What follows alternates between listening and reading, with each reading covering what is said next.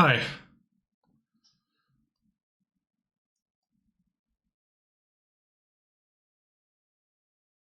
Kurwa. Legacy Showcase qualified in 52 hours. That's 2 days and 3 hours. So it's gonna be a 17. Okay. You think this Uro card might be good? Question mark. I do think so. Do I think your comment is funny? Well, let's change the subject. The Aridiok is probably here with some powerful deck. I'm already here with the Curses deck.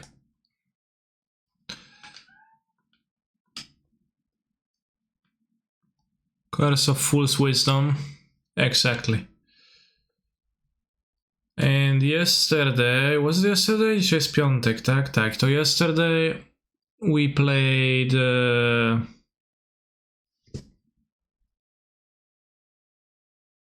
two leagues of that.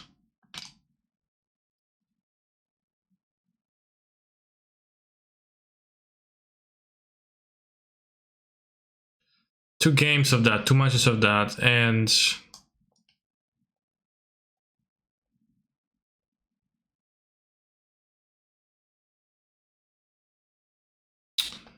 it was a good deck, but I timed out really badly one game, which I didn't like. We played the best deck Doomsday. You've got a huge opponent for the Doomsday deck, but one thing you're missing, Da Vinci, is that it's really bad against blue. So presumably, actually, who knows? Like, I probably might not even be the case, but presumably you'd think that more people would play green, well, blue in those events, because it's allegedly so good, and less people would play Knight of the Stinky Reliquary. So what's there to prey on, right? I mean, I understand the Cowboys especially, but oh, Yavi Maya exploration. Okay, maybe I should counter this, I guess. Probably should counter. I just got impressed by Yavi Maya letting me tap my fetch. Retro Foundry. And they will be spending money on the Urza Saga, so the Foundry is not doing anything. I'll save the Force of Will for the next game.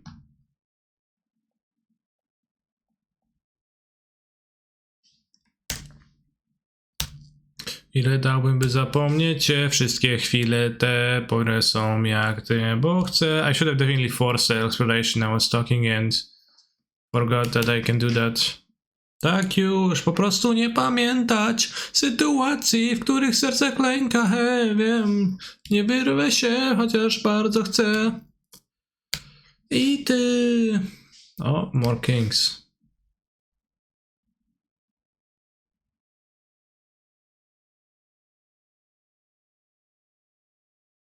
Always pay.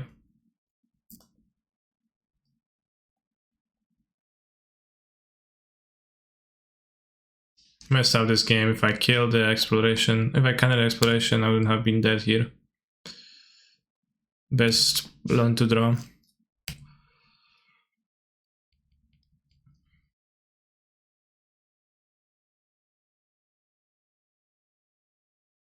Interesting, they tapped the... I guess they have the Foundry. Hey Canister, how can I see calendar MTGO? Type Google MTGO calendar. I could have given them one less life. One lose play.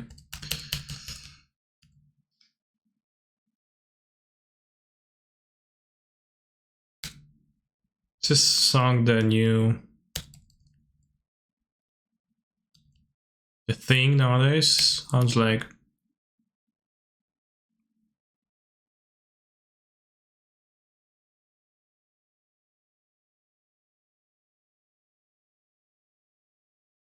Do you like the neon arts from the coming out sets? I don't have an opinion.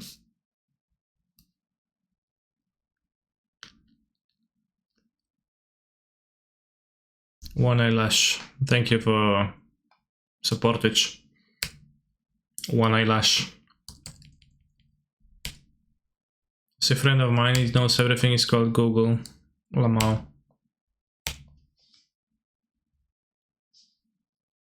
Right, yeah, I'm so bad this game. Low Meech.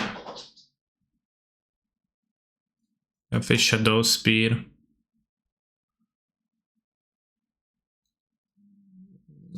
Probably gonna get a Swords to Slowshers.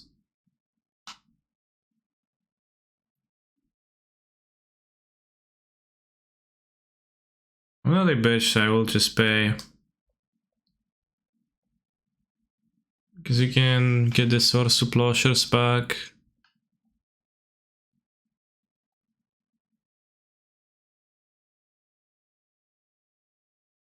I didn't see a way to escape Euro.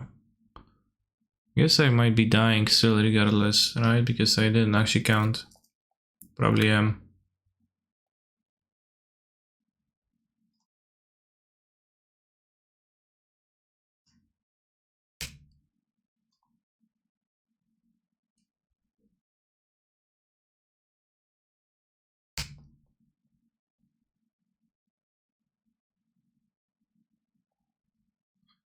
Four. I'm dead. I put myself dead.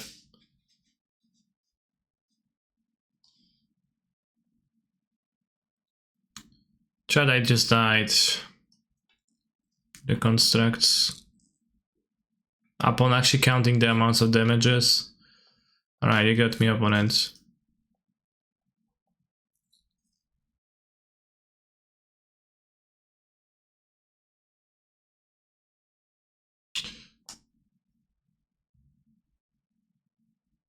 Poor play, poor play.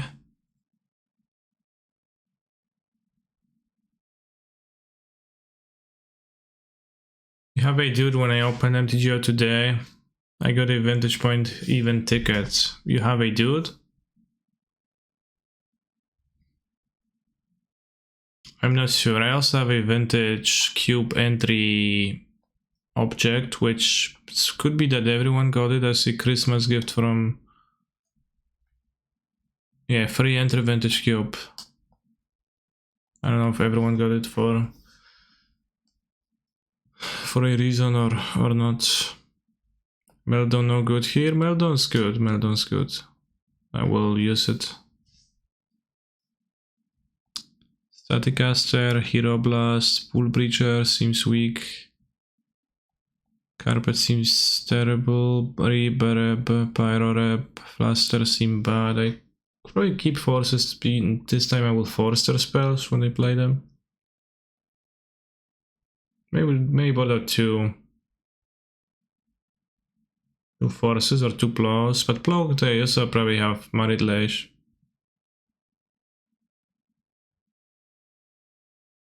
Gaithin is good versus Low Meech.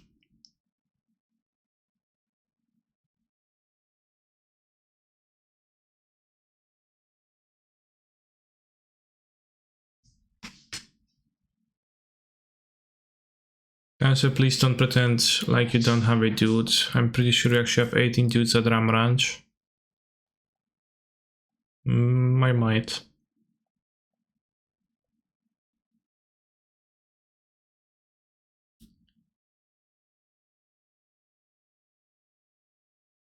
Alright, gonna fetch...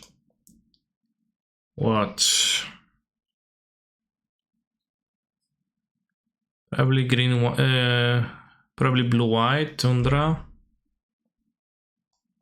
And if I can maybe get the Taiga with the other one to have full colors for iteration too. Not sure. Not here. Yeah, we can play turn 3 Uro.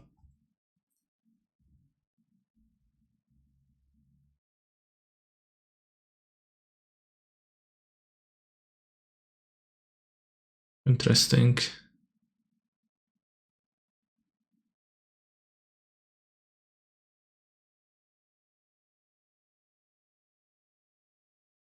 Page 16 life to library. Dice. How did this happen? Yeah, I had the card advantage. That's why I was surprised.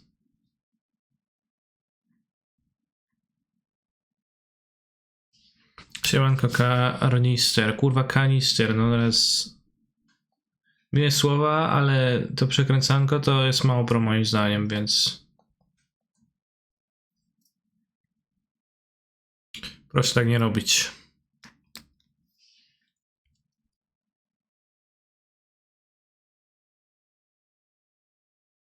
You play library? No, low Mitch, fine. Confusing what is real. Like the League of Legends champion. They turn on top, which I don't care for.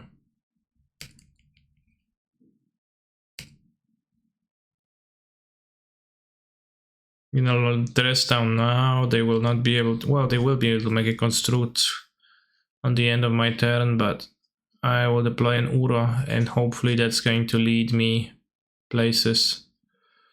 Sure.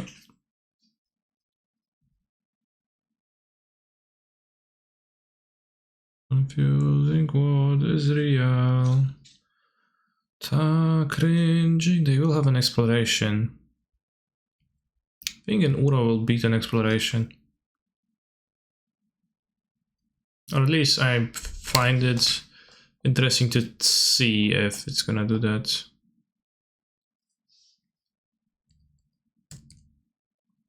Okay. About you, my free slaves. I don't think we're winning this. Why? I have an Uro. They don't have removal for Uro, then I'll simply find some Smadig ending for exploration and ignore what they're doing. Oh kurde. Well, that's... I see, okay, well, fair. They do have removal for Uro in the form of this powerful land.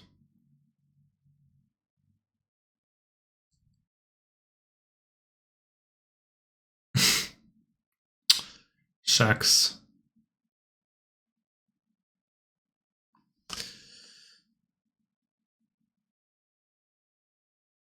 Day before the day after tomorrow. Day before the day after tomorrow. So today. No, after tomorrow. Tomorrow is tomorrow. Day before the day.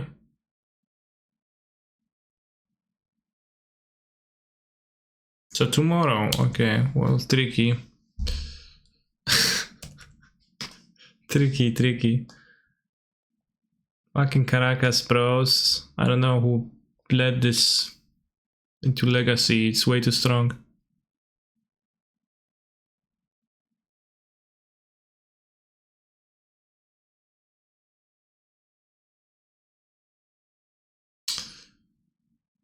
Oh, what to do now? What to do? My dress down is already used.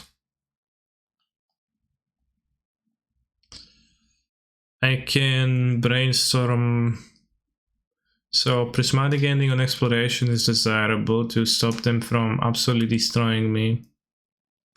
Probably just gonna spend this turn cycling. Alright, I drew more cantrips. This I will never get to cast. I don't need many brainstorms.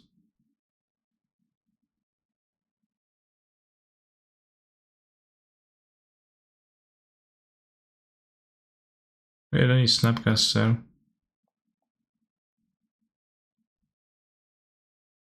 Now all the cards in this form are just useless because you spend your mana on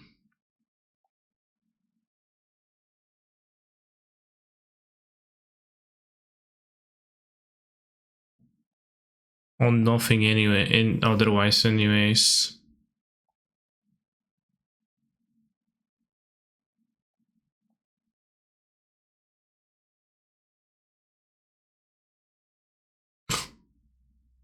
Ponder bug, question mark.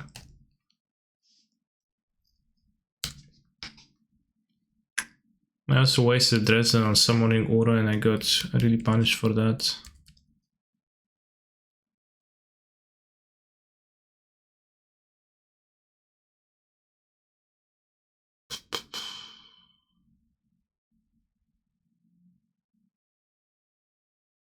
But why is Ponder good, right? Instead of playing Ponder, just put good cards in your deck that do things and then play them and do stuff.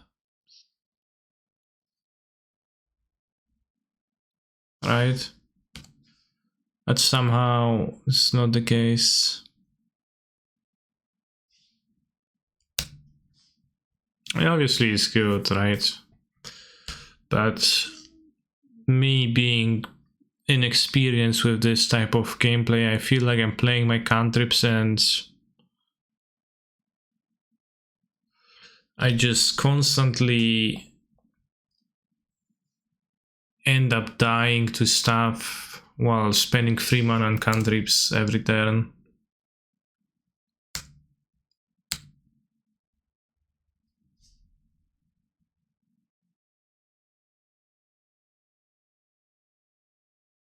So I guess saying that I'll cast a Ponder. But allegedly I have the prismatic endings and I should like be finding them by now, but that's kind of bullshit. I'm not doing so.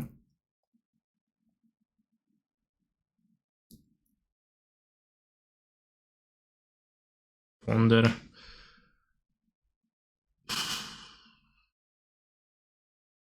Hello Newton's like the only one that actually tests things. Certainly, like, it felt like the legacy players are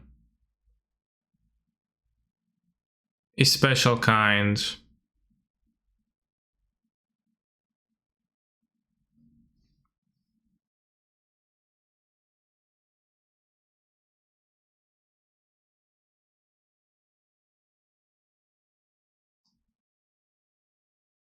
I'll reshuffle and ponder again. Then if you go prismatic ending on this and shuffle the graveyard, can maybe do stuff. Might try to find wisdom before casting endurance, so I don't think I can concern myself with that right now.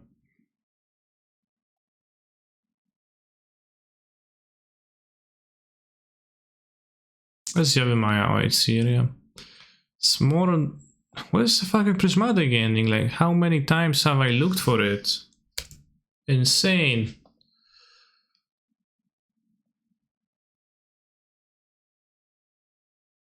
Might also have under a loam each, but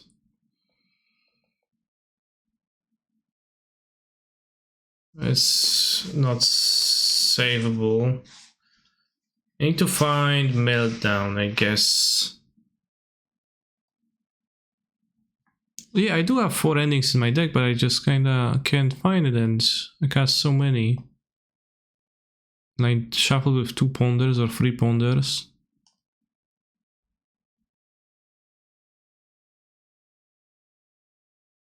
Crucible of Worlds too.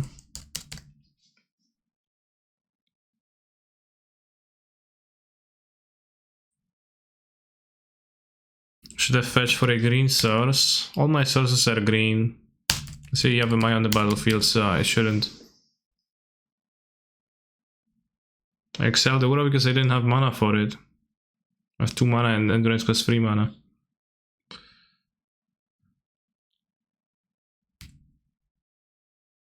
I never got the mana to deploy the Aura, but yeah, the dress down to Aura was very punishing, and I think if I haven't done that, I could have been winning this game. Also, if I countered the spells in game 1, I could have been winning this game. So far my experience is consistent. I could have been winning all those games with better play. Dress down will be good. Meltdown is the most desirable.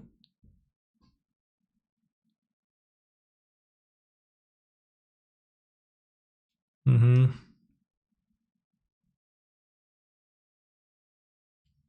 I mean, I guess they replay the sagas. I can't beat anything. Alright, I'll concede out of feeling pathetic. I'm going to continue playing. I will win a match. If you're not confident in your play, maybe you should instead make piles of 5 cards. I would like to play Reanimator because in Reanimator the goal is simple and you don't spend mana cantripping, you just hope you draw the right stuff. Siemanko Kanister, dziękuję, że streamujesz. Twoje show zawsze sprawia, że mój dzień staje się lepszym. No i pogers, zajebiście, mordeczko.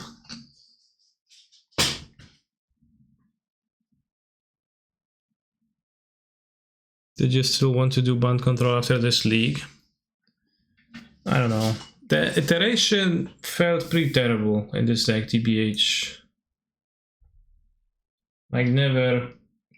Didn't even like... It did feel... I guess I could try band because it did feel pretty terrible.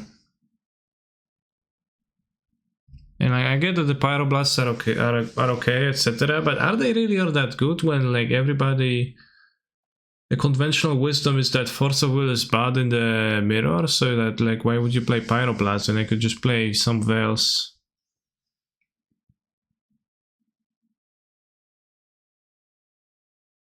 Or you could still splash Pyro, but I had trouble casting the iteration effectively too in this deck, and I kinda... It wasn't bad per se, but I did struggle with it. Can I ask what the static cards are in the board for? I assume it's elves or other 1 toughness monsters.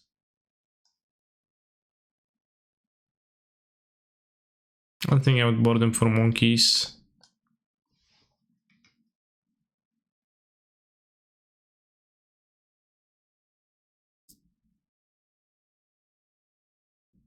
So I assume I ponder, but here's an iteration because there is just few red sources. It's kinda, you know, hard to set up, hard to cast. But this doesn't seem particularly great to me to keep, so I'll go any order and I will shuffle.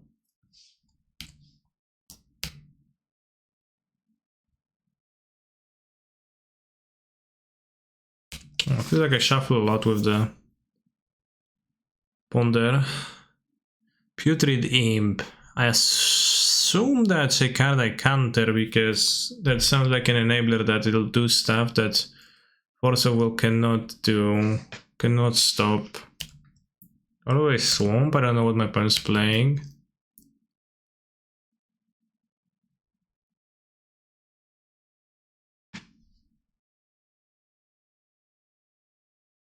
Brainstorm him now even. Can find Ponder. Probably want to brainstorm because I don't know.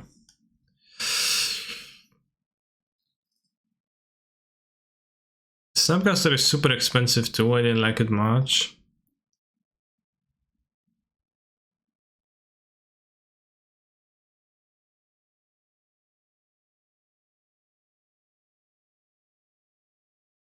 You can put it like this and you can decide to redraw the swords or not. What deck would you recommend for me as a modern newbie? I want to win challenge. I'm playing green white hammer and have only 76% race in it. Hammer is good. Well, you need to play it well. I mean, like any deck. Oh, Undead Butler, new card. ETB mill 3 cards. When it dies, you may exile it. When you do return the red graveyard to your hands.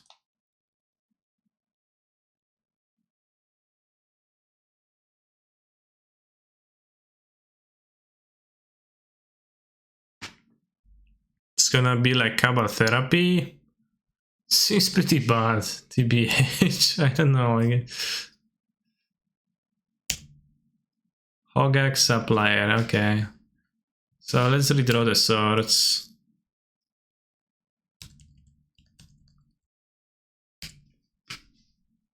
Swords off. Swords for the Hogak later.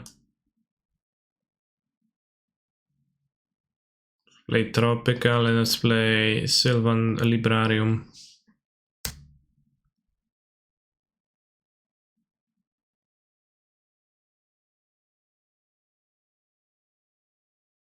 Bro, Simon Gerson will send one of the Butler.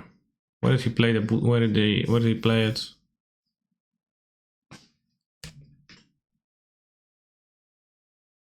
What? In the championship? Butler. Weather Bloom command.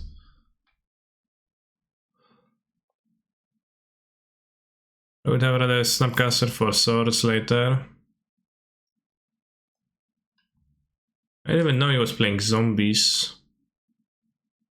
Wow. I didn't even know he was playing that.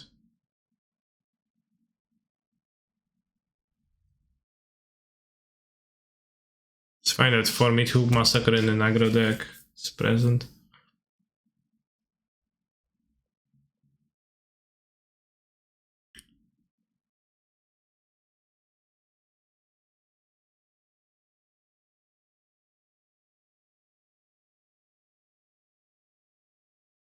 I can save for life by putting the Jace on top, I think.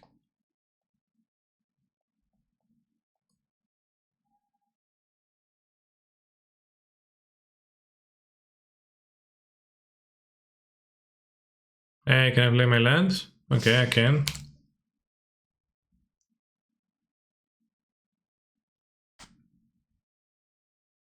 Chat, my modo is struggling.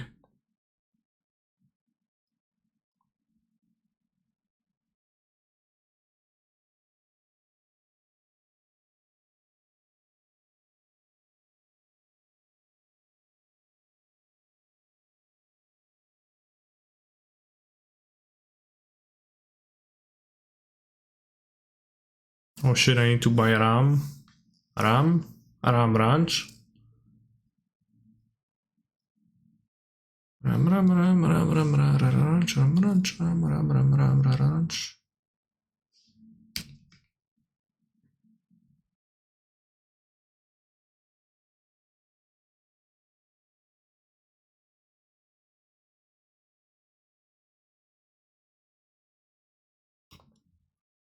Split Atlas in this deck and only 2 drops, and I don't know what's behind that decision either, because I don't know, it's an Uro deck.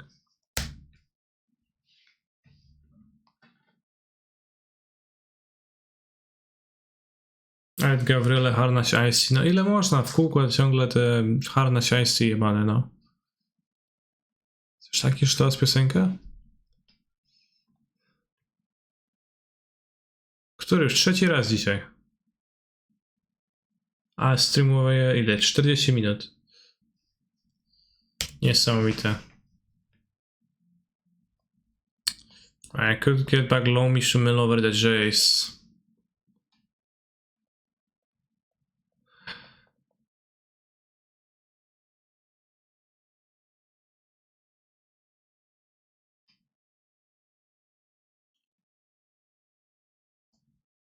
I mean, the Jace is useless, so I guess.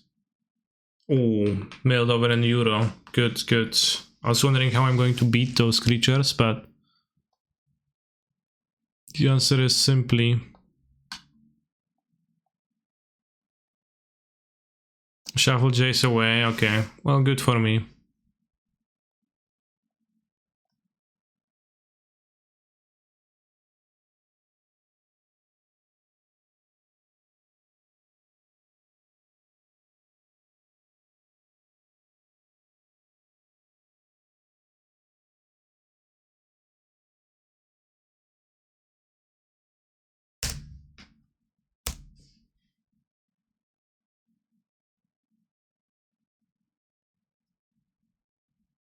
You milled a bridge from below. Monka S.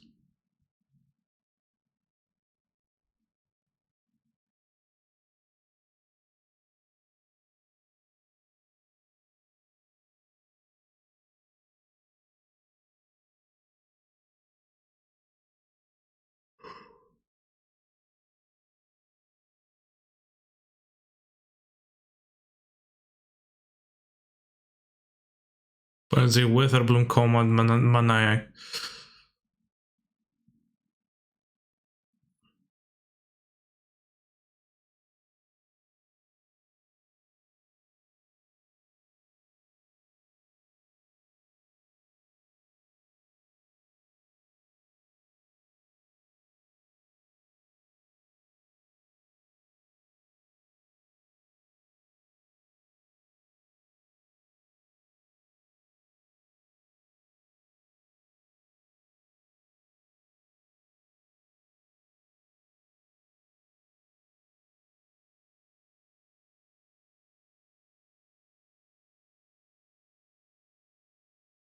Blockade blood gas. I have 1, 2, 3, 4, 5, 6, 7, 8, so not dead. But kinda sketchy.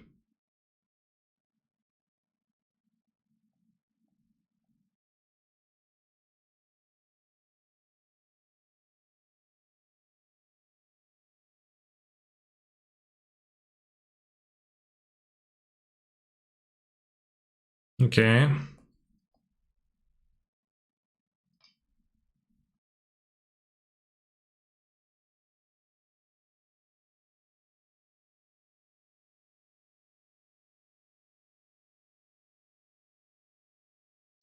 Upload the blood gas.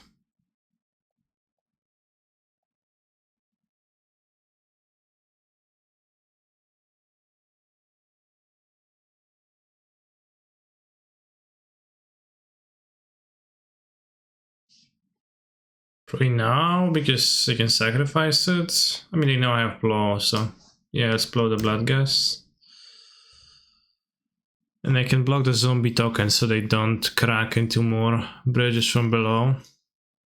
Although it would be nice for my own creature to die because of bridges from below. They got a blood gas and a cabal therapy, which is scary.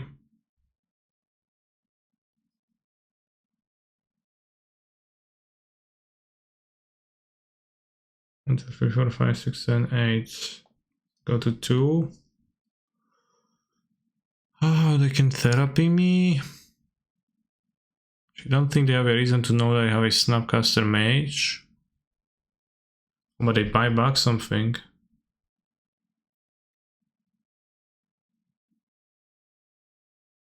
It's the current feeder probably. No, switch a supplier.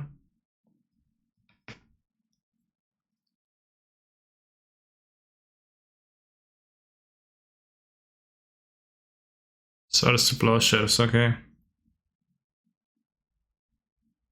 The current feeder seemed like a better card to pick up, TBH, especially with the Gravecrawler in play. But I can draw an expressive iteration. Or that I can, but then I will need to attack with Uro. I don't think I can win against those creatures though, there's so many of them.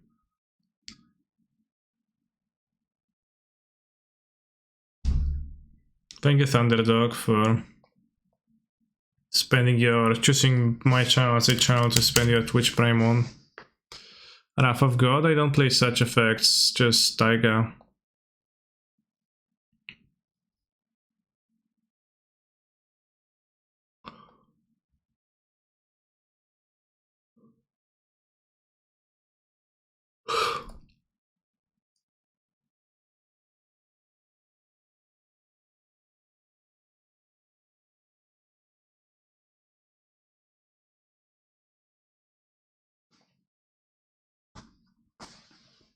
Well, I have a second Graveyard Hate card in the sideboard.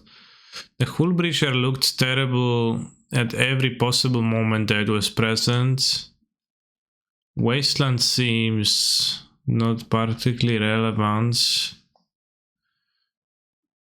No, 1 extra endurance. I have 2 endurance now. I have Well of Summer. Either Static Caster can work against Gravecrawler at least.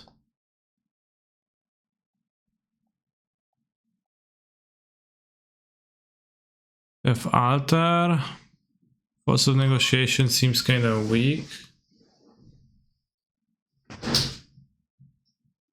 I know, it doesn't look too good, bros.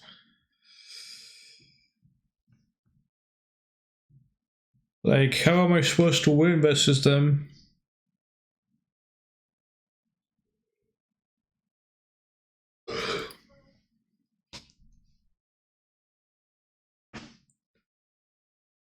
W moim metalowym kółeczku zaś tam Arnold I herbata będzie pita na nata. 05 League, it's probably could be in Pyroclasm. I don't know if Pyroclasm even does it. I will also promptly brainstorm lock myself. But I have an endurance and an aura to pitch, so how could I add mulligans? Damn, 3 once upon. Put blood gas.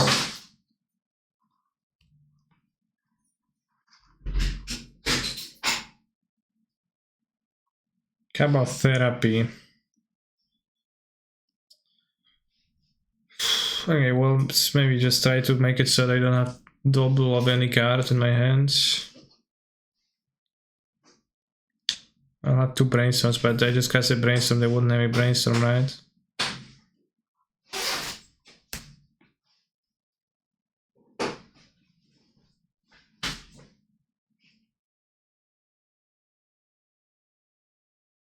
Prismatic ending, good, good. Hide endurance, well, they will need to name endurance, which they won't do. Alright, time to brainstorm lock myself again. Perfect.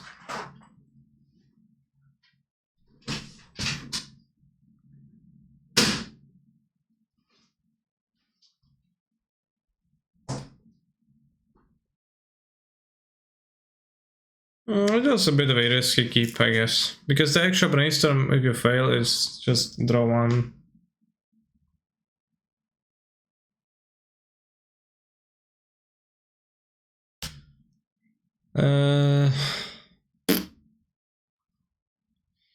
Tricky, but I guess resolves. Decore it. Yeah. Gregor seems strong enough for me to endurance.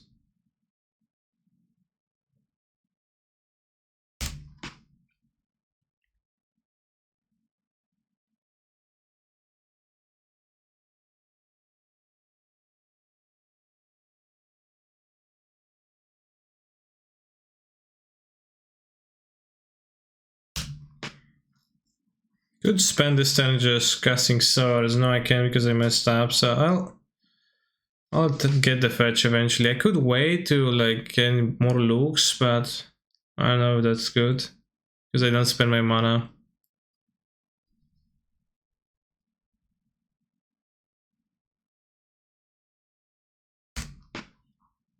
Alright, now we have Prismatic and Source of Plowshares as we draw out of the brainstorm lock.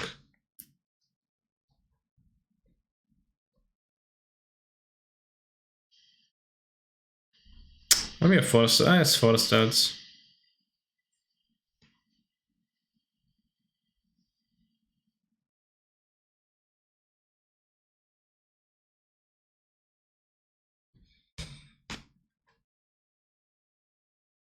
I mean, having a wasteland here wouldn't do anything, so it's not. They weren't really lands even.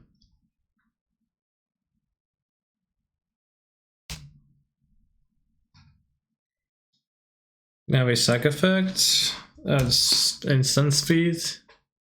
Maybe not, but what if they do? It would be shameful if they would village rights to me. I'll drop Dementia, okay.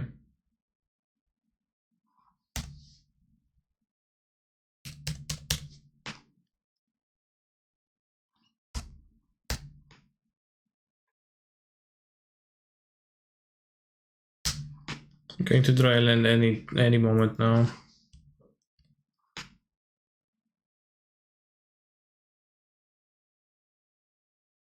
This is Vengefine Hardcast, you got it.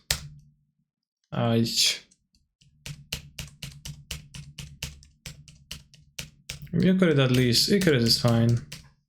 Icarus is recoverable from. Only move 2 great crawlers. I can't recover from anything. Right, land.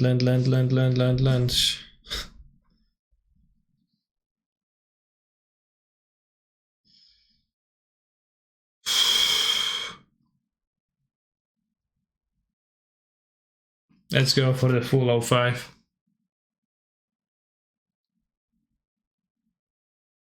Nice format.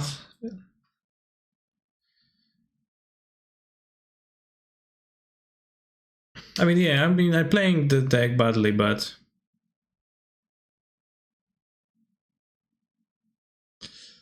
it's exactly the type of a thing that is the most stinky.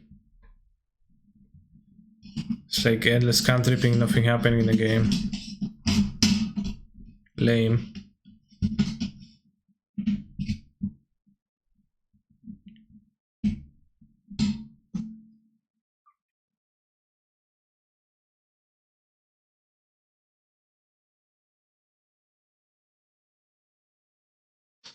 No maye. No maye. No maye.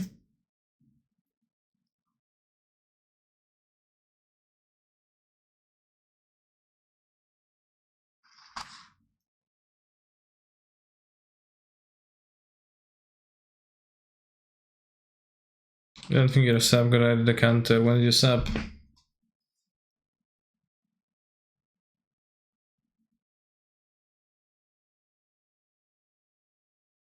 Seems like not today.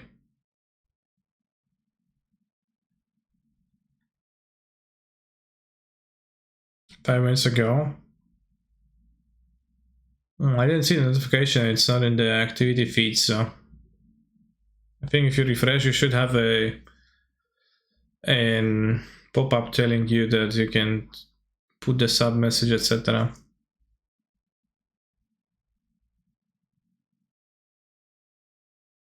I think you should just realize that Legacy is a true gamer's format and you're not a good enough gamer to win in this league of Galaxy Brains. It's kind of a gamer, yeah.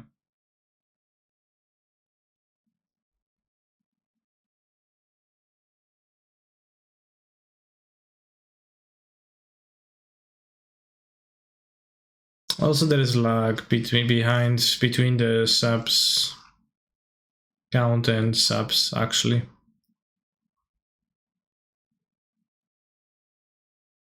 Maya-ha.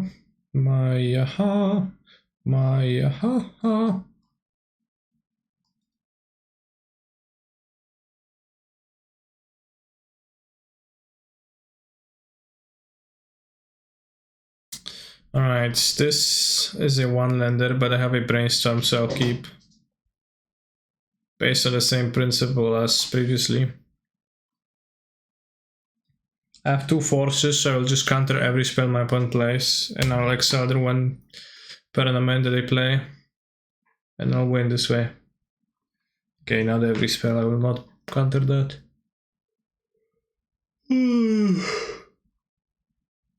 Let's see, into ponder. It's probably Doomsday. You've been burned by hands like this too many times, okay. I've been burned by them, I don't know, not too many times, enough times. Kakaras.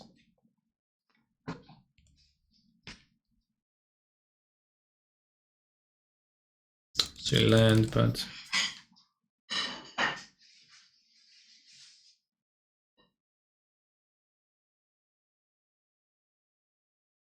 so like a pro gamer, I will not cast the brainstorm end of turn because I don't want to be...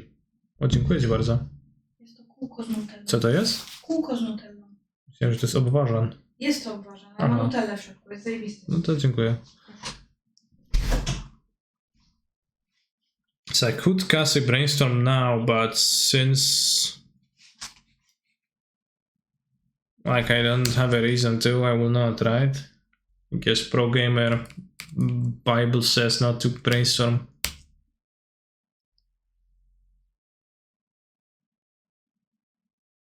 No zaraz będzie obwarsza z nutellą, spożycie na streamie i recenzja. ETB, you may search your library for an instant sorcery card with mana value 2 or less, reveal it, put it into your hand and shuffle. So we play stuff like this and then they complain that Daze is too good. What they're getting, I'm curious. What's the value from the body they can get?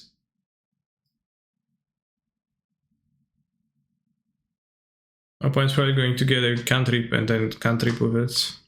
Collective brutality, interesting. Really, that? To jest obwarzan z nutellą. Teraz będzie jedzone.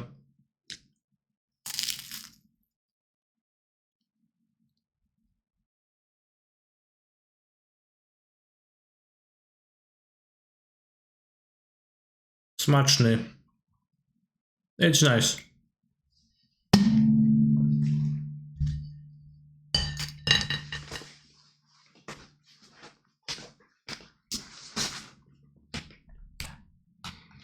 Alright, do I brainstorm now, bros? I don't know, because I don't know what to put back for my hand. I guess I'll put back the prismatic ending.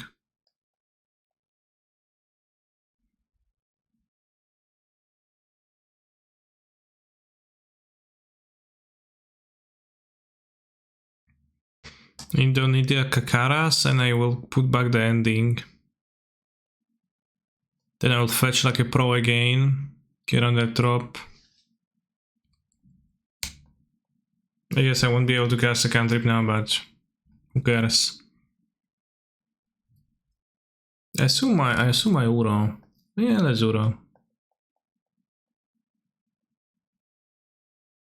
No bo czemu nie? Why not Uro, alright? Could play the library instead of Uro, that would be decent, but I'll have 2 forces still and I can escape. Escaping through the hole that escaping. Next turn. Could be good.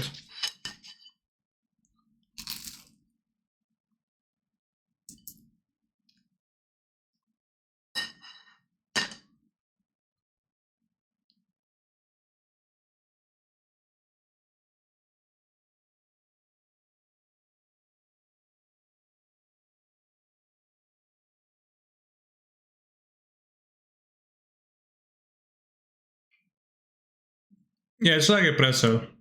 I don't know, there's an Grizzlebrand.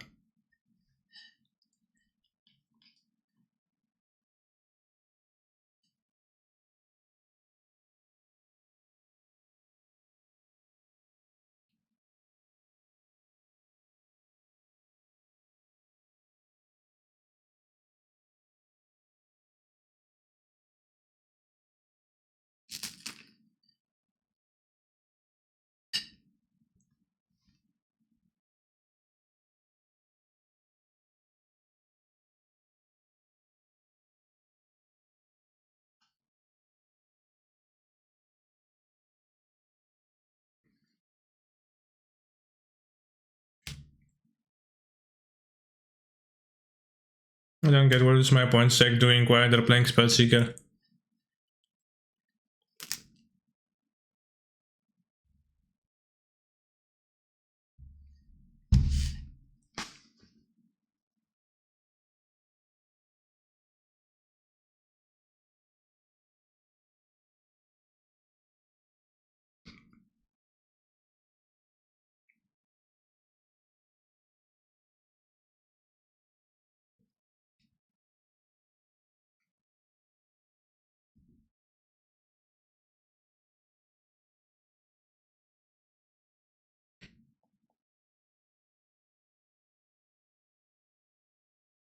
What are the legacy decks you like the most? Reanimator. I actually enjoyed this one.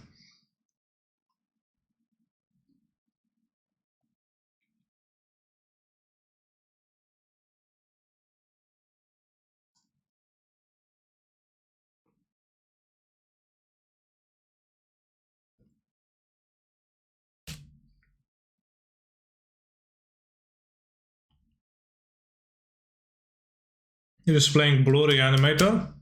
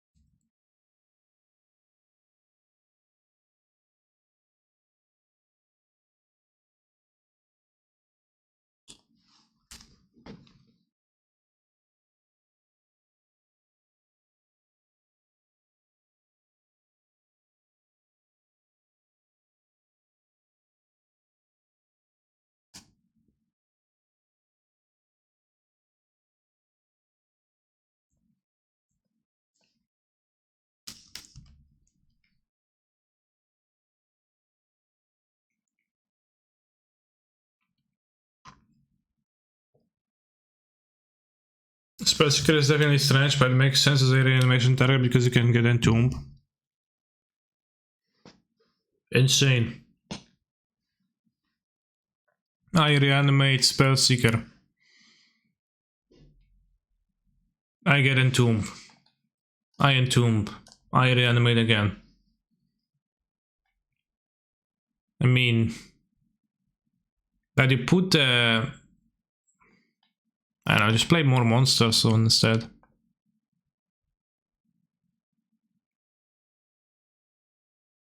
Seems simpler. Can maybe get a Force of Will again into my hand, an extra one, but I can't play more anyways. I'll just escape Uro.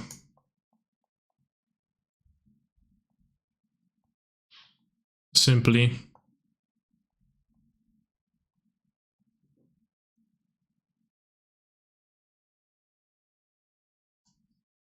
If you just cast Entomb, well then, if you just cast Entomb, that's okay because you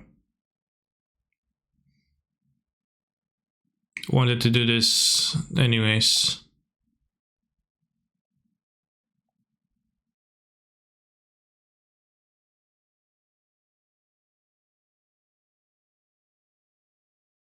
Whatever. I'll keep the Loam to pitch it to Endurance, it's useless. These Uro decks always seemed better with Mox Simon than Loam. I played against a gamer with Sagas, Uros, Loams, etc.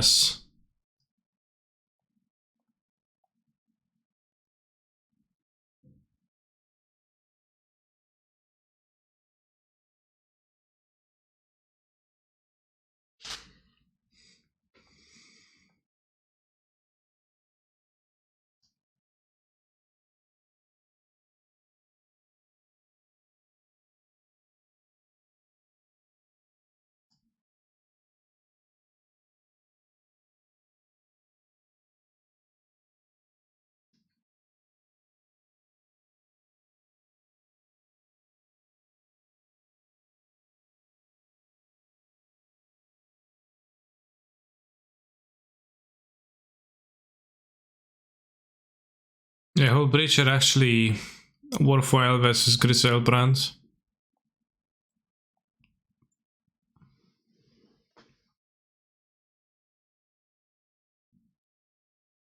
Maybe I want Carpet because they have blue lands, but I don't know.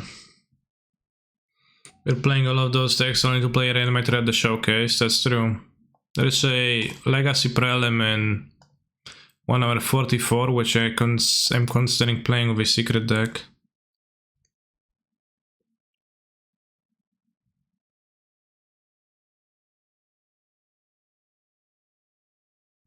You haven't shown me any blue guys besides Spellseekers. I don't want reps. Leg sucks.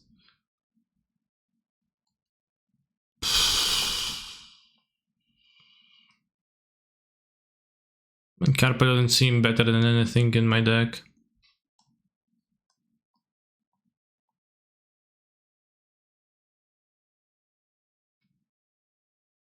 No, I'm not in a 4-color deck. Yeah, Omnath. Thank you, Jace the Face. This time we actually seen that. But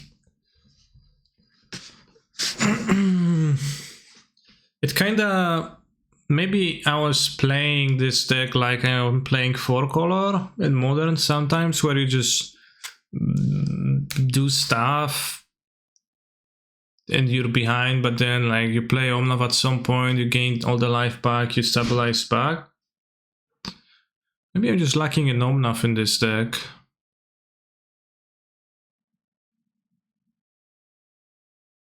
Ah.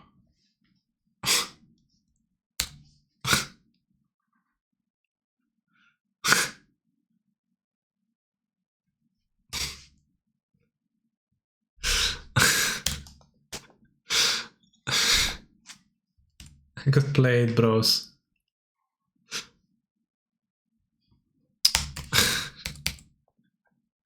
Who'll Breacher actually get this time? You don't think Omnav would have mattered in the games you played? I don't know either, but I feel like it could. At least I would have mana to cast my spells after I wasted it all on cantrips.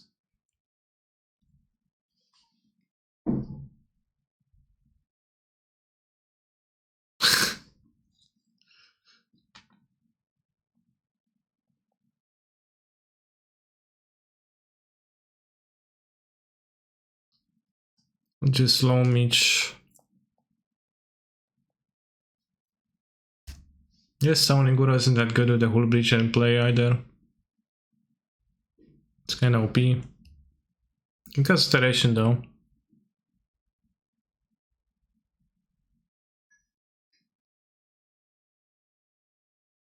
Guru is basically Omnav, true.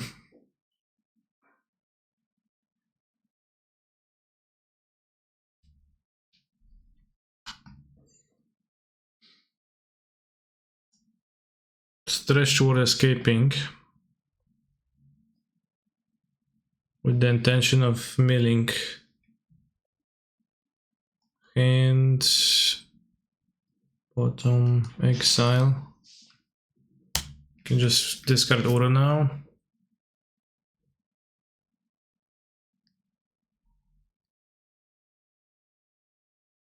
They will make a treasure with the Uro every attack, but it's okay.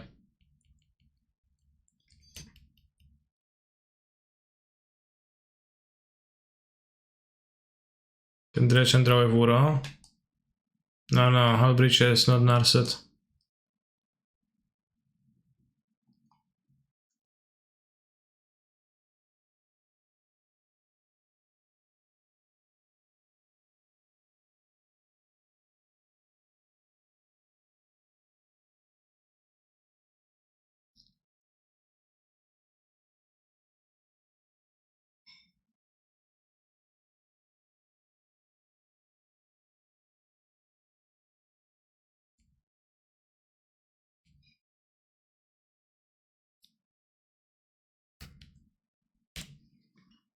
On the spirit, Sean McLaren.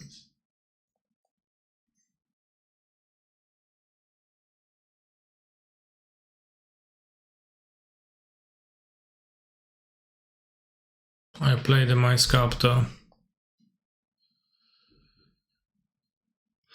I bounce your Hull Breacher to my hand because it's my own card. We're going to draw a SCP sooner or later. No SCP needed. Imagine playing around days. My opponent's deck is obviously not playing days.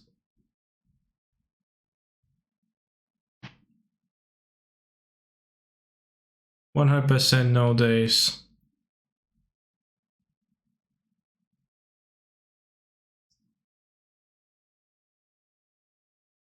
And like, you know, sometimes you then can't play around days.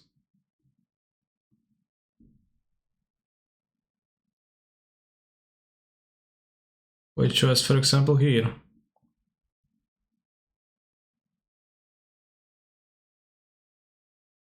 See, bros, no days. Oh, but Canister, what if he dazes me? Well, then, too bad. It's Sean McLaren.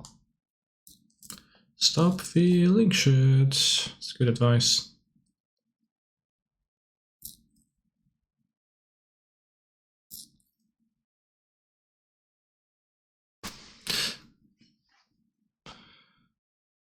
Yeah, yeah. Ooh, ooh, ooh, yeah, yeah, yeah, yeah.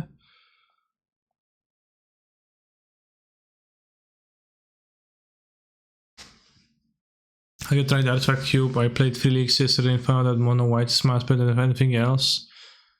I have not played that cube. In fact, I didn't even know that Artifact Cube was a thing.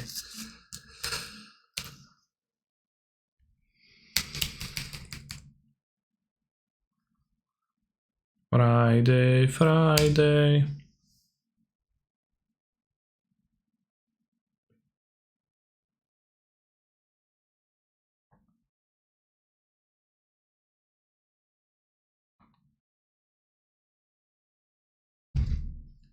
The MVP is showing up, chat.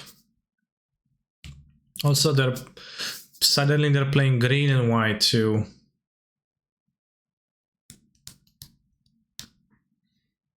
Unfortunately, though, I think I will win this match, so this is going to be a 1-4 league. Oh no, they might locate Entomb or a Fotsis.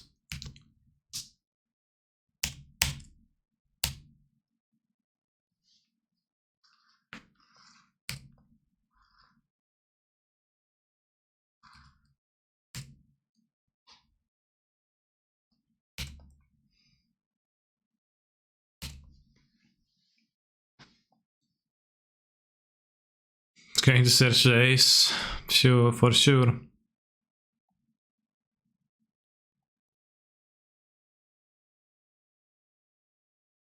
I'm going to search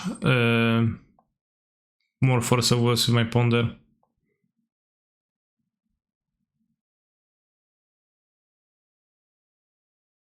I assume I have enough interaction, so I'll stop spending mana right now.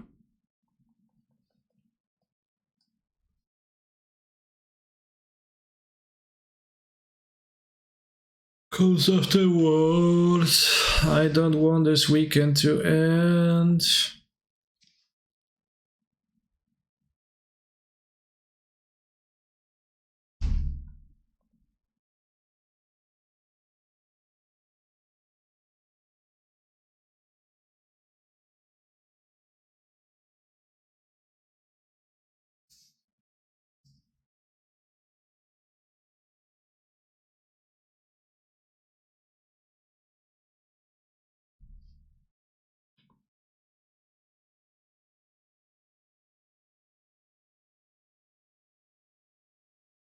You play Life from the Loan just to get stuff into graveyard for Uno.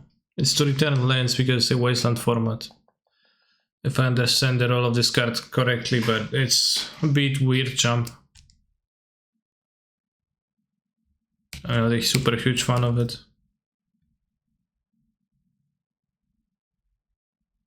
It's a very slow way to spend mana, sometimes.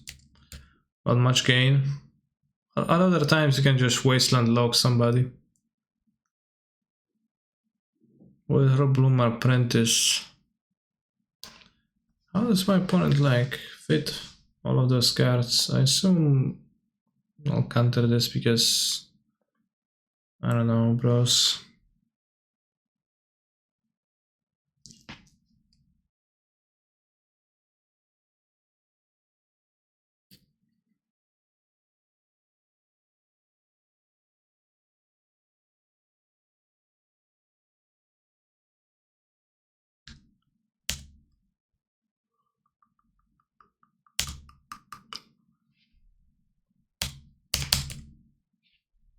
Ponder, that's going to be a great thing to cast.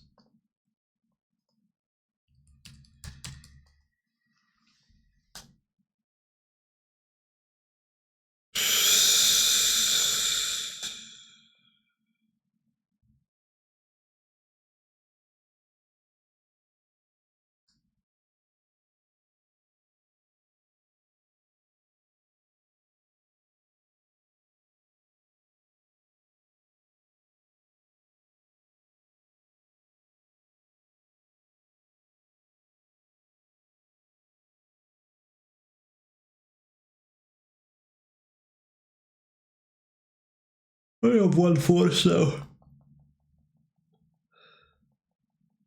I have a feeling the legacy decks might be horribly built.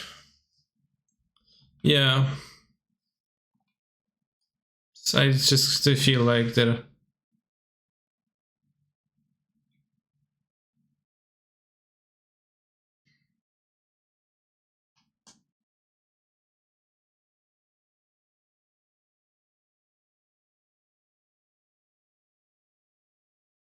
So I know my top cards are land, so I'm gonna mill, cancel, and then we put back force. Well, I guess I can take the brainstorm.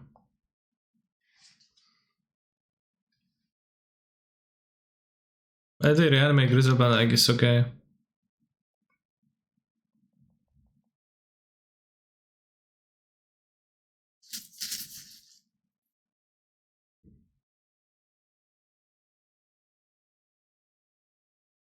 Alright, we won a match. I think I could have won 2 more matches. So effectively it was a 3-2.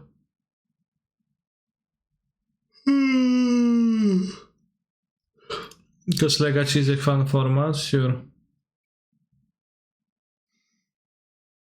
Not really.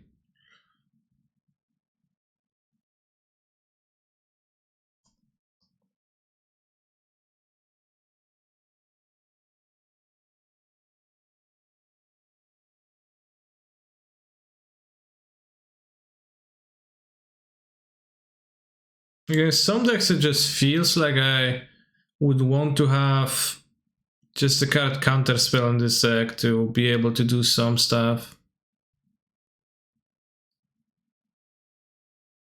Because for all of this, like given that forces are 1-2 for 2s, I guess mana drain, right? It's better. Is mana drain legal? Or is it banned? Mana drain probably banned. Because people play counterspell sometimes, I think. Yes, I guess not mana drain. But actually, you just don't understand how Legacy works with the abundance of cantrips and the power of brainstorm and fetch lands. You are able to get away with playing more tech cards to shore up your bad matchups. It makes the format more enjoyable overall because with tight play you can adjust any blue deck to your local meta game. Who said that?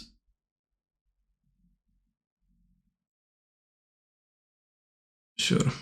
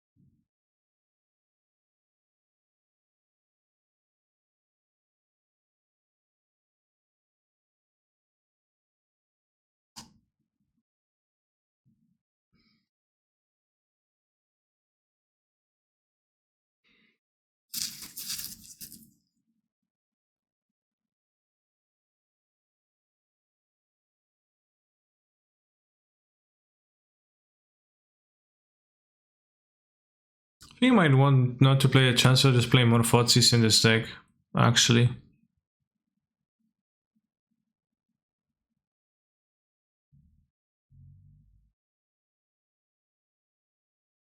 Because the Chancellor, like, mostly on the draw against, like, the turn 1 combo decks that seems relevant to have. It didn't actually seem good. At least, like, more Fotsis. So I revealed this and, like, my opponent played land, paid for Force of Will, and I was, like, sad, but Fotsis they're bad to see in your hands.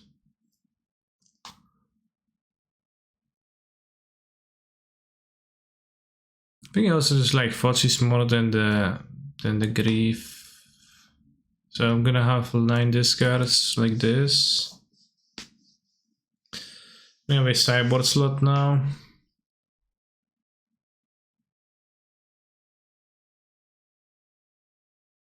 I don't have Force Serenity. So I can't play Force Serenity.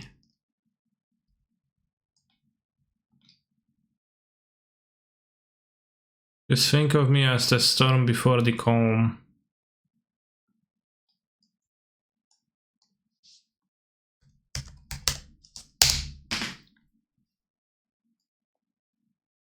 And put in a meme Elishnorn here for now. Sarah's Emissary is such a feel bad card. Why? I absolutely don't need the Elish, so I probably should think of an actually useful card. Curious, I felt the other way around when playing Reanimator. I didn't really like Fotsies. Interesting. Massacre? Can play Massacre if I have it. I don't know if it's any good. Or we can even have the Massacre Girl. Or the Massacre Worm.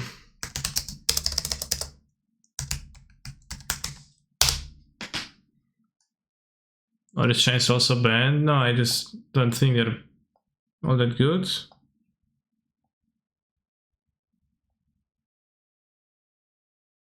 Based Worm.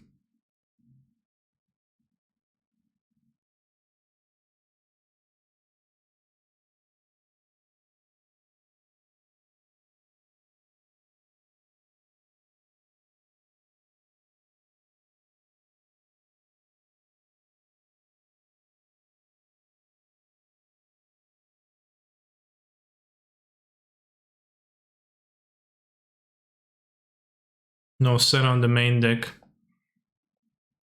No. I mean, maybe.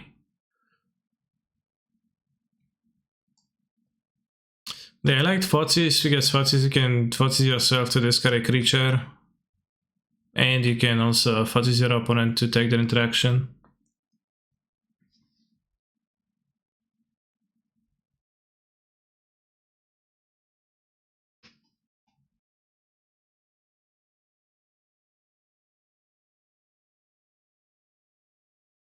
Slow to her bottom.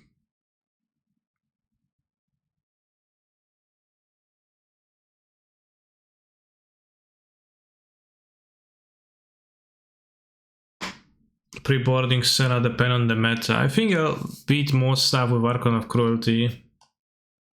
I don't think who actually wins against that card. Attacking once. It's mono white, I think. There is a mono white deck, yeah. Def in Texas, Yorion.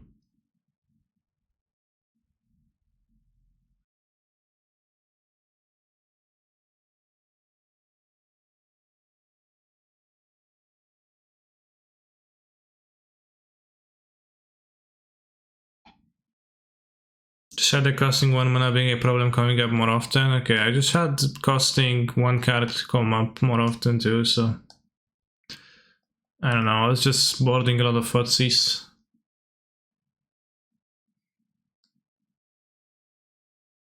Let's play a league with this. Tuned Reanimator.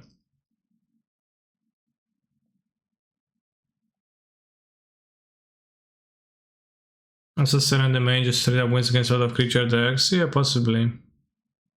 Do you like the silence effects at all? I don't get what they would be for, and I would not be cyborging them ever myself, so...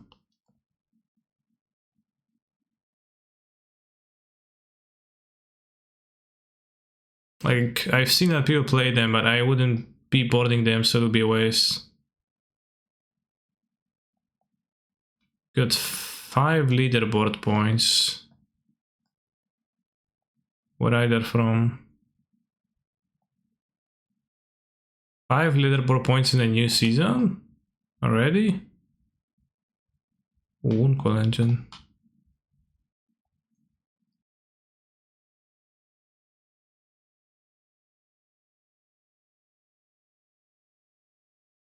The event you played?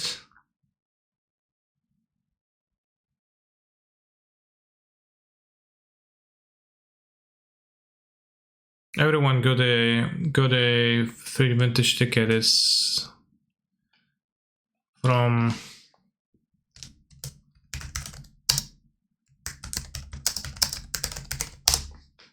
gift, a Christmas gift.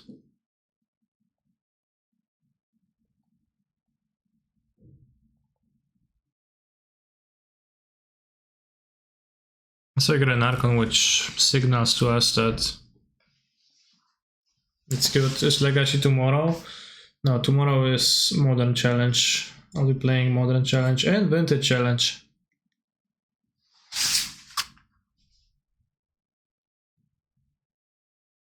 And then Legacy is Sunday.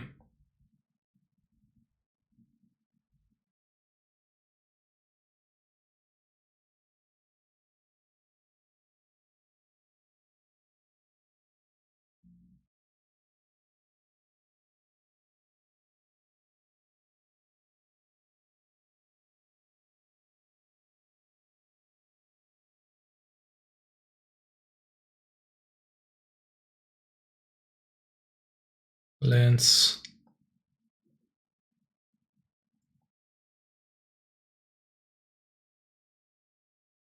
Yeah, I can share the updated challenge checklist. I'm not sure if I want to play with Focolor again. Maybe I'll play as something else. Probably will play a Focolor though, but nice draw. Just hiding it on the top of the deck. You have types, Thespian stage. Because I was a bitch, I did not reanimate it turn 1.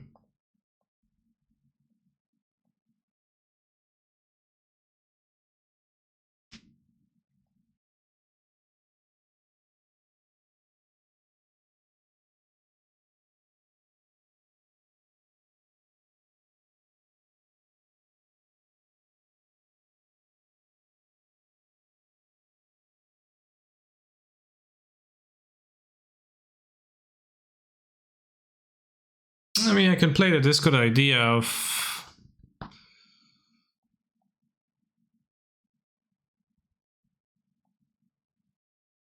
whatever was suggested, right?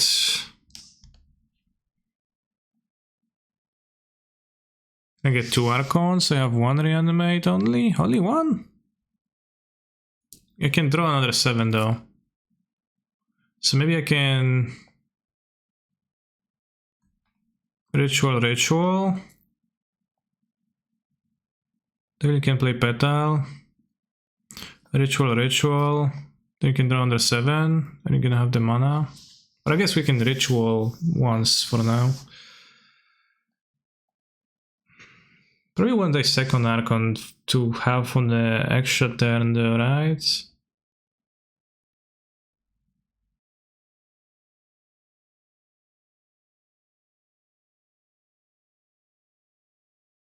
I don't know, let's get the first Archon, let's see what my new hand is gonna draw.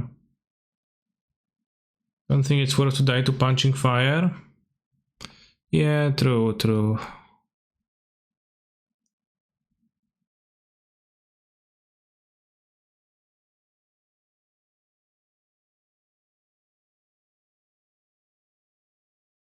Maybe it's not.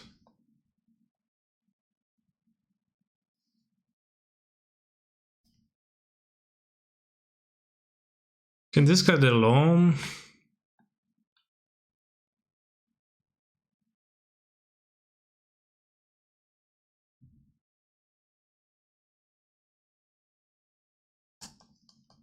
You go -1 Loam each in hand too.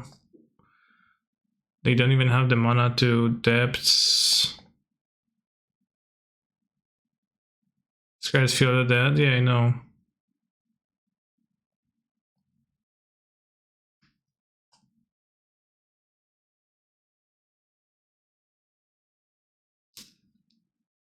They Loamaged back, but they can like Loam back the Maze of Earth. They have 2 Mazes of Earth, or they discard the Maze of Earth?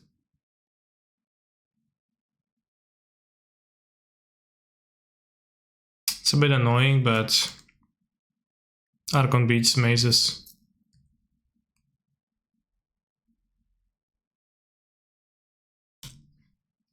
So I move to combat, attack through Loam Leeches.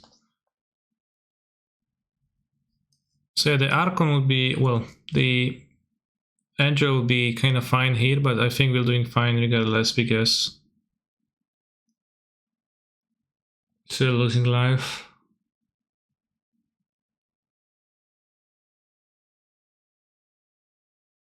Although the Maret Lake is a little bit of a thing.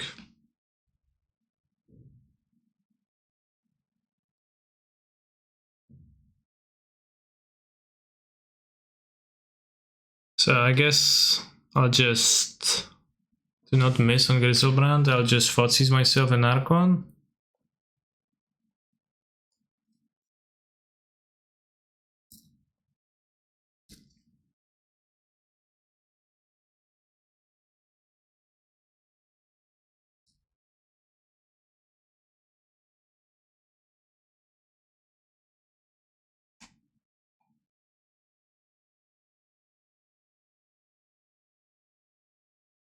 Okay.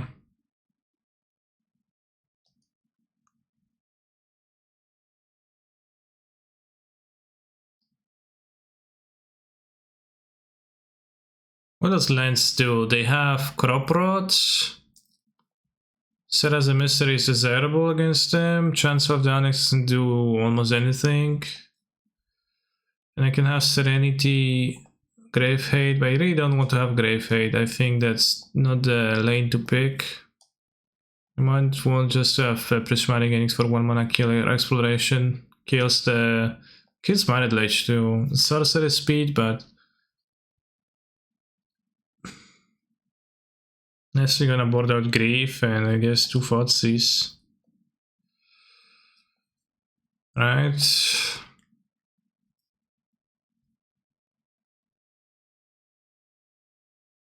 Maybe I should have the Serenity Williams, but probably not.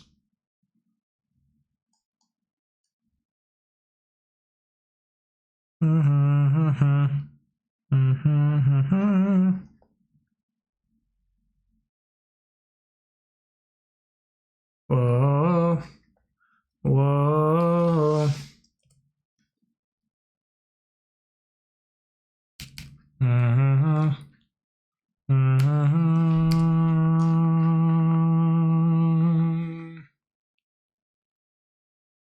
Tomb is better against Corrupted for Bojuka Bog. Let's see if I drop petals. I think I can looting now. Guess then I can like instance if I cast Exhume, they exile my grave, I can still entomb a creature.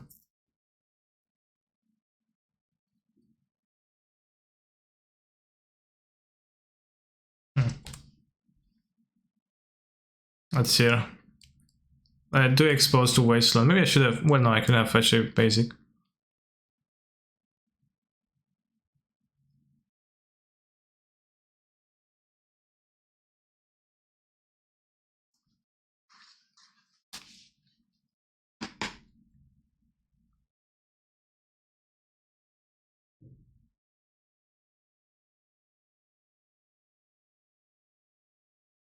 Yeah, that's, I guess, ended up being a little bit weird.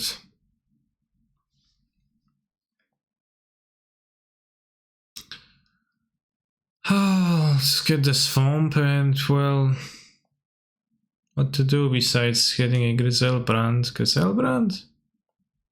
Griselbrand. Griselbrand? Griselbrand. See, they have Corruptrot.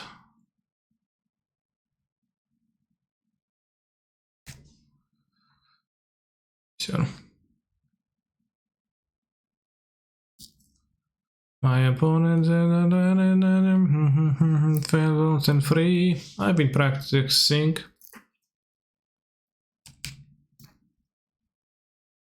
$13.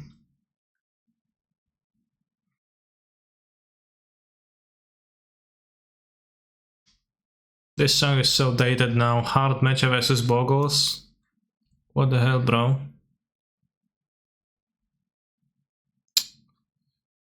Guess I can't interfere with Sphere of Resistance. Rude. Weird I didn't keep Wasteland. Doesn't not weird anymore.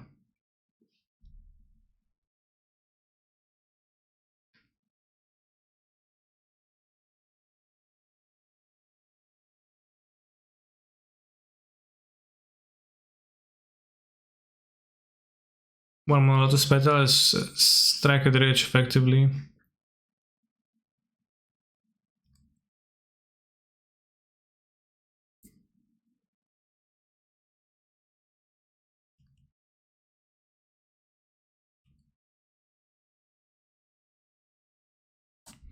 Just another modern Monday.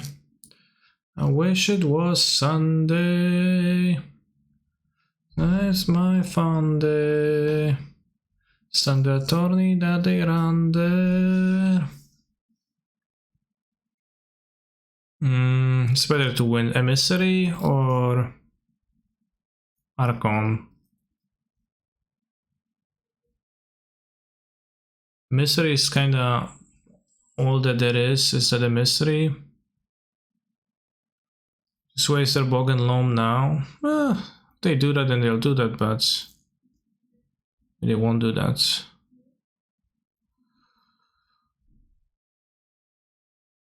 It's pretty close. The Mystery kills in 3 hits, so they might actually miss that. What if they do that? Well, if they do that, then they do that, as I said.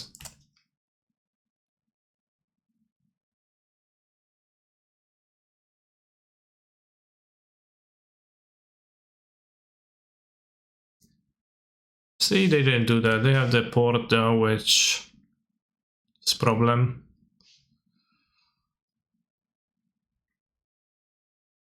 They didn't need to.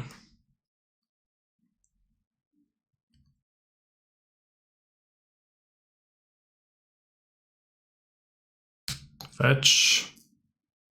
And then Entomb.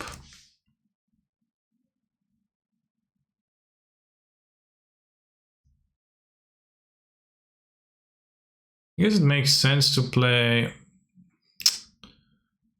Serenity because of Sphere of Resistance, but it's also a 2-mana card, the Sphere of Resistance. I think on the play it doesn't really matter.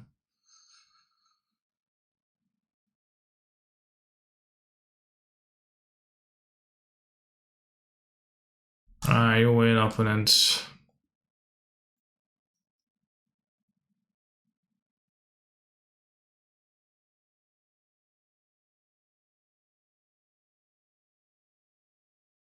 You had outs? I don't think I had outs.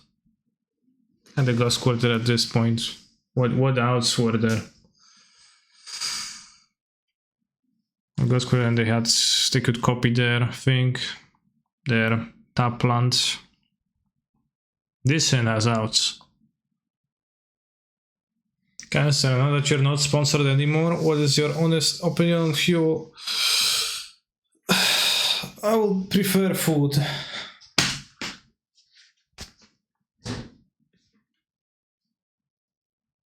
Kind of convenient, but not super great. Not, I don't know, worse experience than eating food.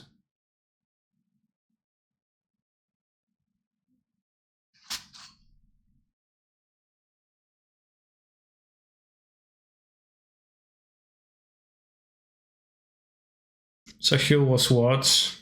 Well, I mean like solid food, right? That's what I prefer.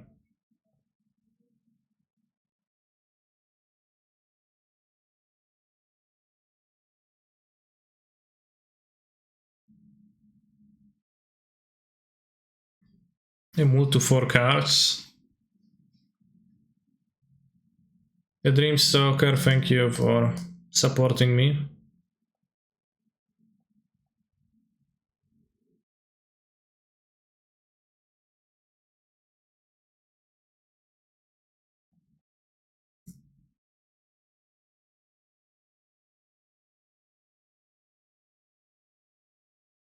Wait till they make Prutzers, Nutella, fail, Labor, Hue. Yeah.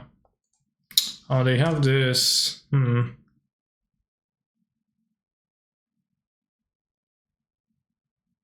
They have 2 cards in their hand though, so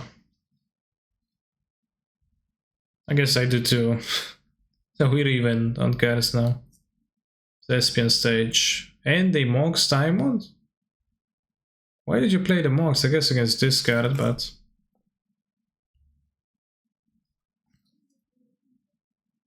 I guess as long as they don't draw a Crop Rot now, or a Sphere of Resistance, or a Wasteland.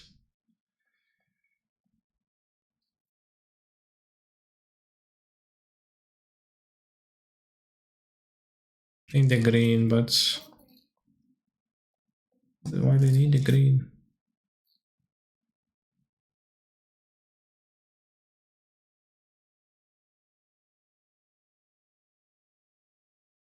Co jest kurwa? What? No nie! Ja pierdzielę. Co to ma być? Way too lucky. Insane. We're supposed not to draw the crop road.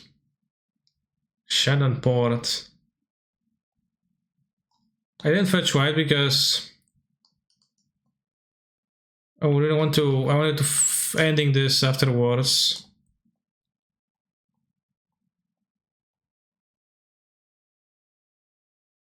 Yeah, I tried Hull, but I have to say it seems kind of fitting to the society we live in, that company side to replace food, something that has literally worked for tens of thousands of years. What? I mean, like, it's like, you know, it was not possible earlier, then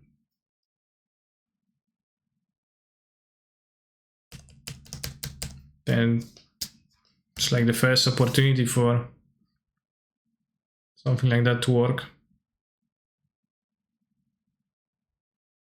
I don't know if that's inherently terrible, but I have to say my opponent is drawing pretty well from the mulligan to 4. Yeah, Hero is food, it's just... it's food.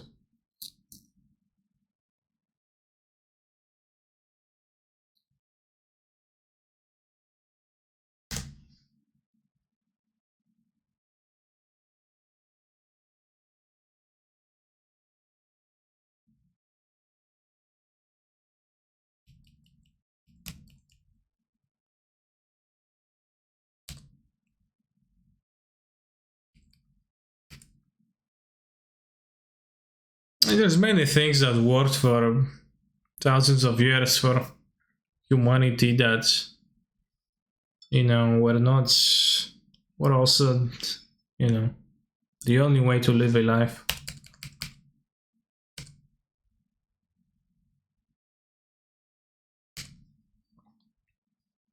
They not get anything from the saga? Guess they just had boarded out the one drops, they just have Mox Diamonds.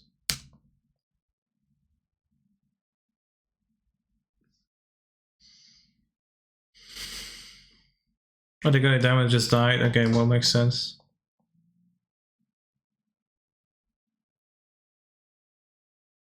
Don't really feel like looting.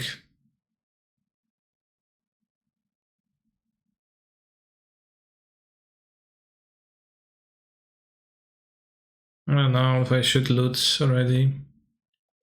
Probably should. I don't need a dark ritual.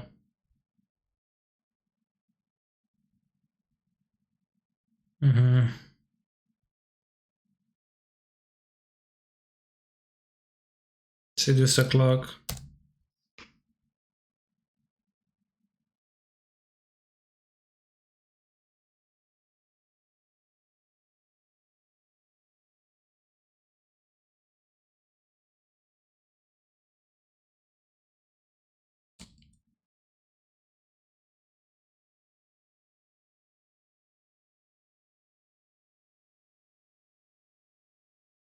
Yeah, the fact they didn't pour the sass, but they can have another crop rod. It's literally not possible.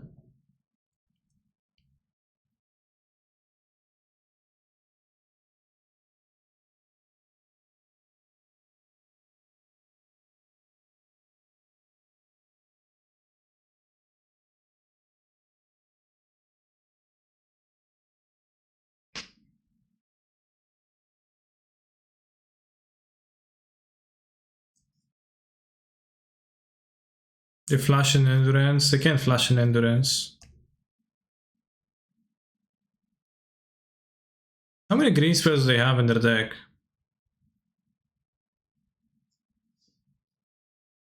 For endurance, they don't have that many, right?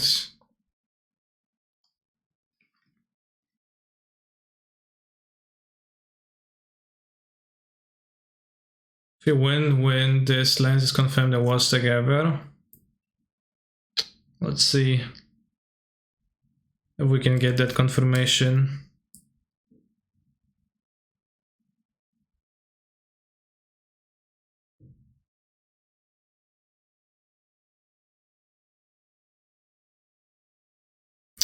Well, just looking for the reanimation, so I guess can do it.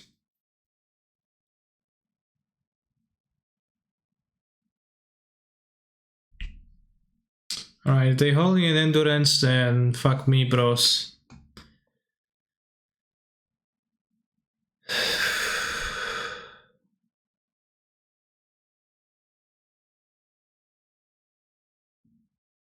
They get it. I mean, they get an endurance here, but they flash an endurance response, obviously.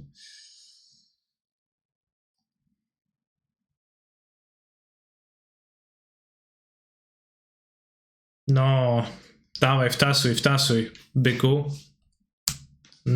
Ładnie mi grubu sunąłeś, fajnie, fajnie. Teraz poświęć spora z discarduj kartę. Paying some costs. They do have crop rod number 2. But I don't think they should have anything that's great versus the Archon. Maybe I will be surprised, but Maze of Whip doesn't work. Thespian stage, broken. I mean, they're looking to assemble the, you know, we know what they're looking to assemble. We have the +1 gaining for a Marid Leish, though.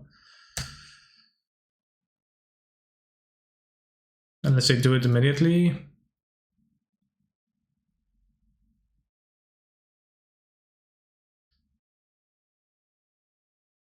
They're copying port, sure. I guess against port is going to be hard to prismatic gaining the Marid Leish. Exploration, sure, I've seen better draws.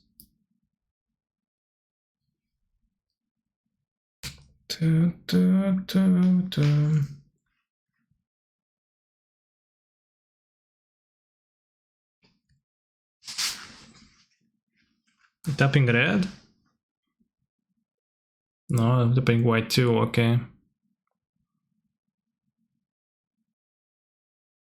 Oh, this is a white source. Exploration will be fine for them if they draw low meech, I guess. I can play around low meech a bit by animate deading their endurance. Maybe not a terrible idea. Doesn't seem like I'm going to reanimate any of my creatures all that soon and this more damage.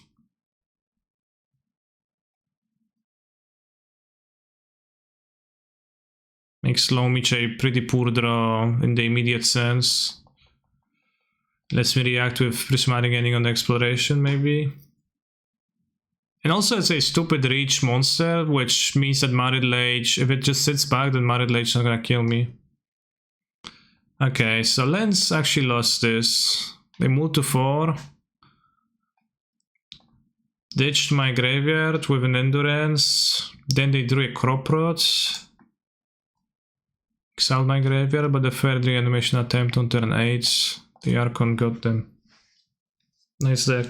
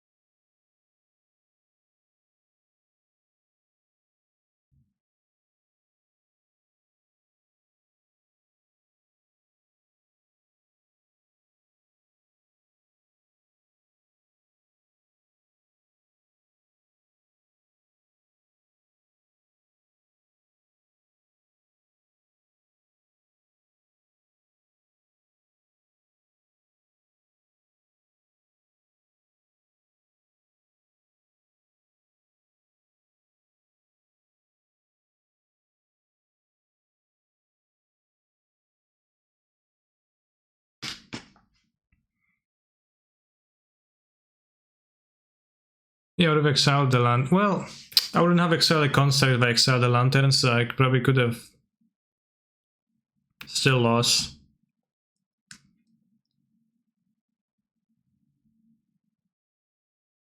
I'll keep this. How did you get your hands on that? Wait, never mind, I don't want to know. Is this in relation to the artwork? Or what? Wait, how did you get this approved by officials at magicthegathering.com online? Wait, I actually don't want to know. Oh, Gravecrawler.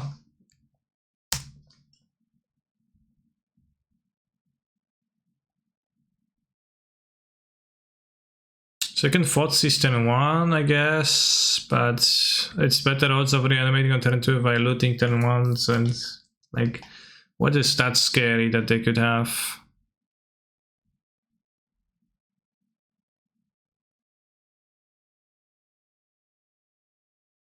Altar?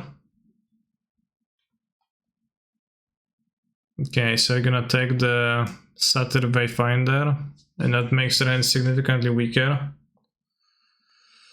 Dawno harnaś nie leciał? No przed chwilą leciał. Mordeczko. Leje se harnasia z lodoherbatą. Is it the same person?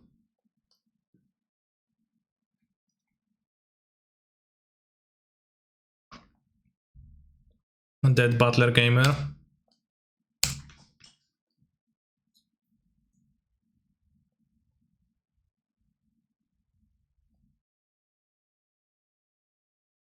Can hardcast the bridge from below next turn. Damn.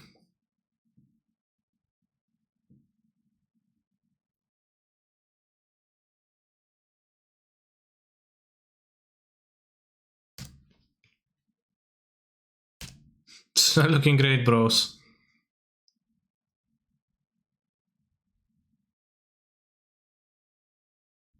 I should disfocus the Vengevine because it's going to be a big attacker.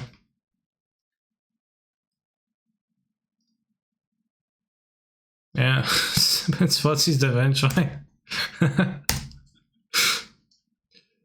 Oi oi oi.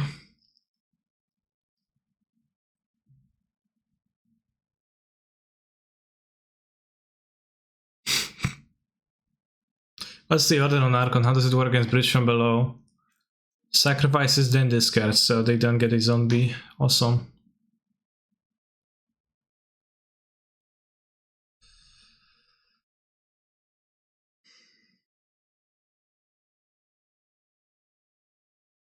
Well, I draw a reanimation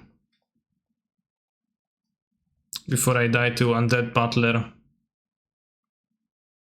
Pounding my butt. That's the name, butt splitter.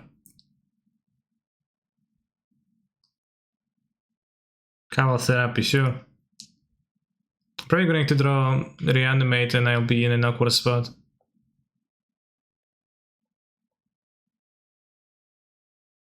Or I'll draw a Reanimate as soon as I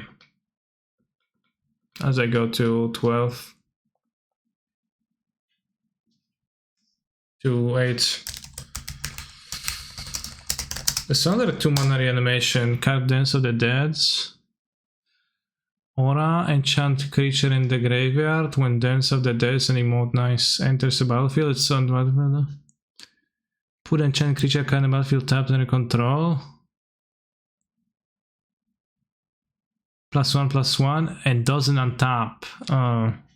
Not very good with Archon. Oh, they drew a Wayfinder. Vengevine, Anger, Satyr Wayfinder, and Altar of Dementia. Anger, Monk ass, post-combat haste creature. Let's go, let's go, let's go. Dios mío. Their hand is just... what now?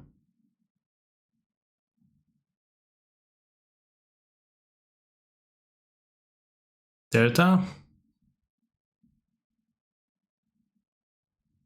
Alright, reanimate guaranteed now.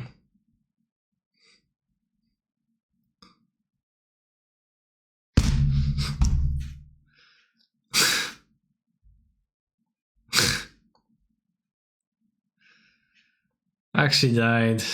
Awesome, awesome. Is Hogak playing ley line?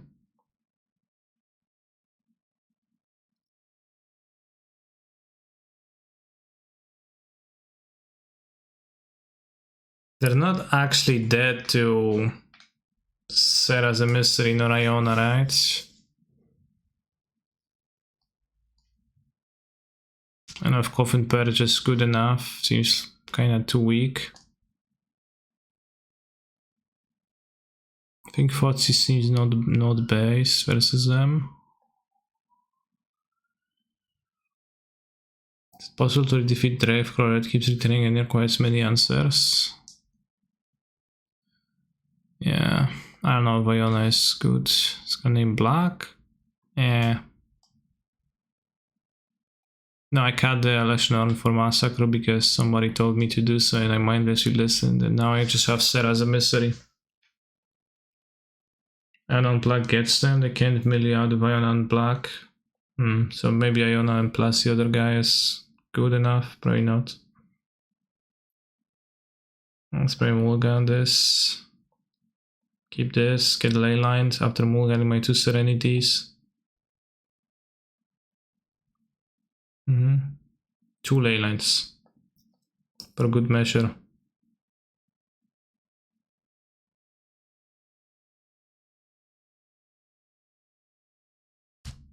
Is a wait, I don't know. Mystery is worse than Iona, I think. Well, Mystery, but Iona doesn't make anything in the board of creatures. Should have kept the first sand because of Serenity, but like, what if they didn't produce anything?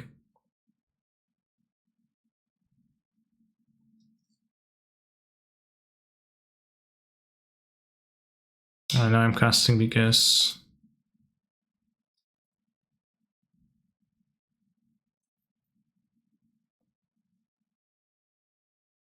how did we beat the lens play? I reanimated an Archon of Cruelty and I won.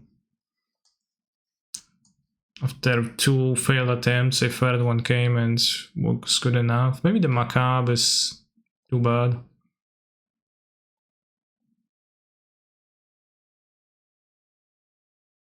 Seems too bad because I can't even interrupt the Hogak.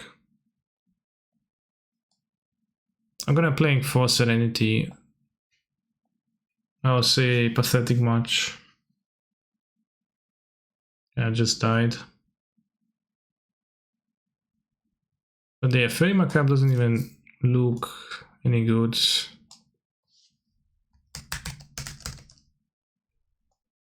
And I don't know if there's a better answer to Leyline.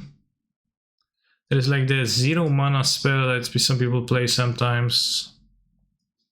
Exactly, if you have a forest, you can make your opponent gain 6 lives, something like that. What's the name of that? Anybody remember? Start through hero, thank you for raiding.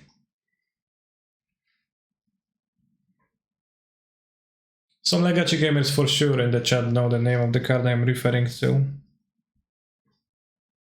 These are all enchantments or enchantments and artifacts.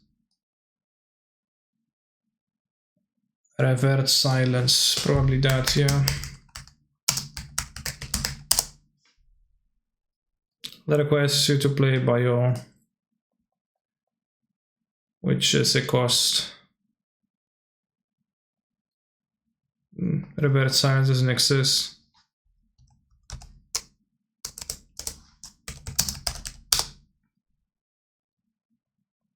Enchantments only, so I prefer Serenity.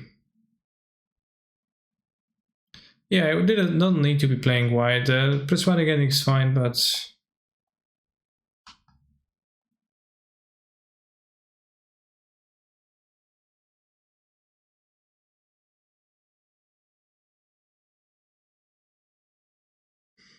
I think Serenity is a bit more flexible too against some decks.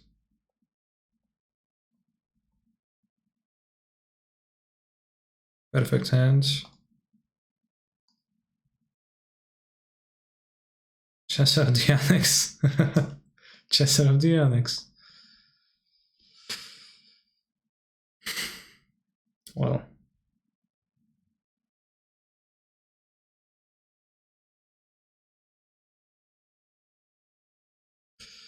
Yu-Gi-Oh!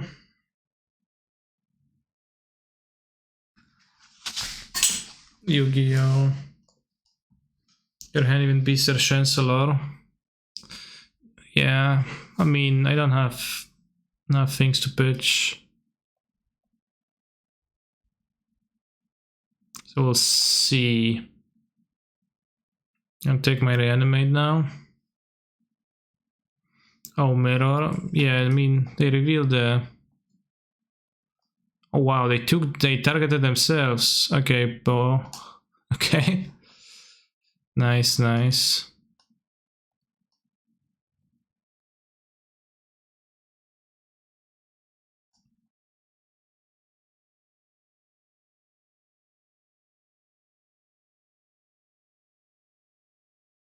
So you can do this. Get countered.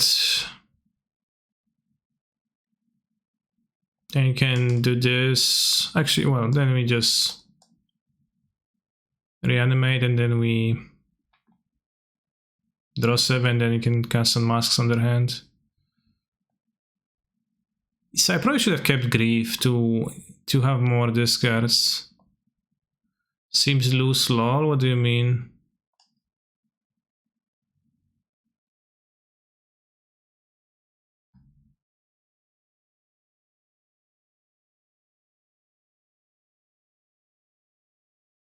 Patrician Scorn could be good too, but we don't play that many white spells.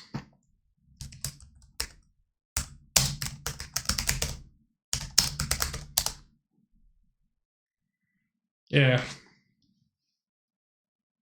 Just putting Grizzle Blinder Grave and passing the turn. Yeah, seems pretty loose against the Mirror of Onyx.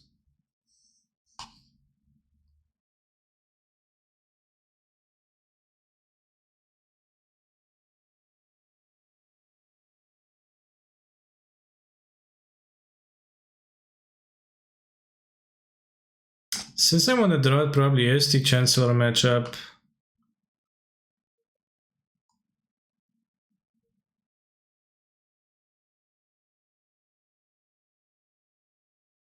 I mean, I also have those. I'm not sure if it is a Chancellor matchup. Chancellor of the Onyx. I'm not sure if the Chancellor of the Onyx is like overall good to play in general. Probably it's good on the sideboard.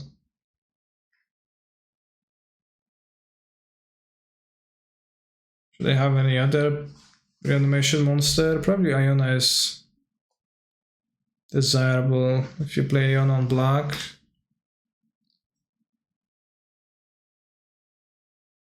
You probably trim the Archons, yeah.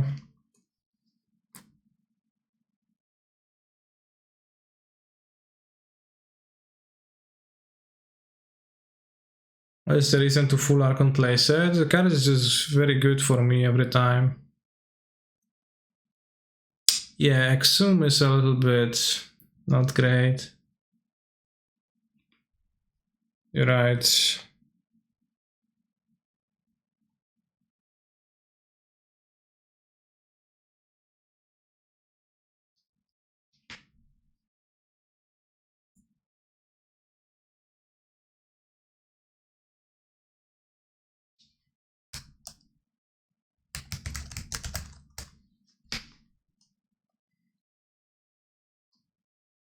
I'm gonna draw. If they don't turn 1, me, this hand is very good. It's like perfect hand.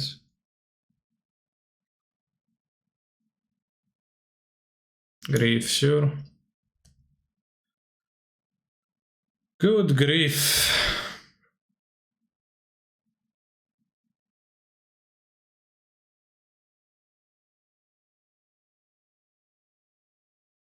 I don't know, does putting an Archon on the battlefield actually win this matchup, lol? Well, I bordered it out.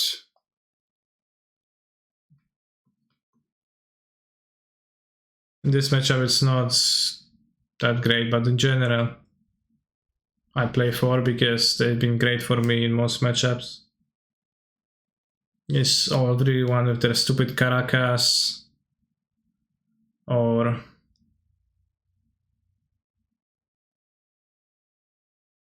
whatever.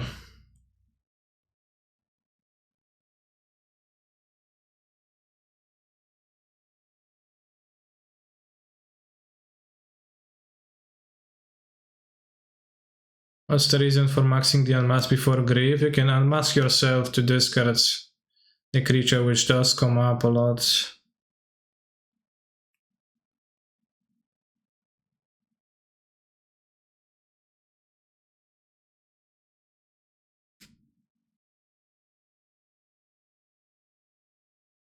Oh no, discard a Grizzlebrand.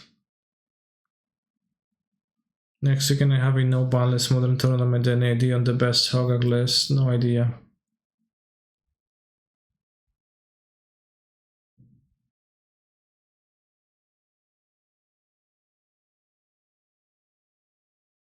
I'm kind of dying to the Archon, so yeah.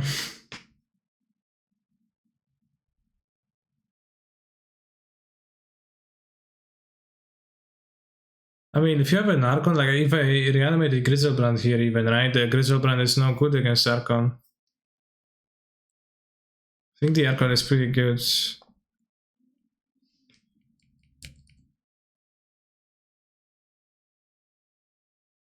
Yeah, it's pretty fun to play Magic and get surprised.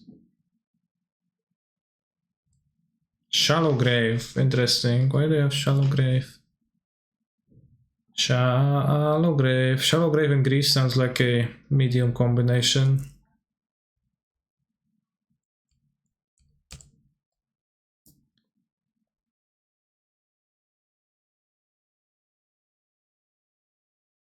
I didn't know Banto only once and someone was stunned for School Climb. Sounds like a reasonable thing to do.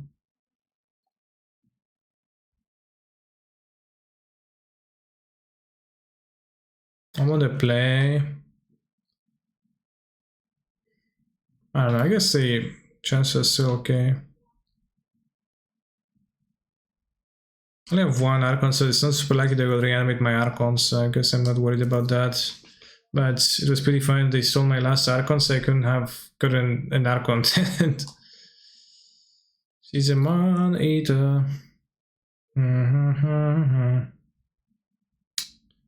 Senesus. Only have 8 reanimations though. I can't, no, bad hand. Can't even cast a looting. That's better.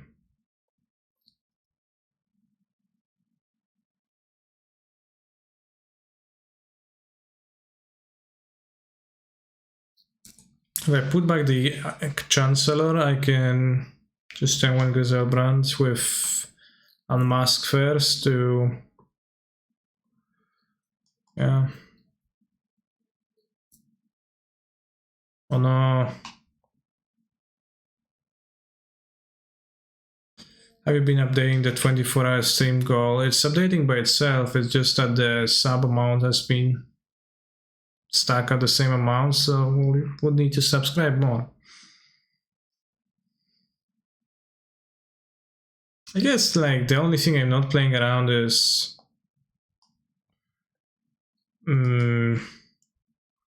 Fey Macabre. They have Chancellor plus Fey Macabre, then congrats to them. Oh, I see. I can play Dark Ritual in response. Damn, that would be based. I will be based. Nova XP, thank you very much for 5 gifted subs. Actually bringing us closer to the goal, but I didn't realize I could have done that. Good point. They Fey Macabre me, then I count this game as a win. Okay, doesn't matter.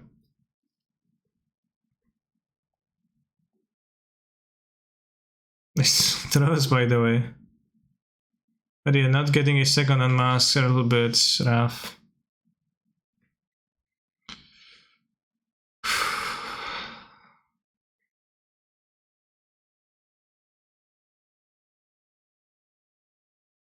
But yeah, I thought I thought about using ritual to pay for that, and I couldn't have really figured out the way, because I was like, okay, so if I play ritual first, it gets countered, so I don't get any mana, so I can't resolve my remaining spells, and if I cast Unmask first, it obviously gets countered, but what escaped me is playing a land, casting Unmask and ritual, and then response to produce the requisite mana, and then paying.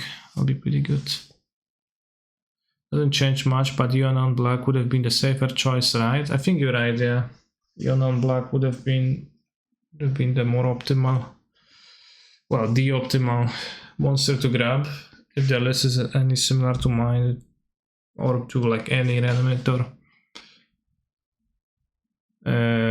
list ever.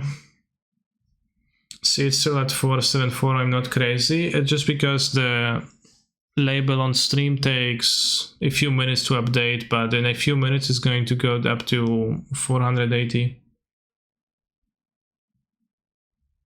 from Xrian and Nova XP subs.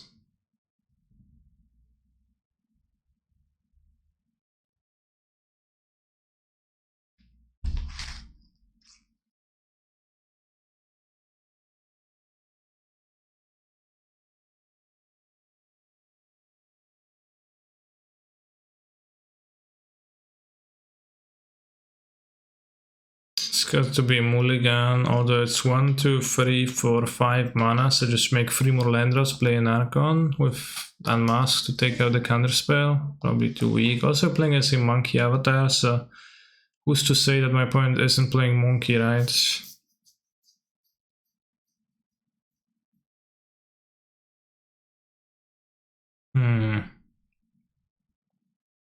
What about the Archon keep 3 animations if I play against green with red? Blue-red. Thespian stage, okay.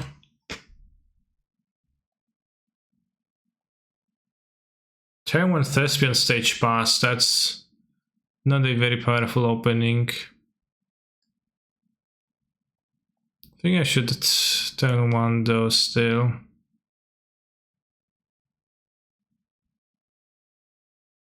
Don't need the extra Axiom if it's lands. The lands I'm not that scared of. I'm mostly actually scared of the spells matchup. Get it? What's Good thing I wouldn't have ditched my second Axiom. But if they played Urborg Fotsis, that would be kinda spooky.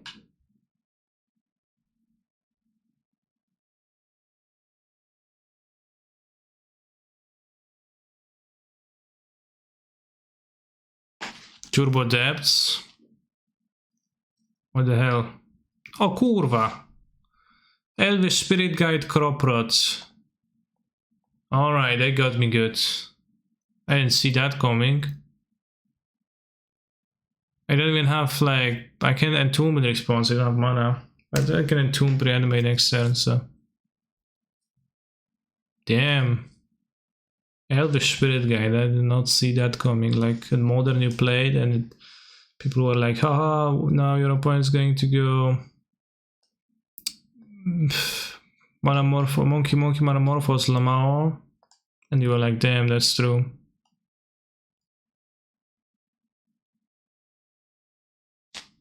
Thinks we get Griselbrand still right now.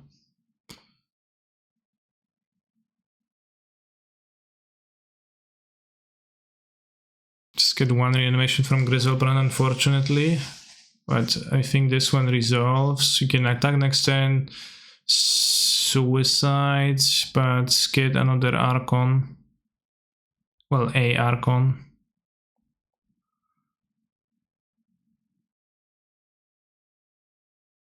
Should be able to Fotsis. If I take gut shot, I'll be sad.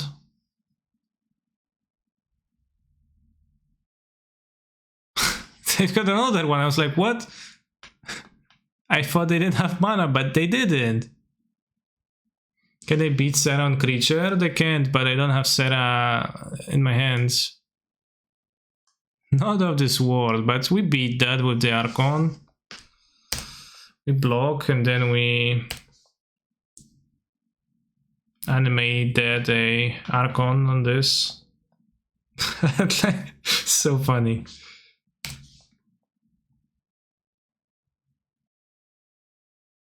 I should upkeep Entomb. If I drew the 4th Archon, I could have died because of that.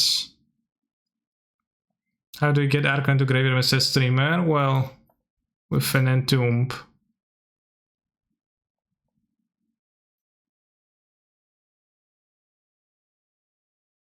I'm playing the legible Dark Rituals right now, so it's easy to tell apart. I changed because I had problems with that too. Dark Ritual, Entomb, easy to tell apart. Well, we just drew the Thoughtseize, so we wouldn't be able to Thoughtseize had we not drawn this. What hate can I expect from such a gamer with multi-Elvish Spirit Guides, etc.?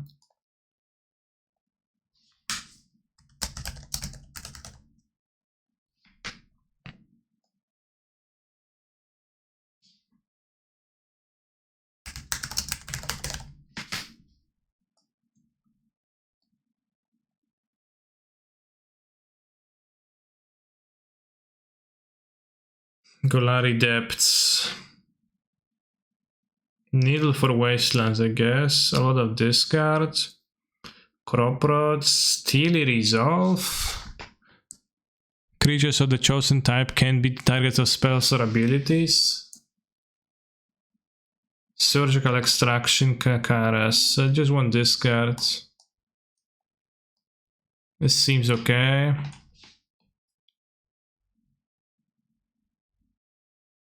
Swearingen can kill the monster, but they have so many ways to protect the monster. I don't know if it's good. And it's also sorcery speed, it's not blow.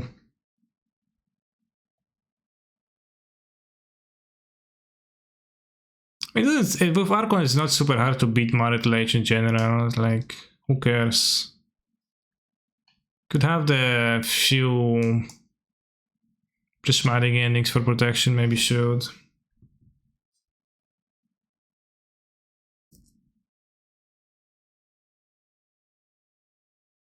It's super easy to just block with Grizzlebrand and like Archon, kill the token. It takes a lot of resources for them, they lose 2 lands to do that. Ooh, playing Urborg, nice.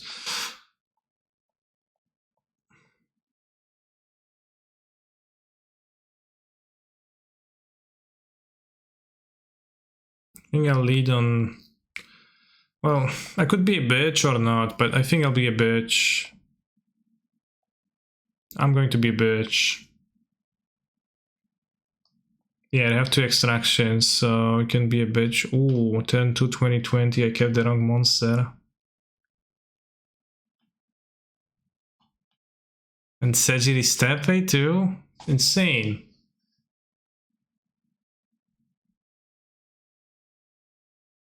So I can't really leave them with the Vampire X-Mage. Have to take it.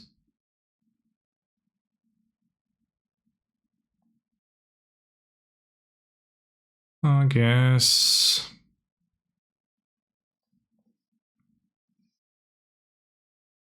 Any tips for evaluating black-red Reanimator hands? Well, it has like turn 1 reanimation is good. If it doesn't, then check if it has a turn 2. And if it doesn't have anything, then rethink again. It's worked out pretty well. I do the Thoughtseize immediately for their extraction. Now they have a Crop Rod, but they don't have a green card, so you can take the extraction. Next turn we're going to fetch for bio, and by bio I mean... Oh, come on, bro.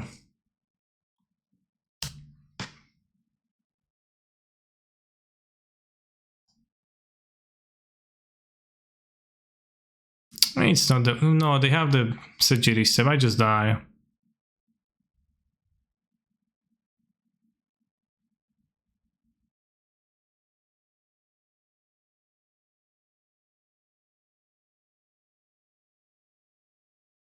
Nice. I got Thoughtseize backed. Could hit the Archon. Yeah, that was my idea. But I failed, unfortunately. I think my sideboarding was perfect though.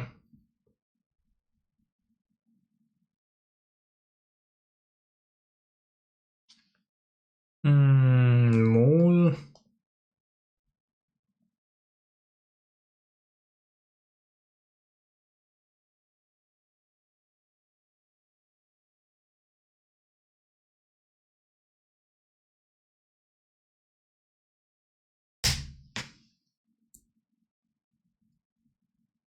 Yeah, just pass. Maybe wait, I don't know. It's like takes a while, but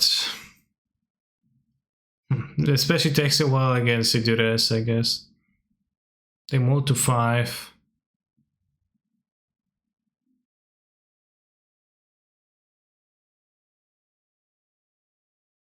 How are you feeling about your chances to top 8 tomorrow? Not very super big.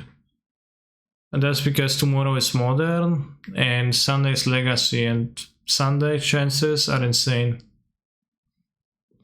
Cringe Dures art is actually the best Dures art in my view. I like it.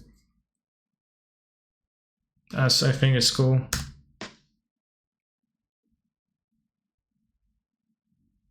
Come on, bro. Just gonna hex match me like that? Just died. Can get a hex match myself, doesn't do much. I guess I can, it's an axiom.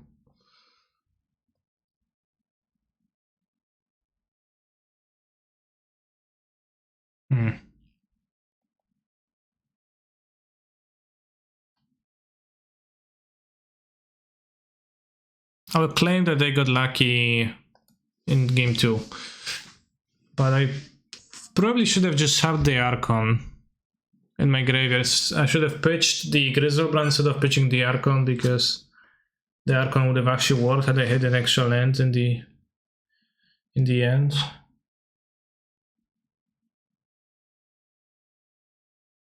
Dures from Urza's Saga is obviously the best, but how do you do that?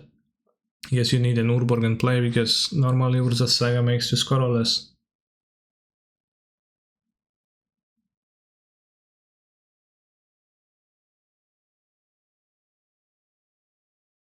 I think you would have pitched Siege over Archon? No, definitely not pitching Podsies in that spot.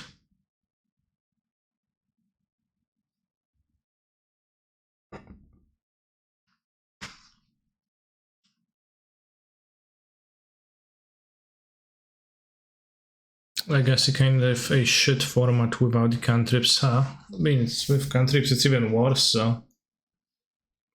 It's a weird argument.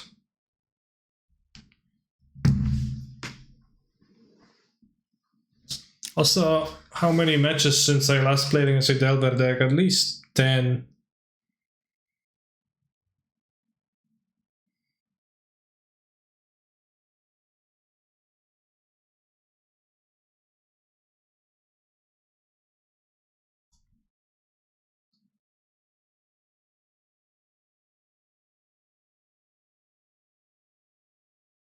Keep cutting your cards for that matchup.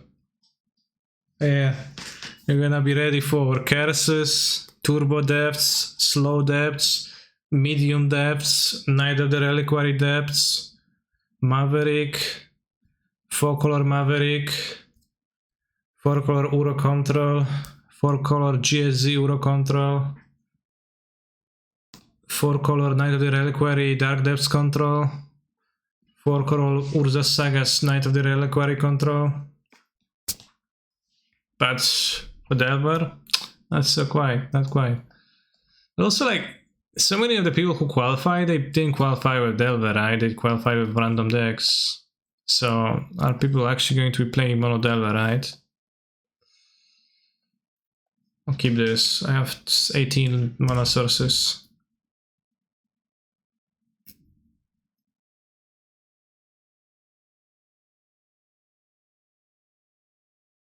About 12 are Ragavan qualifiers. Okay, in that case, there's gonna be a lot of them. I retract what I have said.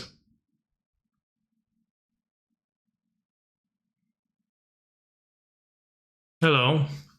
Do I ever keep a functional hand? I do keep turn 1 kills, which I did like 3 times. Well, turn 1 reanimation.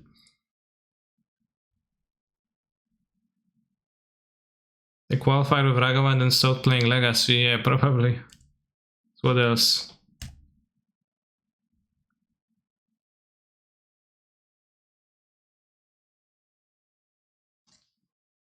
I keep as fuck. What?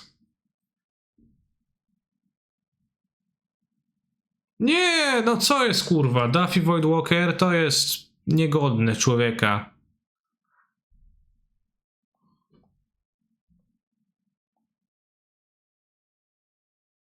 Not cool, bro, not cool.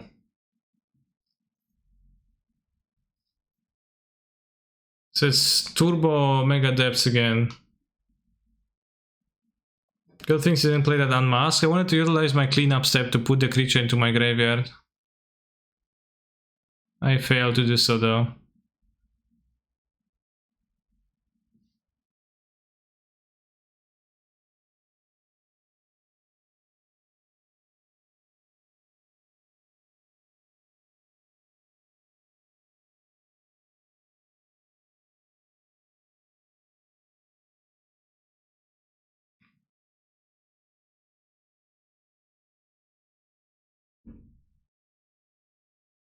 Seems like slow and steady devs, yeah.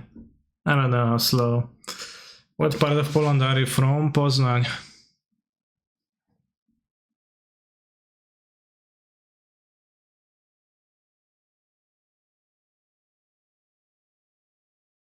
It's easy. Confident equals slow depths. I guess confident is pretty slow. Actually, I think that's turbo ultra super depths. Well, this is here, my friends. You out yourself as a legacy novice. Because, as explained right above your comment, it's simple.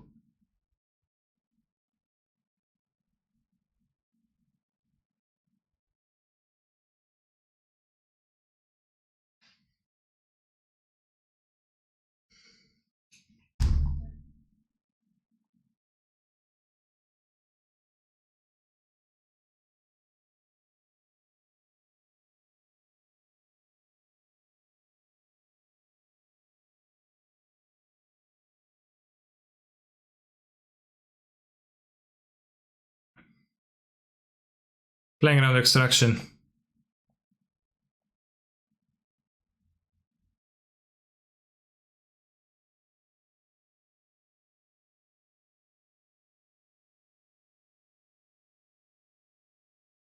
Land. No lens. Well, could have maybe advanced myself, but I thought playing around extraction was worthwhile. Took their crop rod, right? So how they're gonna interact with me, ha. Maybe I should have kept second on master, their Dark Confidence. They wouldn't have Dark Confident on one. But if I draw a land now, then I'm going to kill their guy.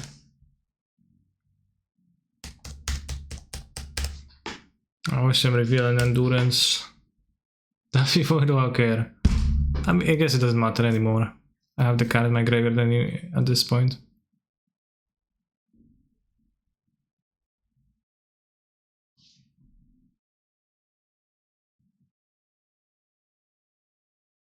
We drew a swamp, exhume.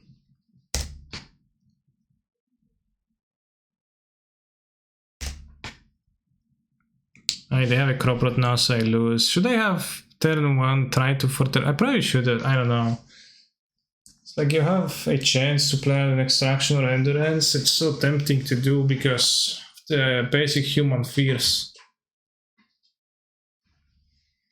Is having a goddamn as a patchable land insane? Just want to play more lands.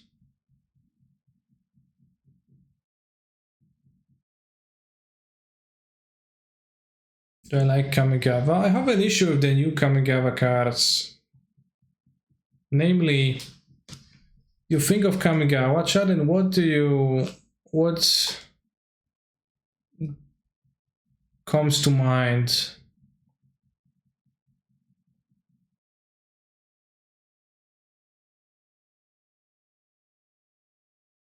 Because what comes to my mind with Kamigawa is like the cards had a certain vibe. They were weak, they were cumbersome, they were overcosted, and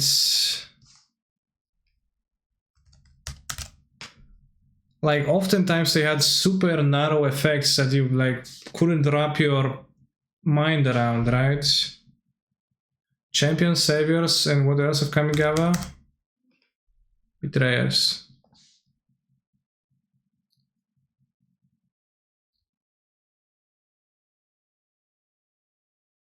So yeah, this looks like a yeah, like a Kamigawa card. It's 4 mana, 1 haste, deals command damage, deals damage to an opponent, flip it. Protection from red, and then your sources deal 1 more, right? Or like this, and at the beginning of your upkeep, if you have more cards in hand than each opponent, you may sacrifice a swamp. And then return it from your graveyard to play, so only at the end of this ability you realize that it only works from the graveyard. And what's this card? Like, they don't print cards like this anymore. It's pretty bad. It's like not very, it's not useful. It has a Kamigawa vibe to me. 7/3 legendary Landwalk. Like right now, nowadays would be like, 5 mana 7/7, trample haste, some like version of card advantage ability, and some extra text.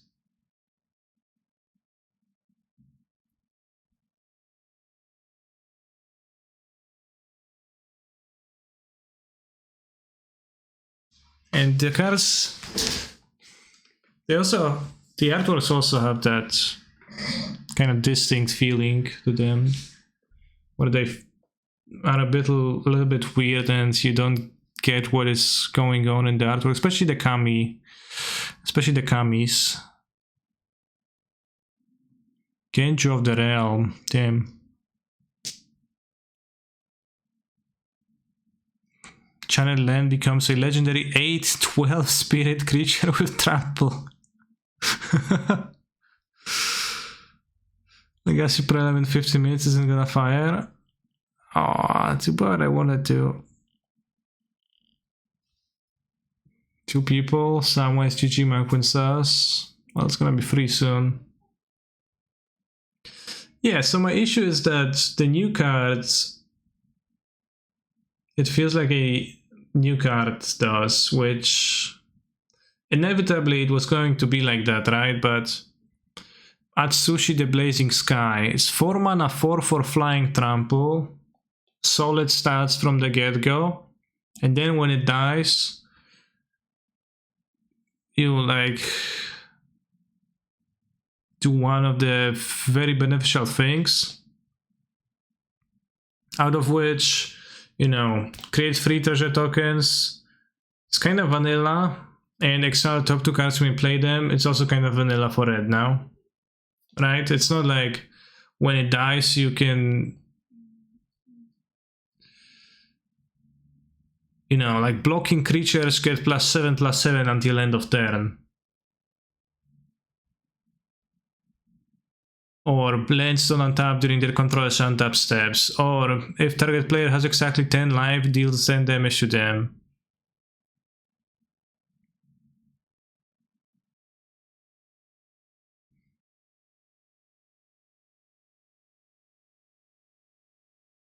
Or Inkais. I hope they bring back Inkais, because I'm a fan of the character. Although if it's 2000 years after the Giant Kamigawa, then they're assuredly all dead.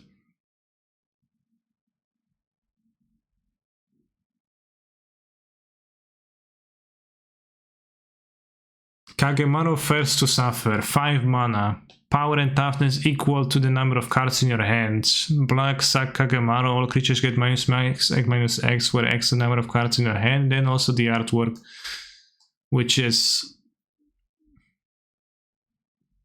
interesting and a bit unsettling at the very least, right?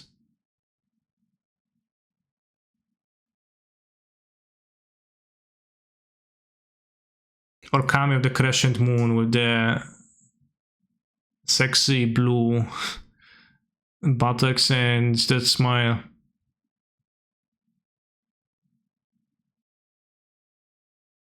So I don't know, like when I see Kamigawa cards I have never seen before, they kinda, it's typically not very hard to tell that they're from Kamigawa. Another smiling character, Kentaro the Smiling Cat, Bushido 1, 2-1. You may pay X and then pay the mana cost for samurai spells you play, where X is that spell's going to mana cost. Also just supposed to mana fix for the samurais. That's not a cat. That's true. Yeah, it's smirking at best, not even smiling.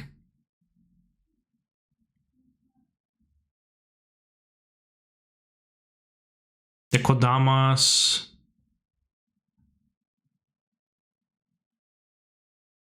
Well, this is just a lady, I guess. A lady assassin, so it's not very sick, but... You know, what the hell is this, right? Is it like a bird skull? Or... I don't know. I don't know. But it's a spirit, and that's all you need to know. The glass spinner. The name doesn't even help.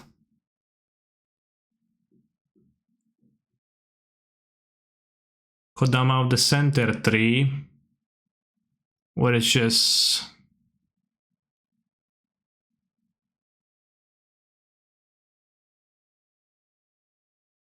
Yeah, what it is? What is it like? It's a spirit.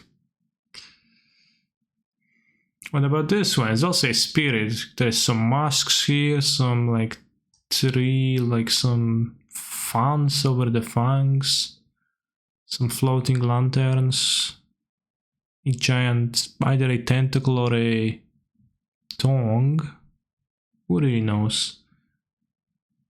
Is there an eye here? You know, it's like 6/4, 5 mana, trample. Shroud. Surprisingly powerful for a Kamigawa card. No downsides. Big stats.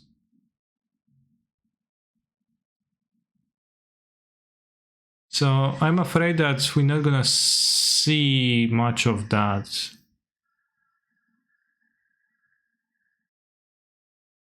This is allegedly 3/2, I don't even see the 3. It looks more like an insect of sorts, but I guess it is made from a tree. This guy looks like a Hollow Knight boss. Yeah, I guess, well, because of the yellowish, orangish blisters.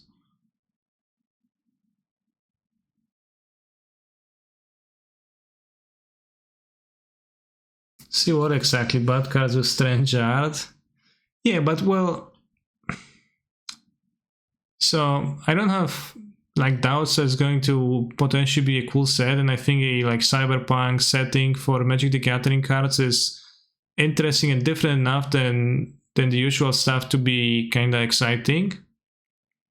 But since I associate Kamigawa with what I associate it with, I associate Kamigawa with what it was previously, seeing like normal concurrent type cards in the set is going to be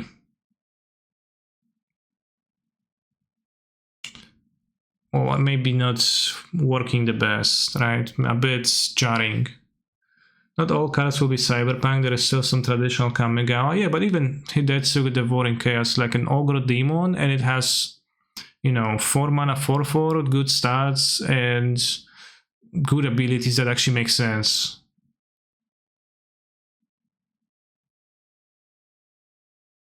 And, you know,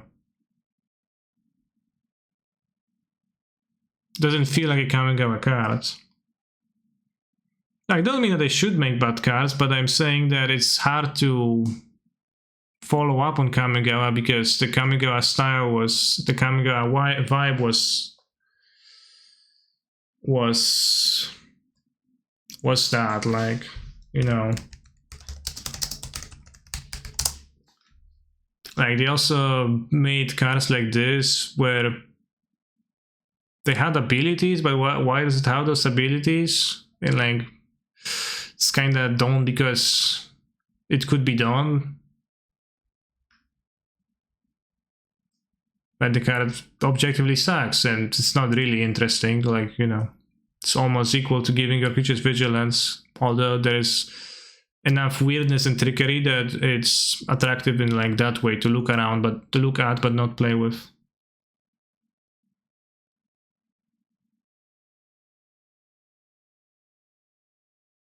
Like, I wouldn't want another actual Kamigawa to be released because it does look unplayable to play with, but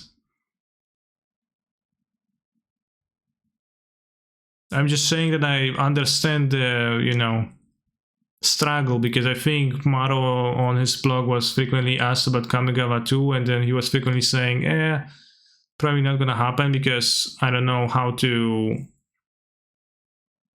because we don't know how, right? And like the first Kamigawa was not popular.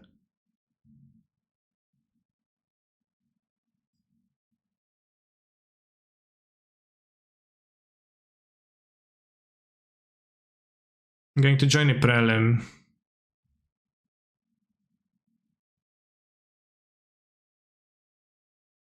To open all the chests. Probably gonna be quicker if I just open all of them.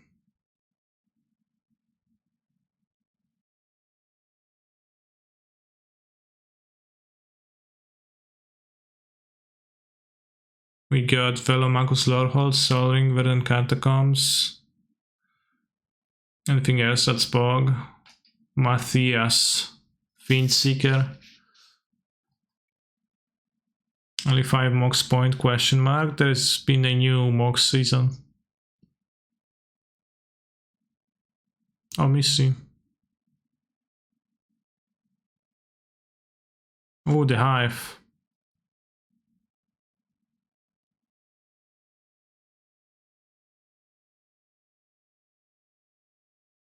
It's Parablast a lot right now too, right?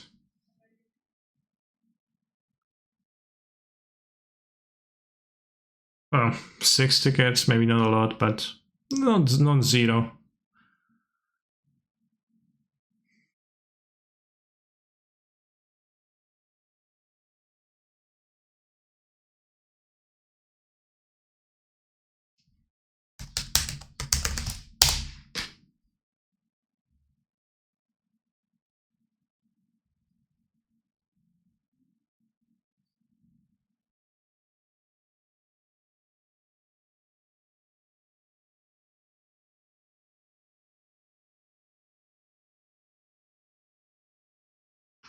Maybe it's going to fire for more people. So what I was getting at is that those cards overall from the original Kamigawa look weird and strange and foreign. Both in artworks and in their text boxes. And like now it's gonna be only in artworks at best, and probably to a lesser extent too. Which is understandable, but still makes me harder to like relate to that as Kamigawa.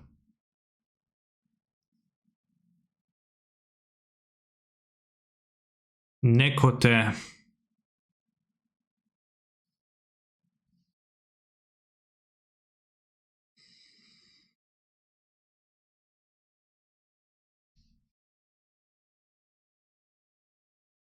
Night dealings. Whenever a source you control deals damage to another player, put that many theft counters on night dealings. 4 mana, remove X theft counters from night dealings. Search for a non-land card with mana cost X and put it into your hand. Damn. Base. Simon, why are you bitching? I'm not bitching about anything, I'm just telling you.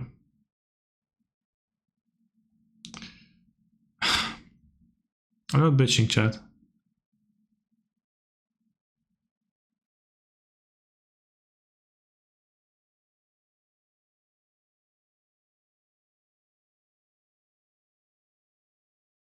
See fox?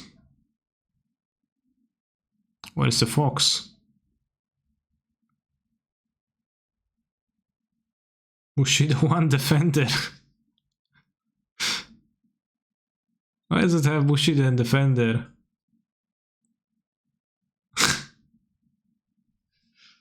Next time a sword of your choice would deal damage to stand, that damage is dealt to Opal Eye, Konda, Yojimbo instead. Swords of your choice would deal damage to stand, that damage is dealt to Opal College. What? Oh, sword of your choice, so it could be your opponent's choice.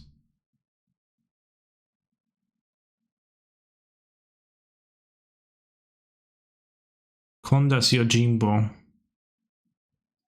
Any Yojimbos in the chat? Pain's rewards. You bid any amount of life. In turn order, each player might top the high bid. The bidding ends if the high bid stands. The high bidder loses life equal to the high bid and draws 4 cards.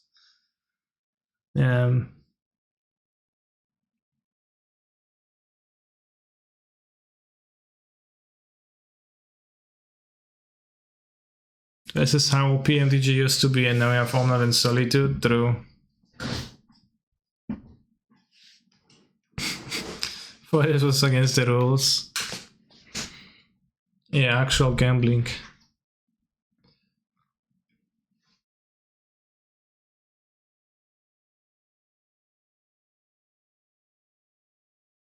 Ooh, the patrons were kinda spooky too.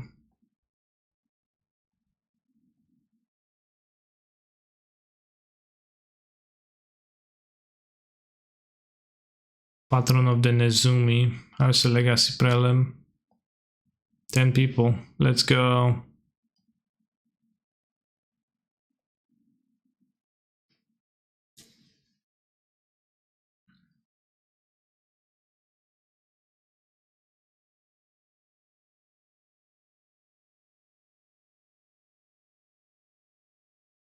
The Pokemon channel in Discord is for the bot to use only, so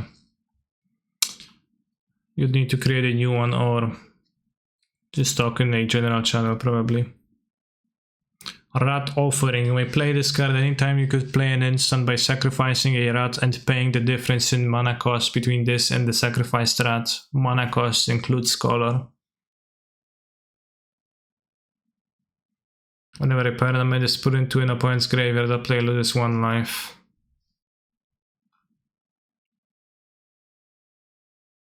Patron of the Moon. I attack the moon,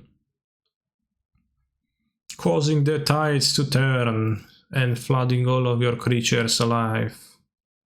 The opposite, unflooding them. Flying, yeah, then put up to 2 land cards in your hand into play tapped.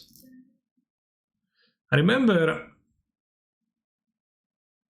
Patron of the Moon and Amulet Titan in like one of the earliest versions. There were some people playing Patron of the Moon because it was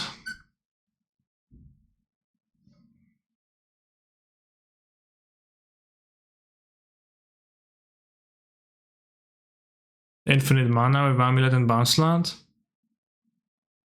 But I don't know why they played it really. Yeah, it was like super like earliest decklist, and like not all of them even.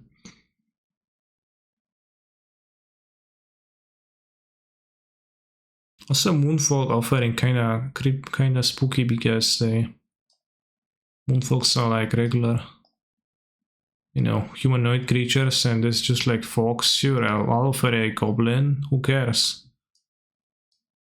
And moonfolks, like I could become friends with one or a rat.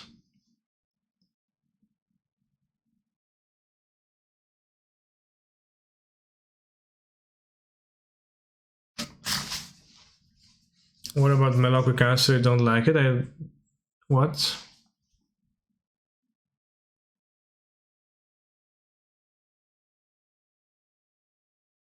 See, the goblin is tied here and just has to eat it.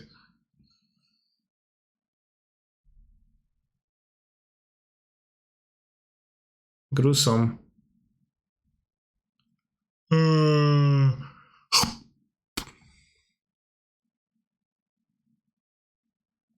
I guess snakes were also people in Kamigawa, and both moonfolk, snakes, rats, and goblins, so.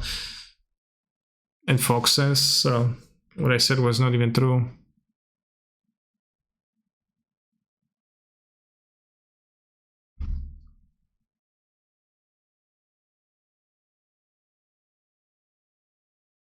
Promise of Bunrei. Whenever a creature you control is put into a graveyard from play, sacrifice Promise of Bunrei. If you do, put 4 tokens, spirits into play. So what was the promise?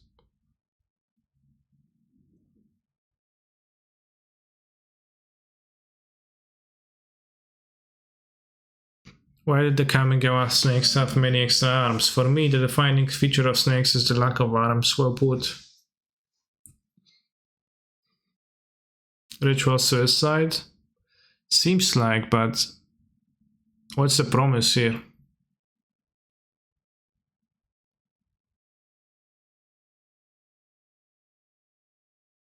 Kami, snake, and Gawa's arms, that's why I think you're pulling our collective leg.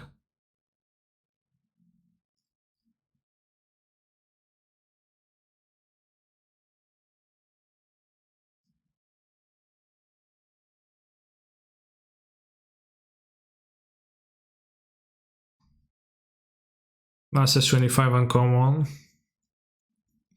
I am not afraid to die today, not afraid of what death will bring. Well, the death will bring 4 spirit tokens, which can be pretty scary depending on the board state.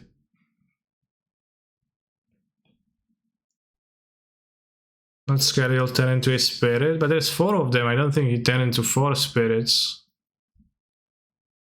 Maybe he did.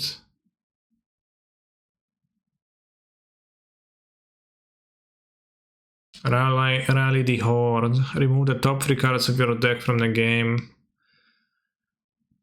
If the last card removed isn't a land, repeat this process until the last card removes a land. Put a red warrior token for each non-land card removed from the game. You turn into 4 spirits if you're 4 creatures in a trench coat, probably.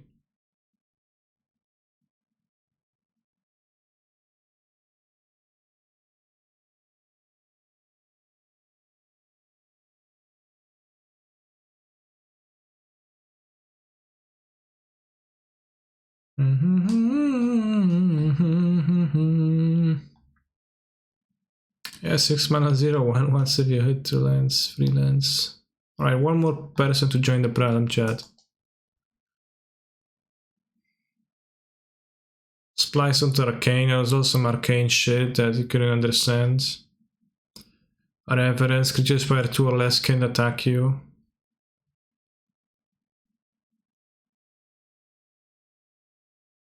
Snake boobs. And the question arises, why would a reptile have breasts? I don't know, but Michael Satvin thought they look better this way. Maybe. Maybe it was Maro who told Michael Satvin to include them. At your end of the turn, this mana is an empty from your mana pool as face end. This mana doesn't cause mana burn. Nice.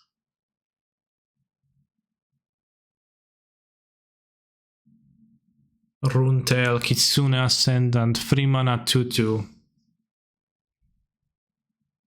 And gives you nothing. Mente Papir Terachi. Thank you.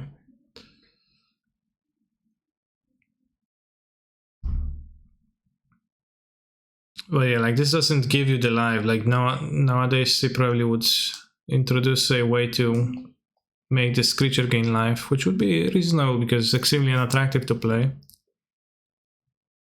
But all damage shall be dealt to creatures you control once you have 30 life. Damn.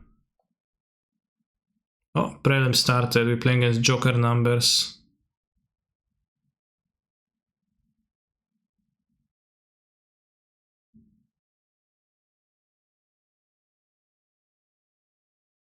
Seed the lands. Seshiro the Anointed. Snake with 4 arms again. It's more of a spider than a snake then. Other snakes you control get +2/+2. Whenever a snake you control deals combat damage to a player, you may draw a card. Damn. Anointed. His family was the first to reach out to the human monks. He soon knew as many cons as he did blade strikes. Was a con. Does MTG have Nagas since Amonkhet? They do. Or maybe since earlier, but since Amonkhet for sure. Seed the lands. Alright, Prelim. Sense kinda weak. Can get a better one. This is a good one. So put back looting.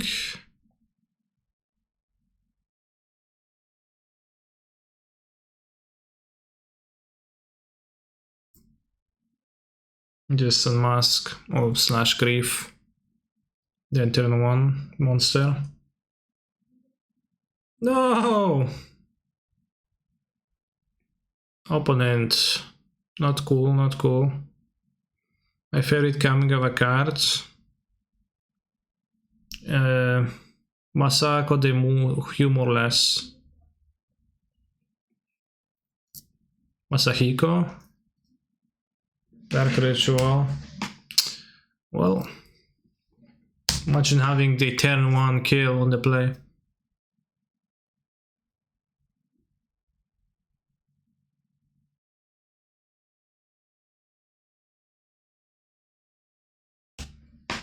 If we gained a source of an Archon, we'll be fine. Fine, they probably will drop more unmasks.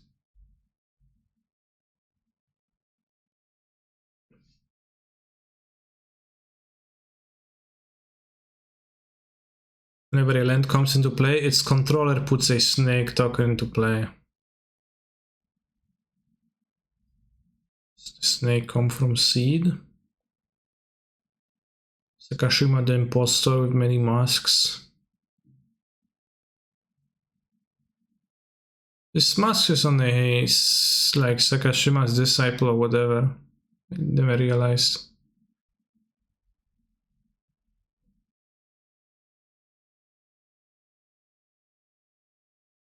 Season Perverter of Truth.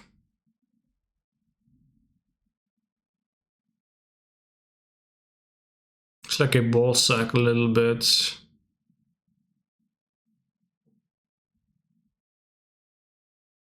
Also the signature here. Kev Walker.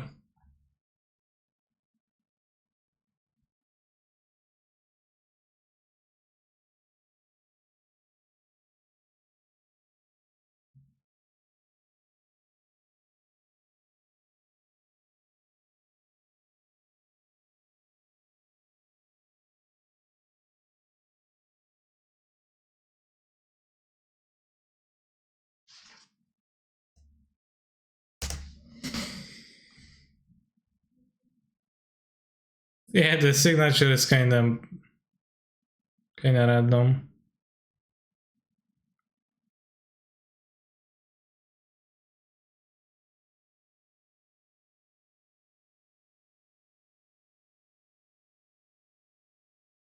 Other snake warrior with many hands.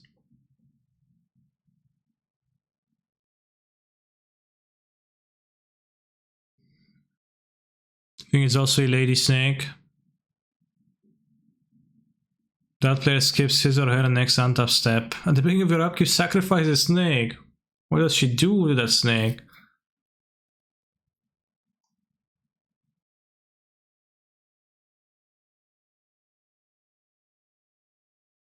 Another one. Shizuko, Color of Autumn. Again, Michael Satfin.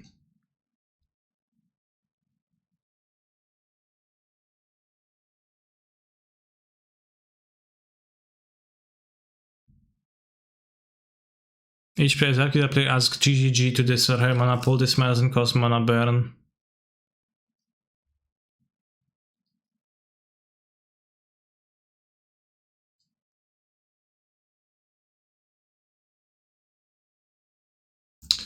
You know, I think Chancellor is actually based.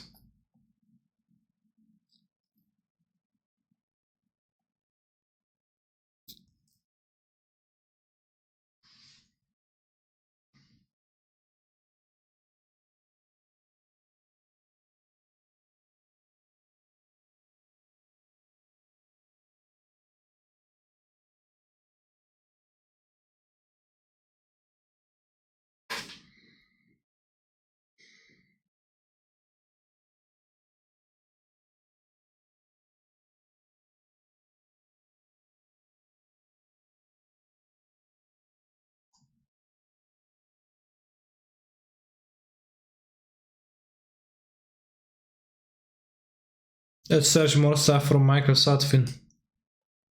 Responsible for 2 scaly bait cards.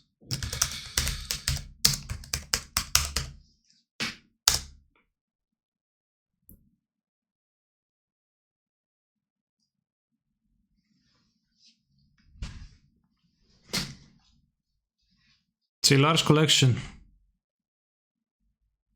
Oh wow. What's recollect? It's like textless card, I would have no idea what it does.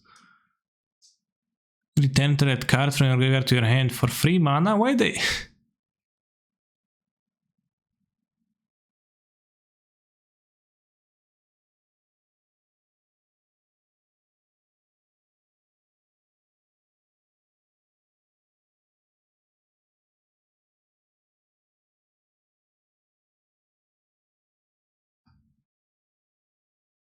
Oh, I like Healing Leaves.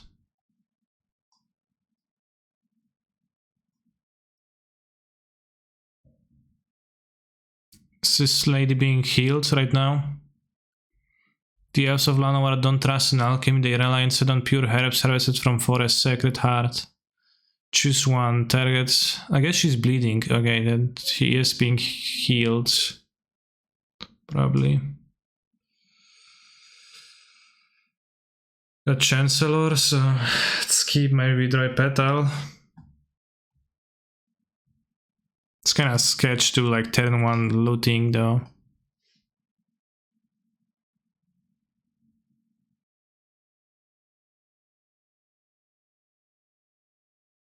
Gains free life will prevent the next 3 damage. This is healing self. Salve.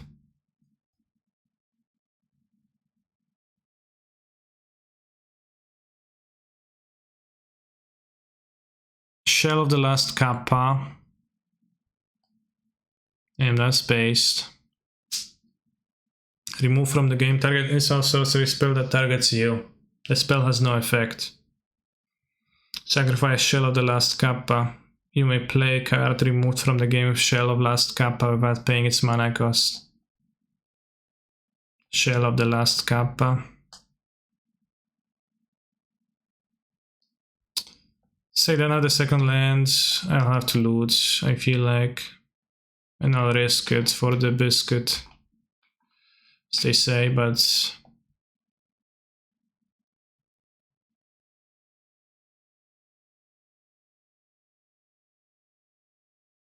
just risk it there, Yona.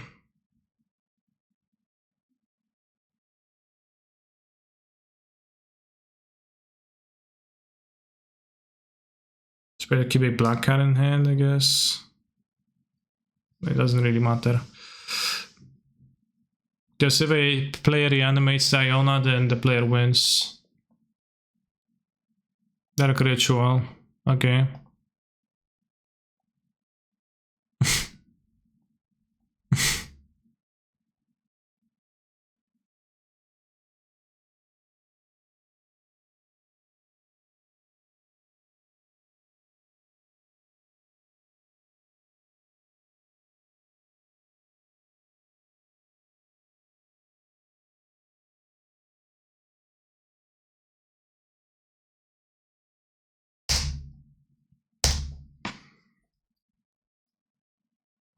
Canister wins. Good. Now game 3 on the draw. Problem? Problem. Not sure if Axiom is like bad enough to not have any, but it probably is. You can't cast it after a... Well, you can cast it if you're reanimating Archon, but they still gonna draw 7 if they have Grizzled under graveyards. Like I could see... I don't know. Mostly useful cards otherwise. You can also pitch it to a discard spell, so maybe I should have 2, but I'm not gonna cut the Chancellor, so I'm gonna cut Graveyard Hates. Oh, submit. I could cut Archons for it if I were cutting, but I don't think so.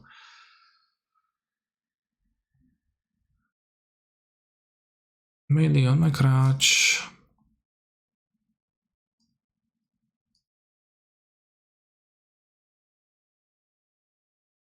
Eye to Eye was also drawn by this person. Exalted Angel. Concentrated Effond.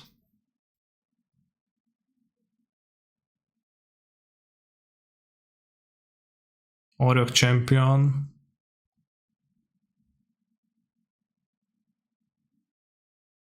Snakes, Ladies.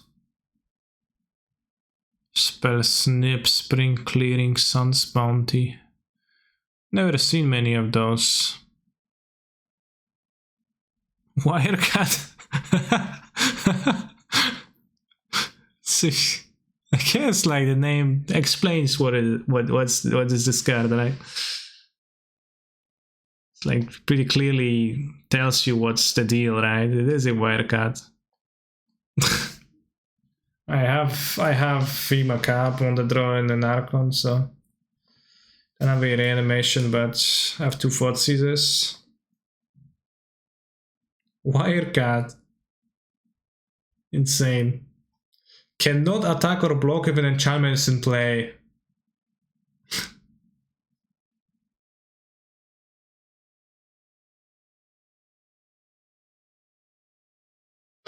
Four mana, at the beginning of your upkeep. At the beginning of each player's upkeep, all creatures you control gain flying. The creature you control is flying. Same is true for Fear, Fair Strike, Double Strike, Landwalk, Protection, Trample, and Vigilance.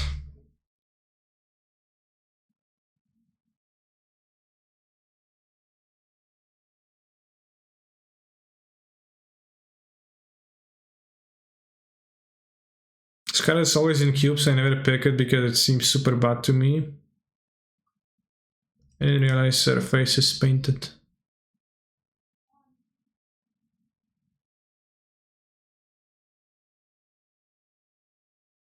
More fake lifelink.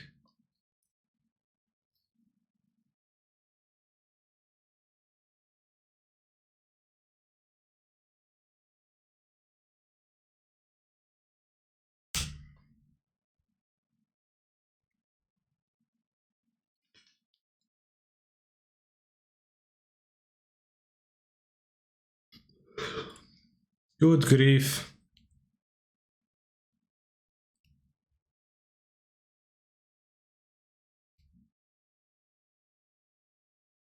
I like the old Boobard. Well, Magic was never very gratuitous in that, in those ways. I mean, like, it looked nice, at least some of them, but they're not key to my enjoyment of the game of Magic the Gathering, I would say. Took my macabre. Makes sense. That's macabre.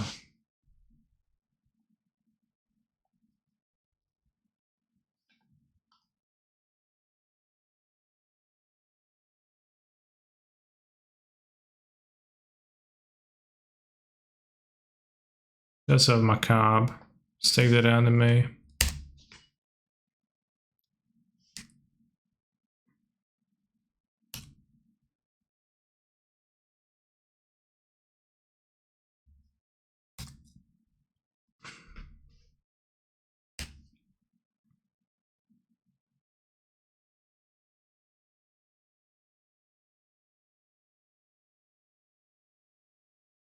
Hmm.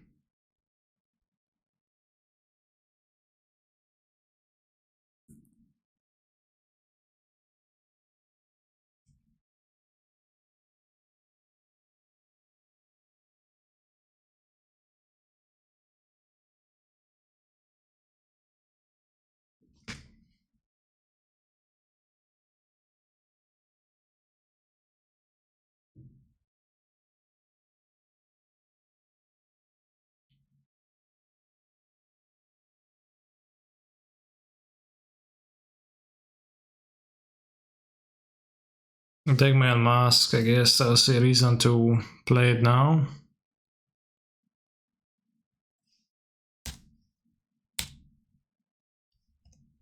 I'm at 1, 2, 3, 4, 5 mana.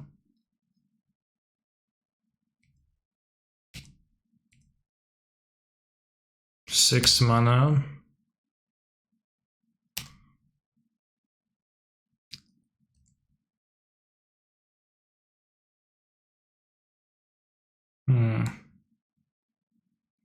I force my opponent to exile their own Grizzlebrand this way.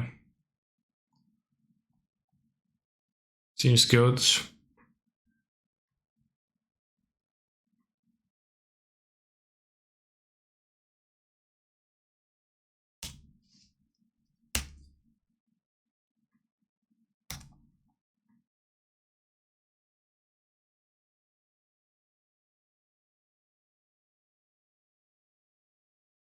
I tried Dark Ritual, I'll just cast a Grizzlebrand. I should play the Petal. Petals. Not really. We'll get discarded on this anyways.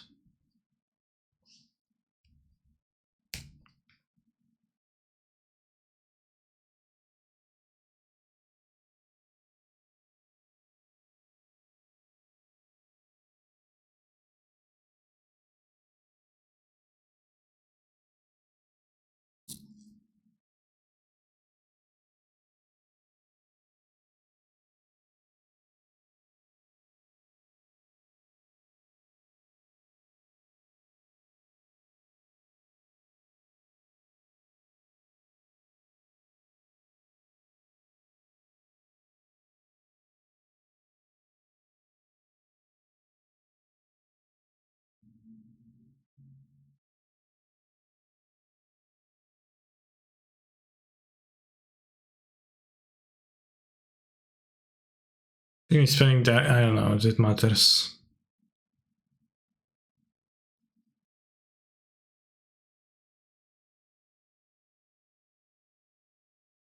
I might allow their fee macabre, so. Okay, casting waste the much. Poggers. Skillfully demolish my opponent. You and target creatures control have a starting contest. If you win, destroy that creature.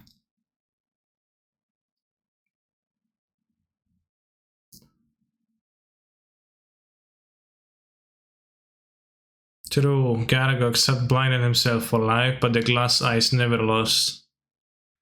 Funny.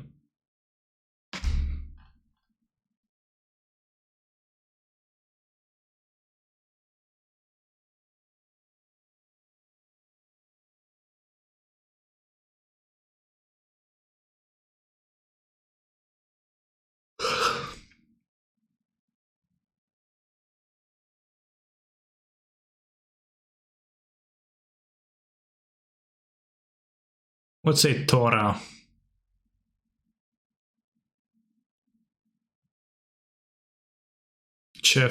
Chaffee. Discard a Spirit Arcane card. Slumbering Tora becomes the next exiled creature in the turn when the excess card is cast for mana cost. What kind of contest would you like to have? I would like to have a Magic the Gathering contest. Who wins the game of Magic the Gathering, then that person wins.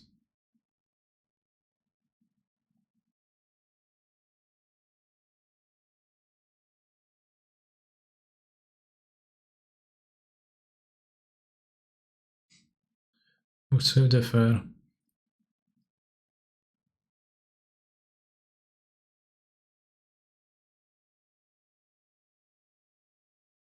The spirit is literally named Tomorrow.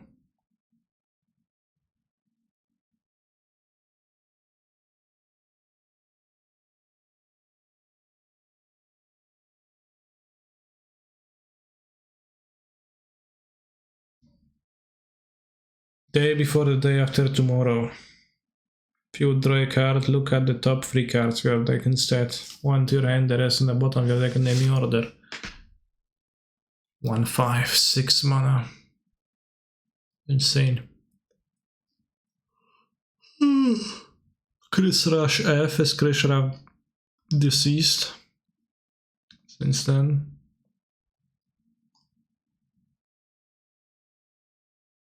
The Keno Samurai General. Free Bushido 2. Each other samurai you control gets +1/+1 for each point of Bushido it has.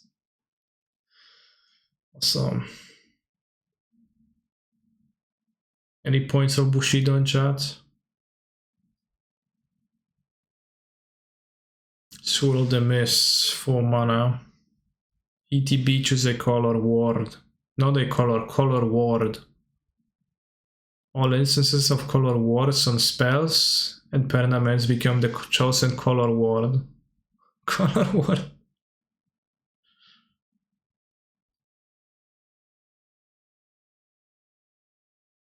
How is it saying color ward?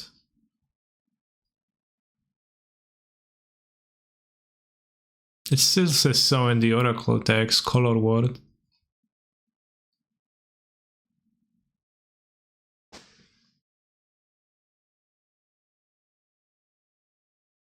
Soul Blast.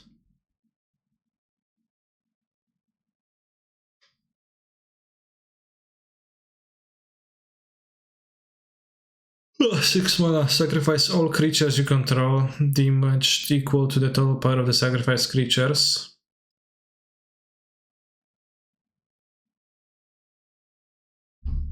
Instants are those monks sacrificing themselves. Yeah, I understand what the card does, but just funny that it has to say color ward, because that's weird. Not natural speech.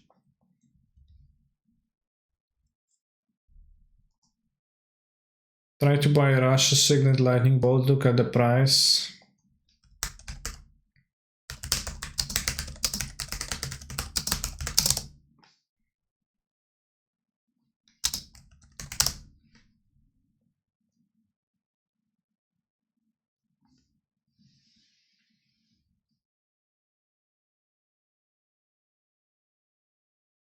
Lightning Bolt signed by Christopher Rush, Beta VGG MTG 440. I thought it's gonna be more when you said that this way. It's rather expensive for a Lightning Bolt because you can get them for a lot less, but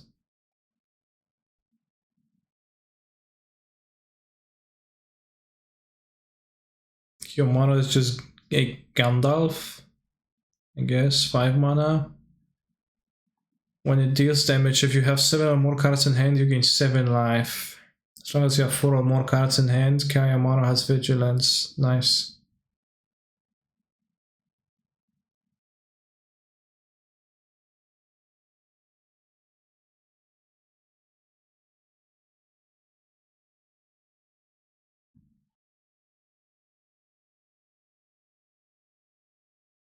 Wirecat, this cracks me up. Fucking Wirecat.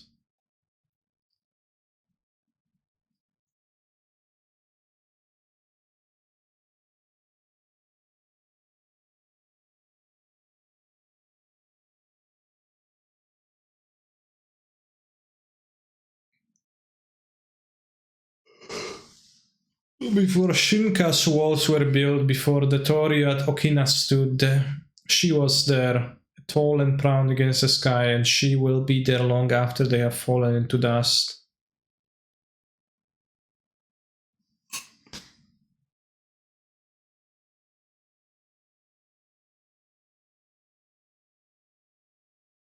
Hold the line. What's that? Is that a fox? Is that how the foxes look like on this plane? Forgive me, Mr. Kami, but in the interest of my people, I must halt your advance.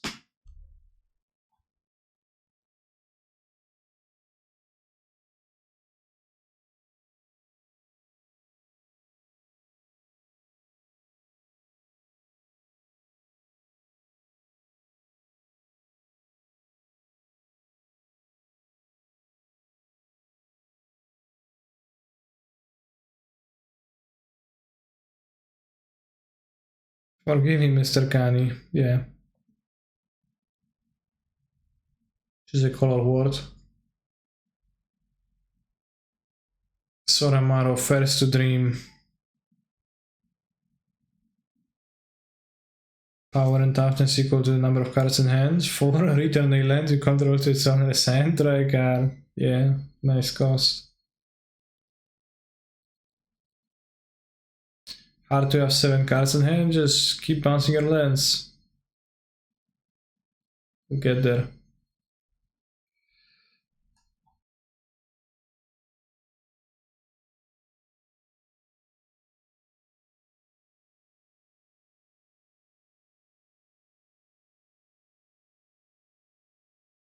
So enter the center deck. This in the starter deck. A creature to teach people how to play Magic.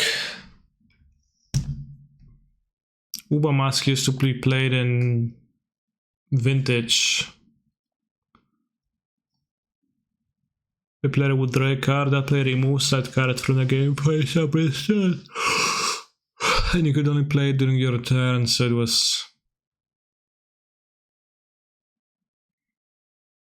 I don't know, so you couldn't have throw a counter spell and hold it up because you had to cast it. Tide of War. What's this even? Minotaur? Tomb of Urami may be one of the worst cards ever printed. No, Tomb of Urami is condition. I don't even have to use it, so it's like a swamp. It's not that bad. It's not, you know. And just tap it for mana, take 1 pain. Hardly the worst. And sometimes it's worthwhile to summon the Urami. Yomiji, who bars the way. Wine of Blood and Iron. This looks kinda weird. Something is kinda off with this person's face. I guess it might be it's the wine that's doing that to them.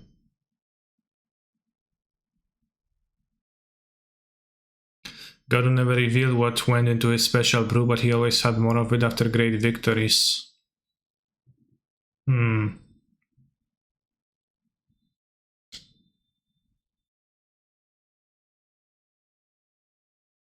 Reference the Berserk the face, really.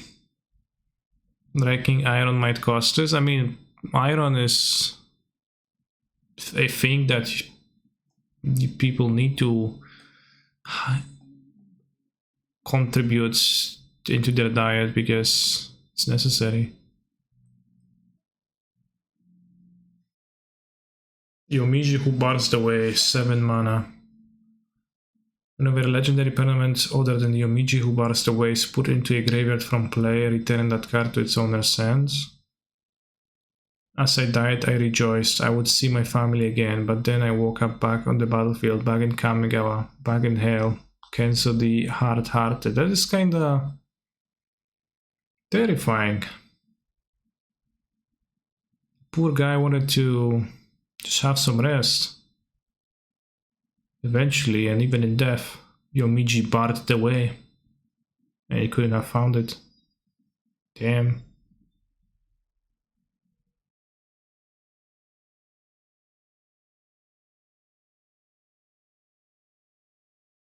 It's pretty powerful.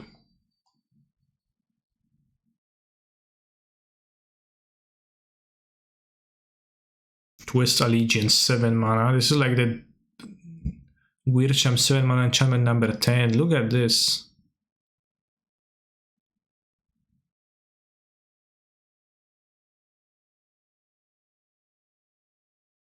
Not a doctor, but I think if you didn't consume enough iron, you become pale, so it could make sense that if you consume too much, your blood becomes too red. I think it was mostly blood. It was like implied that it was blood. Because it was one of blood and iron, but mostly of blood. You and target opponent each gain control of all creatures the other control the others of 10, so just swap the creatures.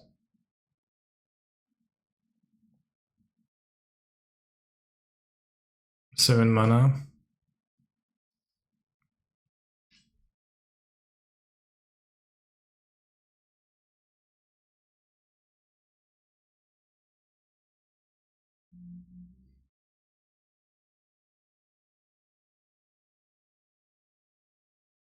Ether Shockwave? What's Ether doing on Kamigawa? That's weird.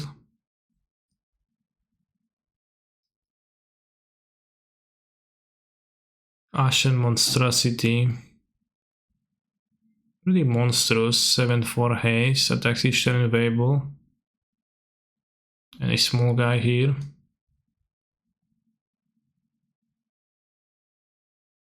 Also, I think I missed the cards. I remember seeing. Where was it?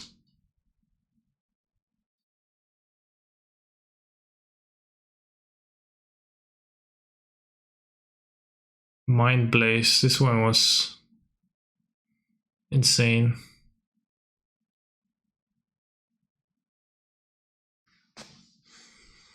Choose a non-land card name and a number greater than 0. Okay. Target player reveals their library. If that library contains exactly the chosen number of cards with the chosen name, Mind Blaze deals 8 damage to that player, then that player shuffles.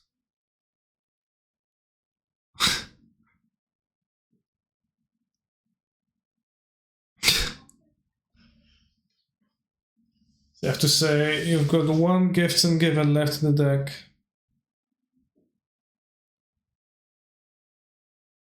Name one commander. Damn. And they're like, no, I don't play that card. Like Machine the Mind Cage, and that's literally a cage. A mind cage. Guess maybe more of a mind labyrinth.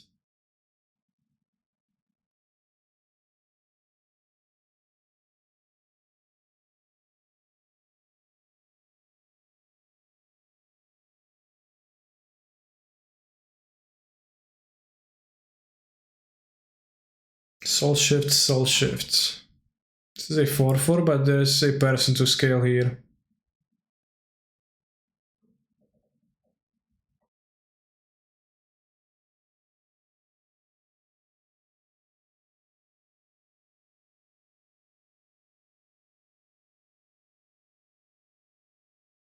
Soul Shift 4, Soul Shift 4, yeah, Soul Shift is base. Next one damage that will be dealt to legendary creature you control is dealt to you instead. My life is yours, my lord. There is no greater service than to yield it to for your safety.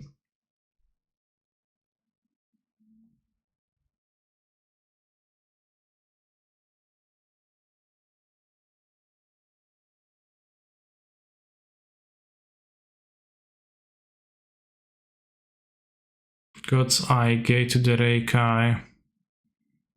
Colorless land, when it's put into a graveyard from play, put a colorless spirit into play, damn base.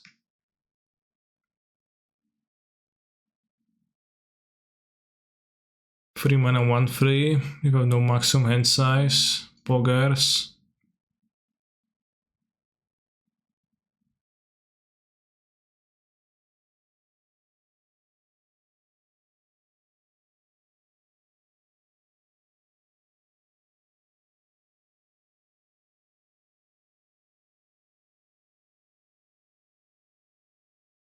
What's this?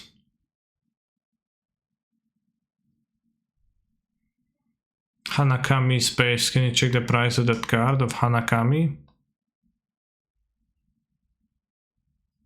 Kami of Lunacy. This looks interesting too.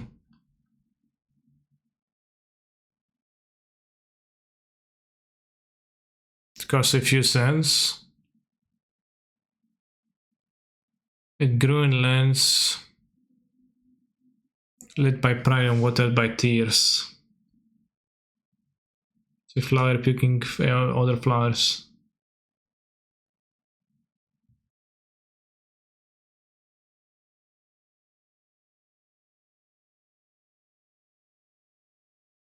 Graceful Adepts, 0.61. I mean, it's not that expensive.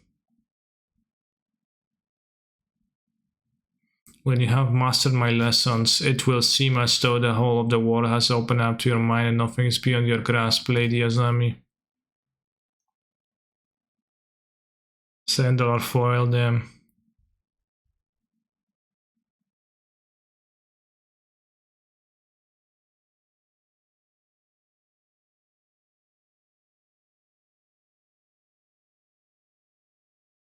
Sounds pretty ugly. Flying Soul Shift 5. Interesting.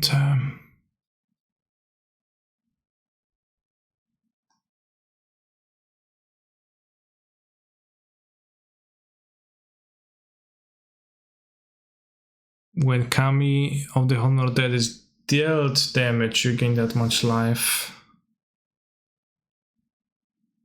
Reminds you of the Japanese movie monster. Godzilla? What? Goji 6 using Gojira, yeah. Random store in the art of which one? The white one?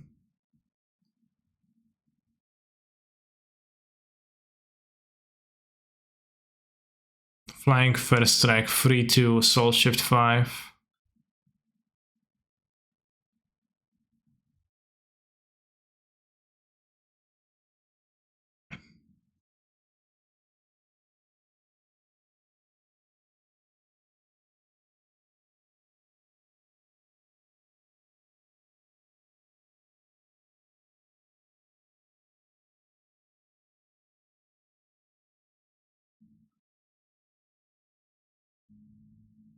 Oh, I remember this. When I played Limited of Kamigawa on Modo once, there was a flashback draft. My opponent played this and I kinda died to it. They played Body of Jukai for 9 mana. I was like, damn. Can't do anything.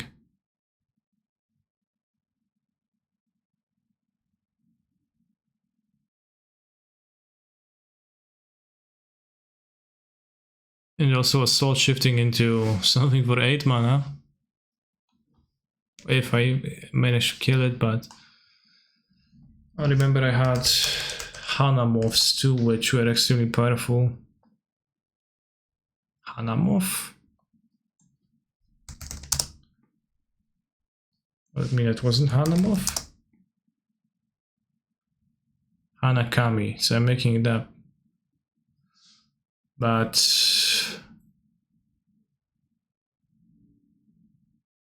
it was called Kabuto something? Kabutomorph, yeah, not Hanamorph. That was like super powerful because you just were sitting with that and attacking with one creature and your opponent never could have blocked, and then they couldn't have attack because they didn't block, so it was untapped the entire time.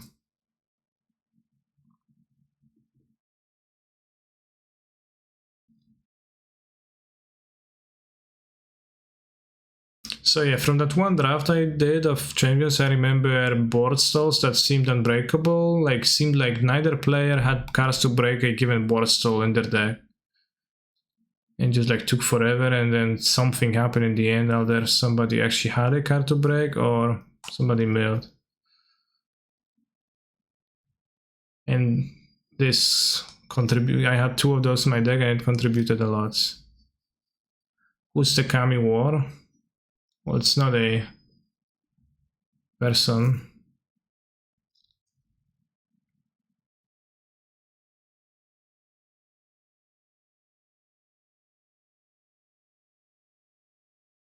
Win 2-3 with a Reanimator, but I got unlucky, and here it was... What did we play against round 2?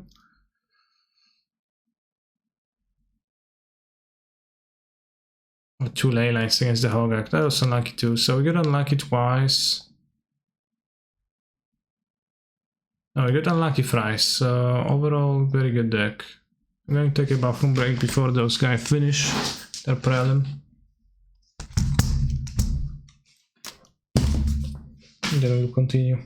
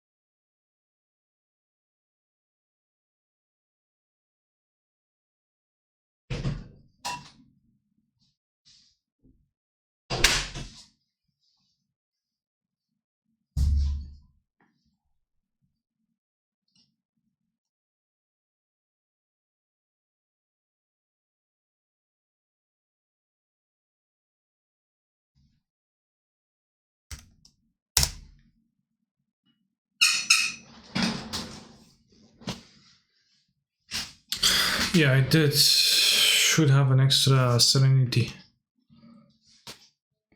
which I don't.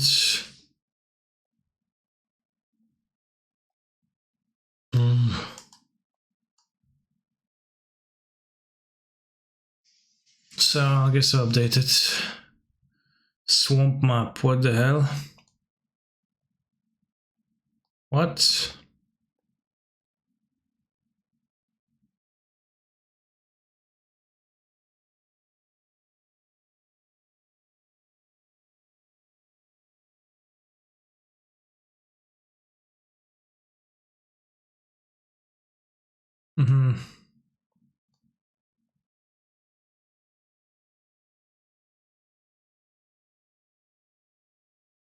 I guess I'll put Griselbrand.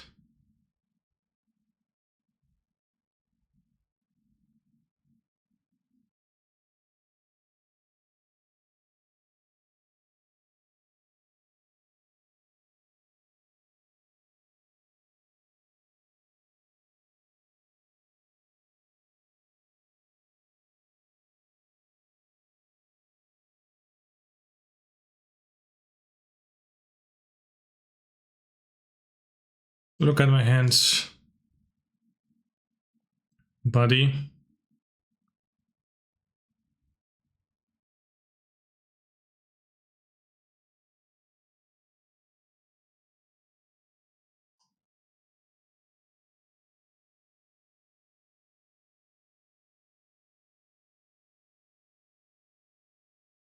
Death, an outmoded concept.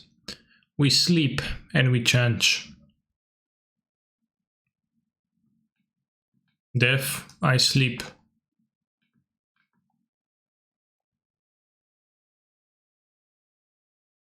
Change, real shit. Yeah, I don't know where my axioms are from. I don't know what's this said. It's like a cog. Not what's the name for this object? Do you think they invented reanimation Kamigawa? What do you mean? X nuts, yeah, X nut exactly. These nuts.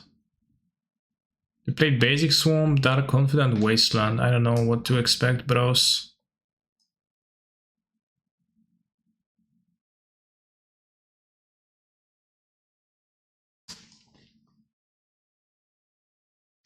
Some dual deck, yeah. I don't know, yeah, we'll see how about that.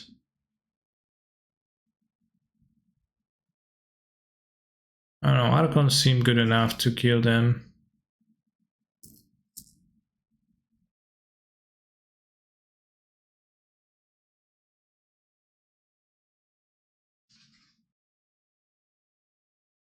Could be some Smallpox Urza Saga. I don't know. Maybe it could. This seems like a Kipperoni.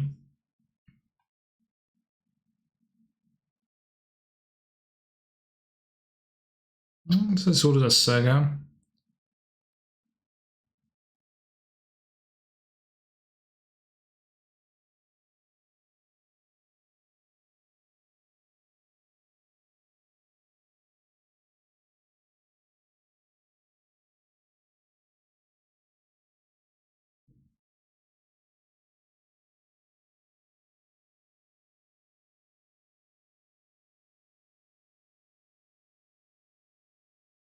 I don't think spending on looting is good. Since I drew the Archon, I'll just discard and a cleanup.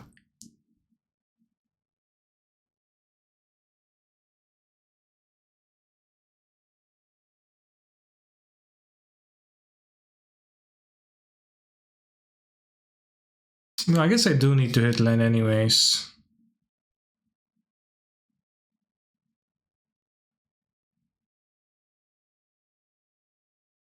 I have more looks if I looting. Yeah, okay. Sure, I got convinced.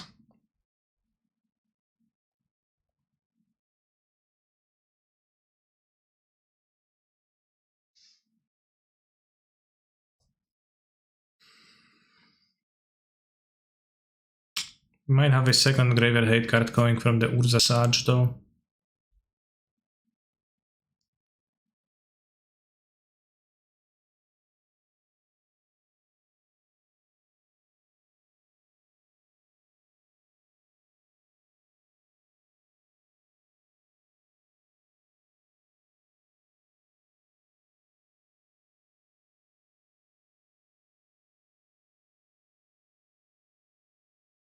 Oops, all spells, unfortunately, yeah. Got Denial. Castle Lock Twain, alright. Duress. Maybe this is a Serenity matchup if they have Urza Saga.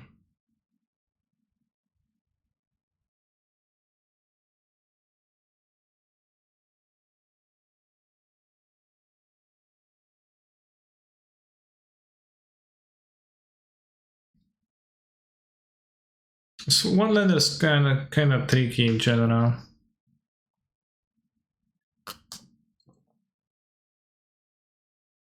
I want to see cards on my opponents. Once they reveal the other Naya spellbomb with the confidence, definitely a Serenity matchup.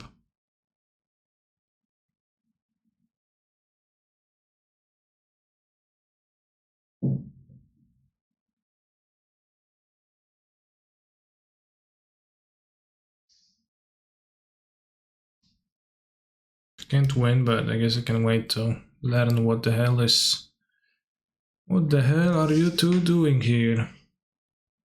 Fought Seas, okay.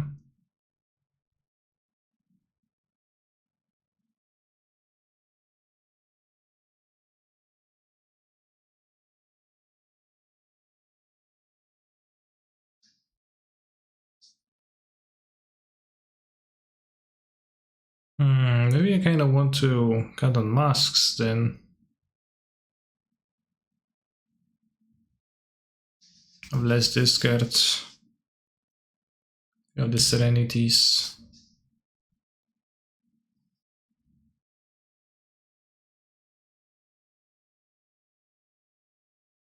I mean, here I can't win, but didn't play their second spell bomb.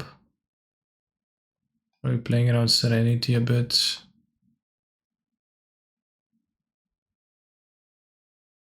But seeing their hand is useful. Stone Cold Serpent. What?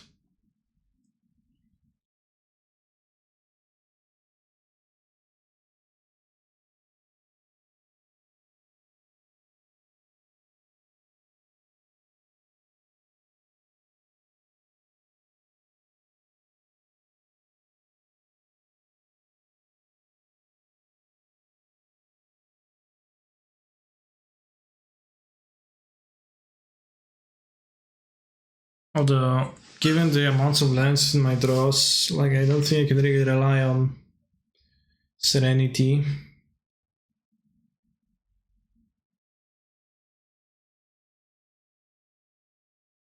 Because I would not be able to cast it, right?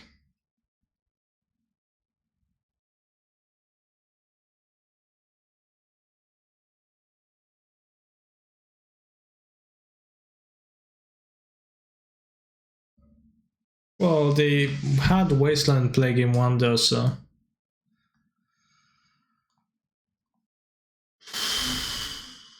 So they do...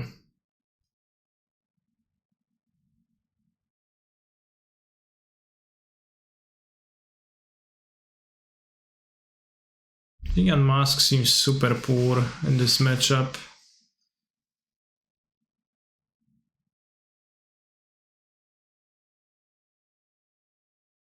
They have plenty of discard themselves, kinda don't need it. I don't know if Iona even stops them, they monocolorless.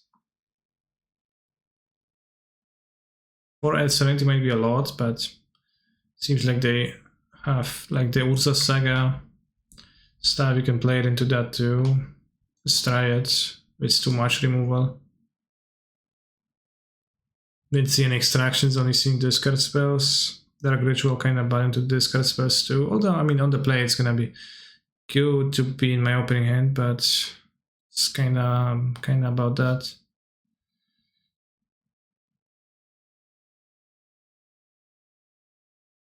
Seems like just like an Archon or a Griselbrand will win against my opponents. For the most part.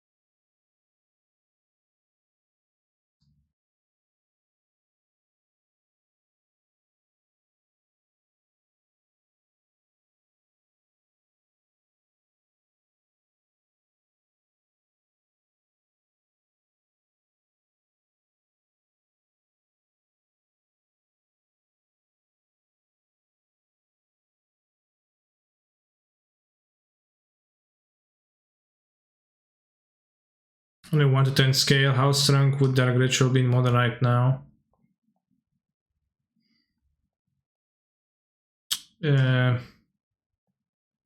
Great question. I don't know.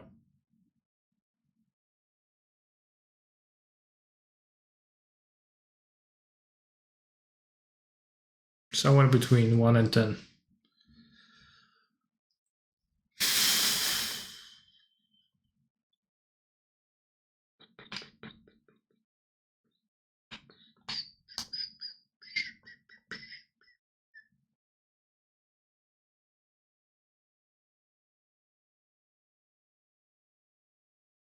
You'd need to have something to Dark Ritual out, which... Yeah, I could probably think of something good to ritual out, but it doesn't really come to mind immediately. This card spell can just take my Reanimate, which is kind of sad. Which they will have probably. They have so many Duress, Thoughtseize, Inquisition too. Aye aye aye.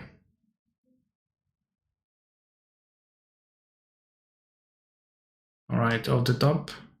Yes. Simple.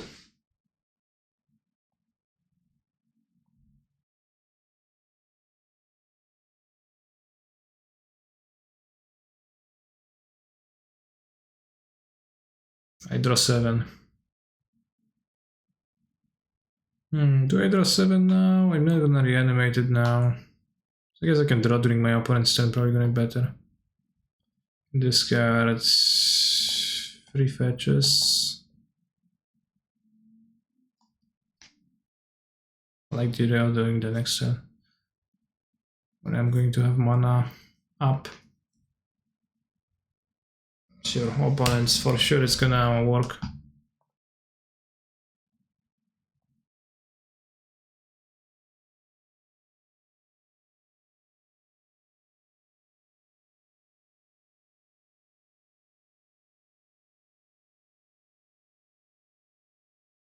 They have some cards in hand, but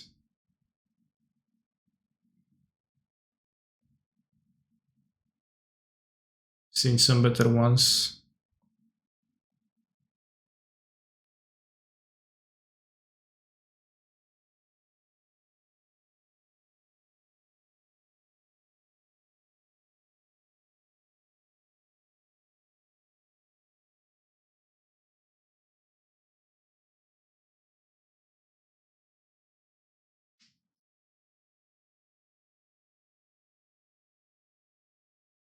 It's pretty hard to beat Griselbrand, isn't it?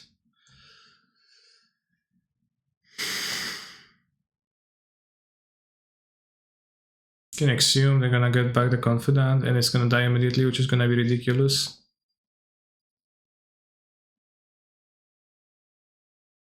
Alright, they conceded. 2-all. But again, played against like mono black. I don't know what was mono black, I don't know what. Mono black dots. I guess that's all I can say about the deck. I think I'm vibing with Reanimator the most. And I think vibing, given like the format that Legacy is, vibing is the most important. With the control deck, I can't play them well, and I just like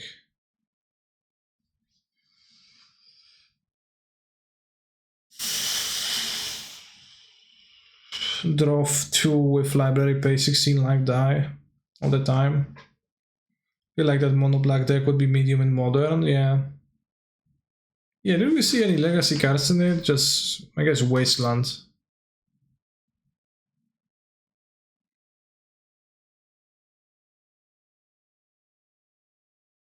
Wasteland was a legacy card, but it seemed like a modern mono black deck.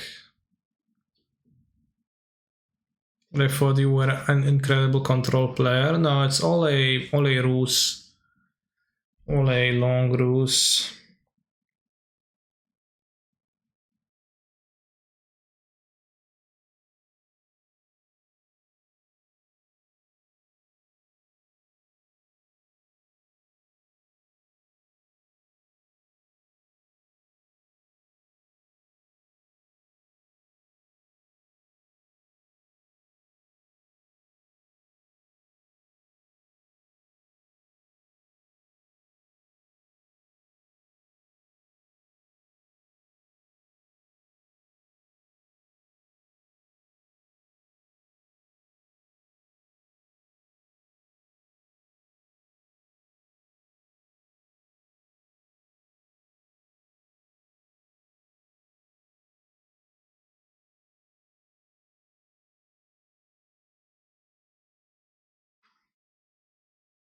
Yeah, I'm like formidable legacy reanimationist rather, I guess.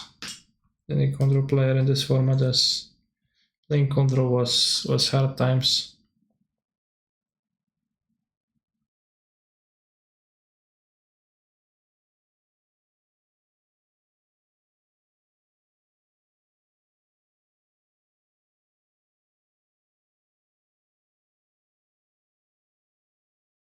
Also in the Discord, as far as modern goes, there is some users, namely Pigonti,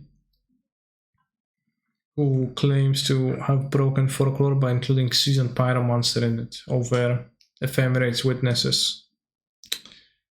Is it breaking the deck? I don't know. Hard to say.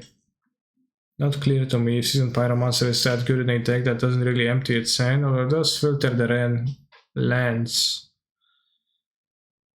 I don't know if it's all that good at filtering the lands. Might be worth playing a league with that. The seasoned pyros are generally okay cards, but traditionally the seasoned pyromancer decks were the ones using discards or burn spells, so you could have either threw your entire hand, empty your hand, then refuel, or you could have pitched the dead discard spells for an effect. In a deck where the cards have an effect once, they're not like discard spells, you don't really have cards to ditch. Ponza was just a mid-range deck though. That's true. I guess in Ponza, Seasoned Pyro was just played like on its face. I mean, well, it had like Blood Moons, etc. So the upside was that you could have pitched the Blood Moons. Because the idea of playing Seasoned Pyro and not pitching any spells, just making a 2/2 with no tokens is not that attractive. I think it becomes good when you can make tokens often. But you're going to specifically want to pitch lands in this deck because of Ren 6, right? And then it's... well, you filter, but... I don't know if you are all that ahead on that.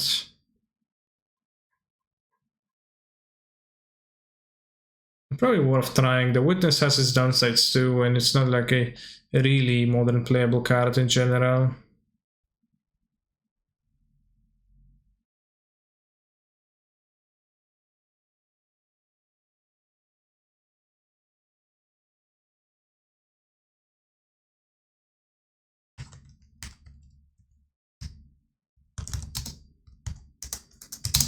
You are unseasoned. Also no ephemera in a deck at that point. So it's like just playing all the cards on face value.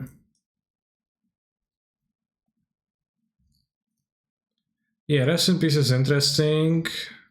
We do have Ren, but probably worth trying if you're trying the monster. And we had Subtleties. I don't have a strong opinion on.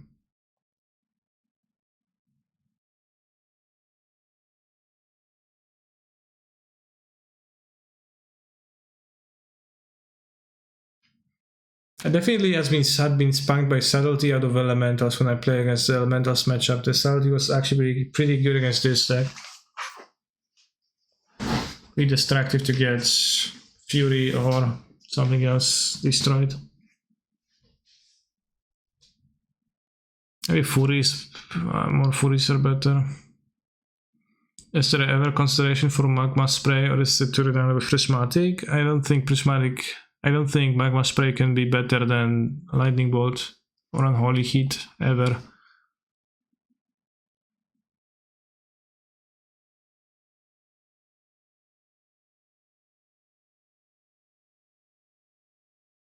Spiro looks like Pepega Science. I agree, for sure.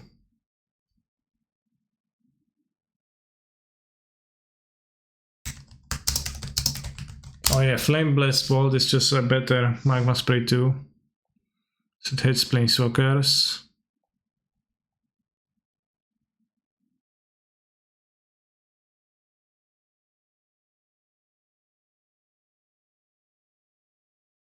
Yeah, Pegonti, more like Pepegonti. Get it like Pepega. Oh no, not Arena.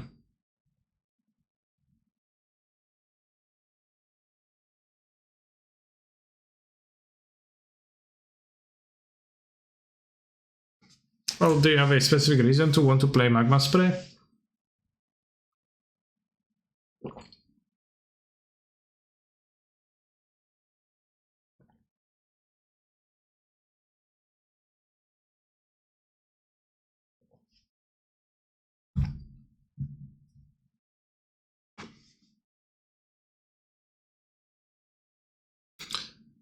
I think Fury is probably even better than Subtlety in the mirror though, generally.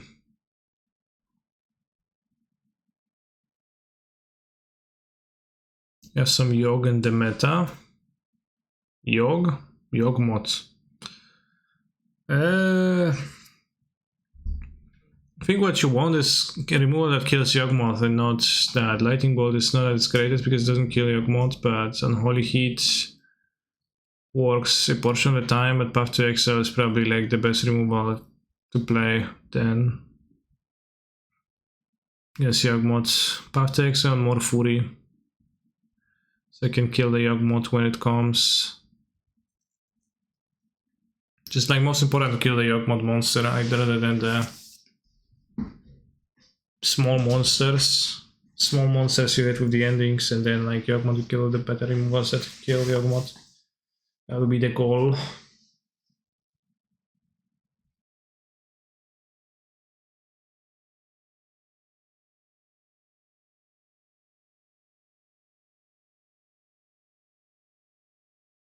Also have a Thicket in this deck. Tranquil Thicket.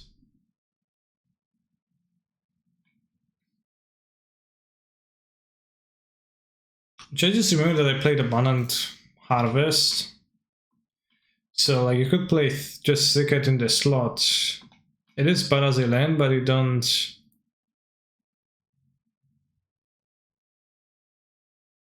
want that. excuse me, I think like the thickets as a cantrip is more upside. Like you don't want to play it as a land, you just like treat it as a spell for the most part. You play it rarely. Thicket makes less sense without Ren 6. I mean, Ren 6 is in the deck. It's weird jump when you have Rest in Peace and you're gonna be boarding Rest in Peace. In those games, it's gonna be bad deck building.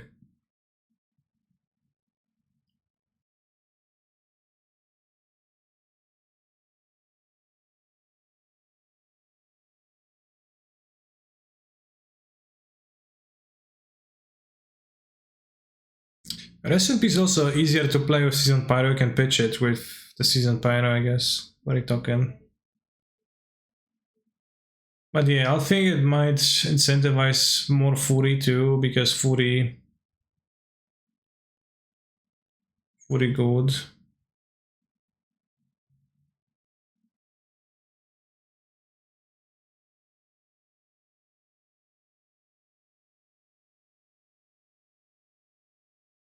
Thank you for the resale Imperia 86.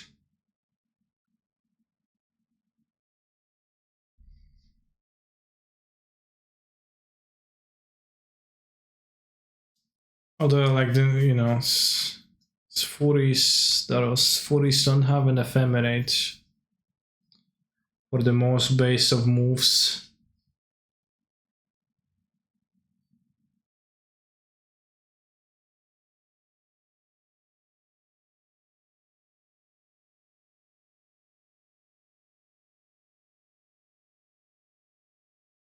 And I didn't hate that list. At the 4th board over here, I also consider the 30th land. Cycle land. I don't know. The second cycle land would be blue or not. But in general, playing many counterspell is not very good in the main deck. Super often you just end up with that card being stuck around in your hand, and it's kind of bad. And for the most part, you don't actually want them against most opponents, and against those who do, having just 2 in your deck is not necessarily going to, you know, crush the Tron player, because what if you don't draw it?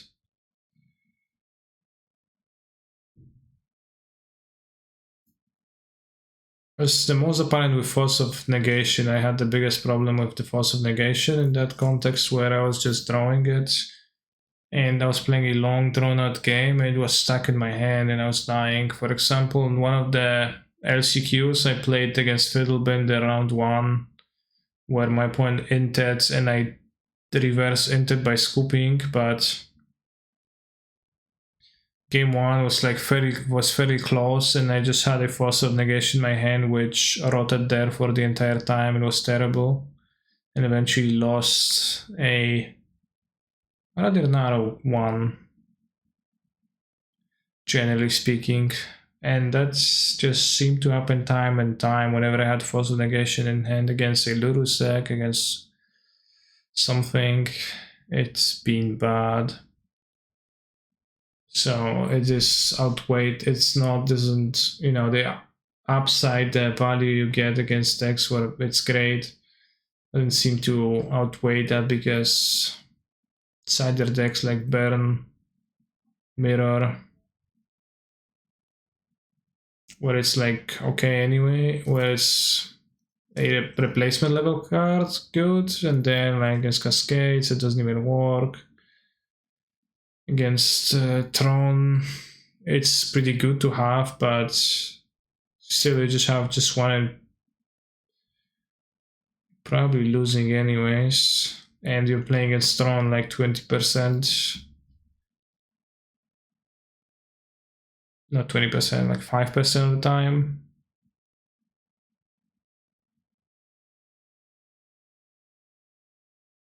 Probably less than 5. 2% meta. Lots of negotiation, bad in modern right now. Yeah. Especially Belcher. I guess Belcher play rarely, then it stomps you, but it's not like they do have counterplay to your counter magic, so it's not like you're gonna win anyways. It's fine to die the stupid combo. And Vita is actually good against Cascade and can be pitched. Counterspell. It's awkward. I don't love Counterspell too. TBH. Frequently I look at my opening hand and it's not very based. I think like probably 2 Dovin's Vitas is a like sweet spot before you start flooding on this effect. Because with the Vitas you can pitch them to Solitudes against a creature heavy deck and recoup your value this way, or like eventually counter something.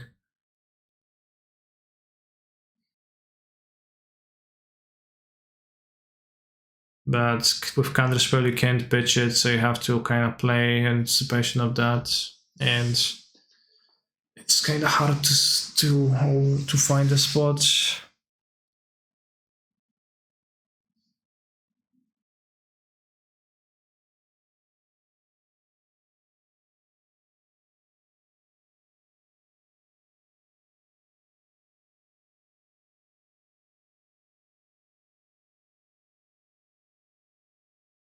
So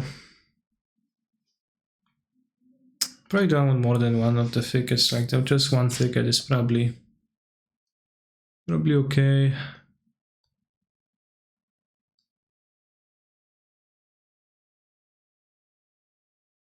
And you know, just hope to not get paired against matchups that will beat you, which is many, but it's fine. Because you can beat many matchups too, and you do that pretty decent amount. A philosophy that is hard, that is easy to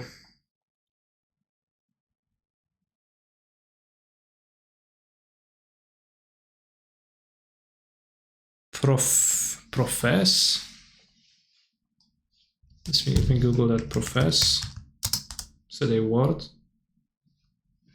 It's easy to profess, but hard to stick by sometimes, because losing a game can feel really bad. And have you missed Wandering Mind at all? I don't think Wandering Mind is a card, the type of a card that you'd miss. I went back to Time Warp. So with the Time Warp came the Witnesses. If I have the Time Warp in my deck, I will be playing all Witnesses. I will not be playing the Wandering Mind.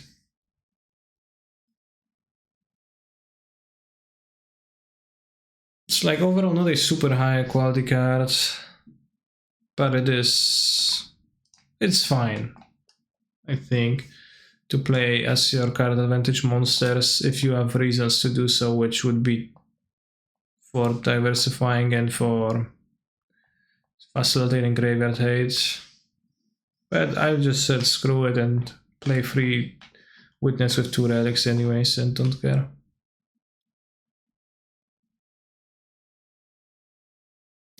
What about Abundant Harvest? I used to see it a lot, but it seemed to drop off. I have come to realize that I'm spending too much mana on those cantrips, and it's not good for my health, Magic the Gathering wise, so I have cut them, especially since I went back to playing with Quartals. Especially if you're playing 8 2 mana cycling objects, then you would rather not spend extra mana on the harvest to cycle. I also think that it's possible that the Thicket is a better harvest. Where is it? Got those versions. I'm thinking that it's possible that the Thicket affects the cycle land is a better version of a harvest. It's like an extra land, but a cycler mostly, while also Rand and 6 can pick it up for extreme value. Even the Legacy Folklore deck stopped playing harvest through Sin Growth, a big part versus Blood Moon. No, you're talking about harvest, not growth. Growth is base and it's very good. But harvest was the sorcery. which was weaker than gross.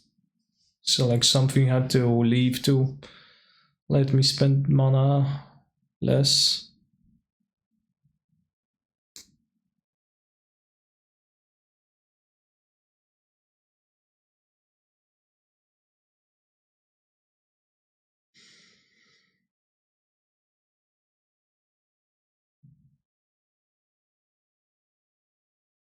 But growth is like a pot of greed for the most part, because in a large portion of games you're going to utilize Yorion. So it's pretty powerful when it can let you do that, but when it doesn't, then it's less powerful.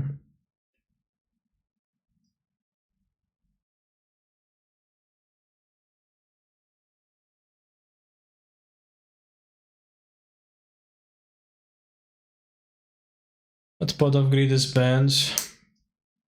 It's very true, that is very true, but also not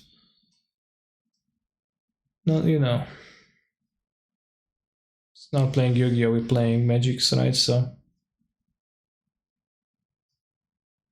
damn, those legacy rounds are pretty lengthy. Probably has to do with my matches taking 5 minutes. Why so many Vels? Grixis is one of the better decks, and Vel is a life card against a lot of archetypes, and it's a very good card against a lot of archetypes, so I think it makes sense to play lots of Vels. What is House playing in Legacy? I don't know, but we can ask Jarvis if he comes back to the stream afterwards, or if he's still watching. Was here earlier.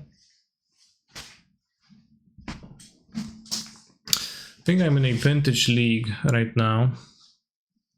Is the shadow matchup good for this deck? I believe it is, but you need to work for it and it doesn't come for free. Namely, if you don't play Iceland Quartal, if you don't play Bell of Summer, then I wouldn't say it's good without those cards. But if we play set of both, I think it's a good matchup, yes.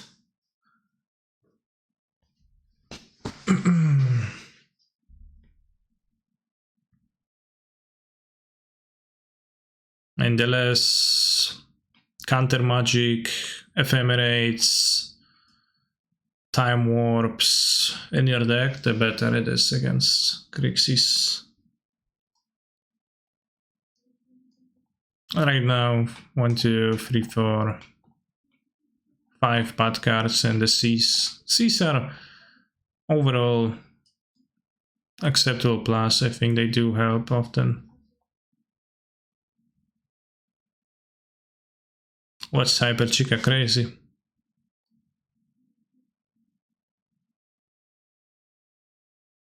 Should I play much with Asmo Stompy in Vintage? In a league where I'm 102, 2020. I'd like Cs for Turak / Croxa. They do help with that. Frequently they can escape Croxa. The time they would have wanted to.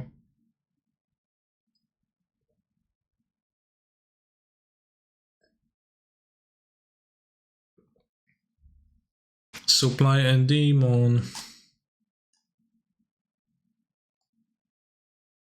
Probably if I join, then they'll finish their game immediately. But the deck I joined the Vintage League with is an Asmo deck, which this is definitely feels like a bit of an unclean build, which could be better, but honestly, Asmorano isn't too bad in the format. It's a non-graveyard threat that you can kinda power out of the Bazaar if you draw a Mox or a Petal. Decent stats, can control creatures, gives you more cards in your hand to operate with Bazaar immediately, and most importantly, you know, lets you play well off of a single activation of Bazaar or no Bazaar whatsoever if your opponent hates on that. For example, this deck, from what I've played so far, seemed to take, you know, Alpine Moon on Bazaar quite well compared to some other decks. Isn't Daredevil just a cheese version of Squee? Yeah. I think Daredevil is better than Squee though. You have a reason to believe otherwise. I guess it's better if I...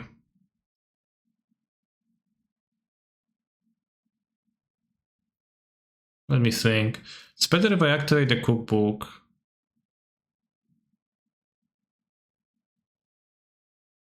Probably should just be playing Squee, right? It's better to hardcast, I guess, which is not nothing, but not too much either.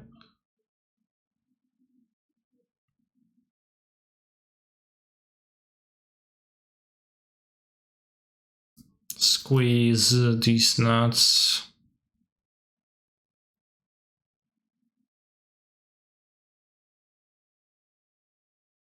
Because unless you're going to be discarding multiple times with the cookbook, then I guess it will be better this way, yeah.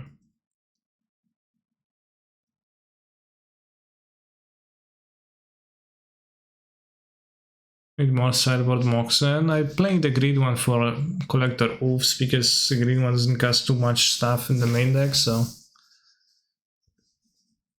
don't care for that. It's almost a colorless mana from that Mox.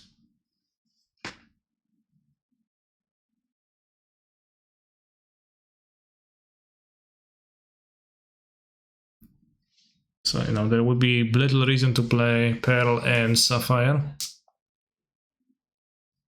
Still in game 2, two grindy people.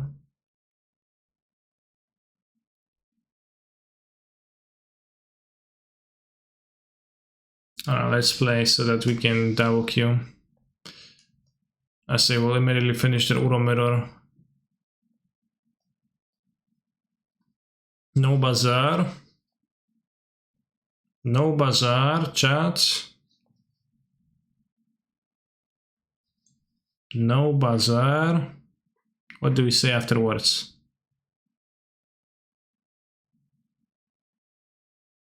No Bazaar, Mulligan, exactly. What about a Swamp in this deck? Main deck sideboards? It's a possibility. What about the basic? But I haven't included it so far yet.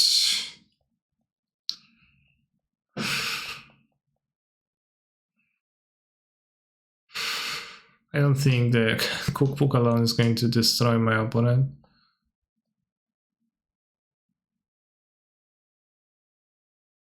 I'll keep this. Around false negation or a top deck thing. Kinda. Well. Yeah, well, it just might be that it's kind of copium to say that we don't need a bazaar to kill a personas. For the most part, we do still. While casting Ancestral Recall, which kind of puts my hand to shame.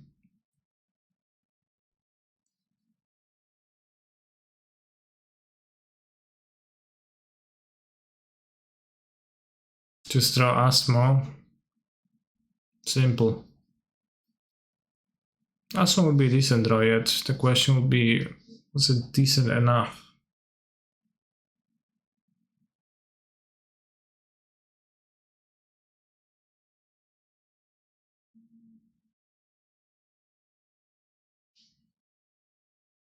Yeah, I don't know what's up with Minamo. I assume it's that they play Emery.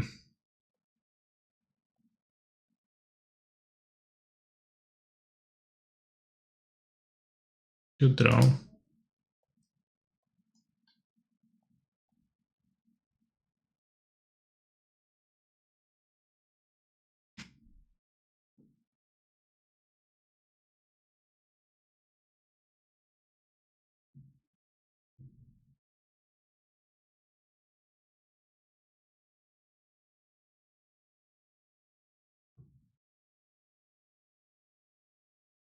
It sure was even good to play the cookbook.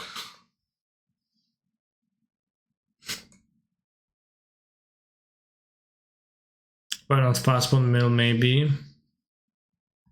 I played Fastbone's Mill in Vintage once and was unbelievably poor of a deck. Had some bounce lands. Also had Hagra Retreat. And it was Fastbones, bounce land, Hagra Retreat, and you just played it and drained your opponent. But it was... yeah, Retreat to Hagra even, not Hagra Retreat. It was not very good.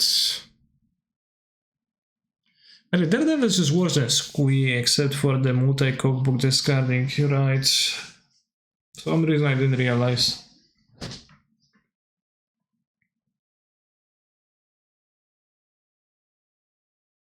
Why just pass? Passes.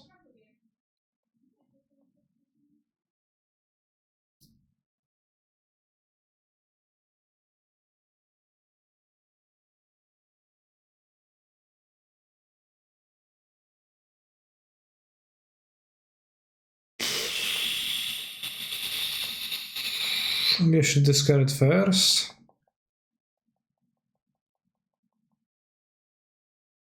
Jessica Tutor, okay. Black Lotus, no thank you. No, way too weak, way too weak. Not interested. What about my legacy game? I can on the draw discard a monster and then turn 3, exhume, but that's not very exhumerating. Descent, on the other hand, is kinda exhumerating. We draw well. If we draw badly, it's not gonna be bad. Just draw well. I put a Tinker in play so I can concede the game. They have Tinker. And you can play other, well, you can, I guess, sideboards. What are the powerful Osmos? Oval chases in cookbooks because they don't do anything.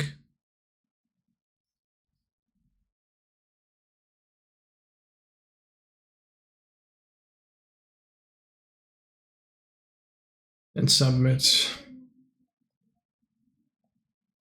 Fought System 1. Soul Crushing. Move for Bazaar, thank you for your advice. Seems like oops.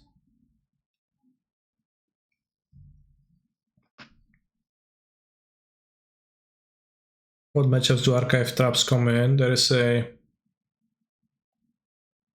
Doomsday deck.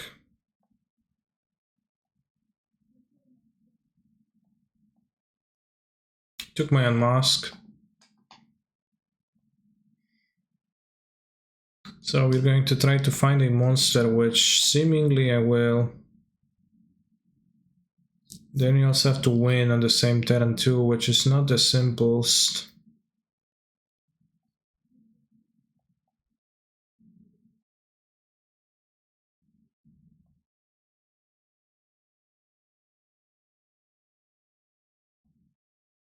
No, I guess we can have to discard their hands, which is doable.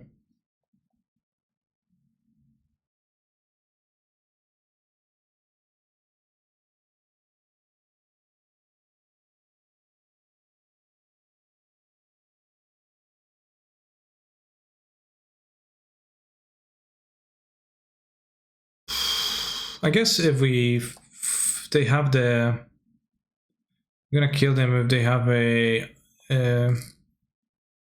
agent or a shit spy.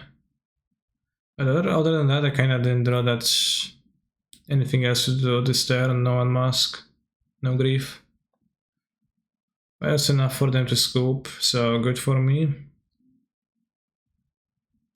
And we want 3 Macabre, Coffin Purge. Probably Iona Shield of Memoria. Cut the Archons, I think entirely?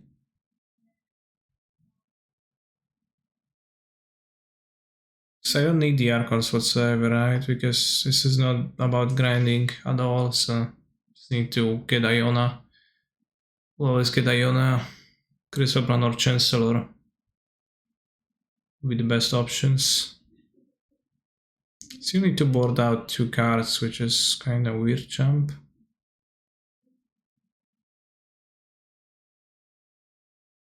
Exhume might be a bit weird jump if they go...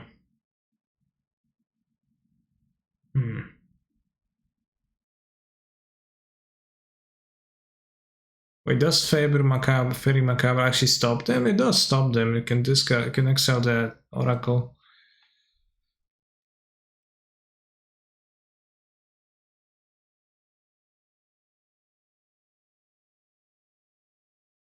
You can board out the Grizzlebrand. Nexium is bodied by discard their thing. We discard their not agent, but the weaker agent.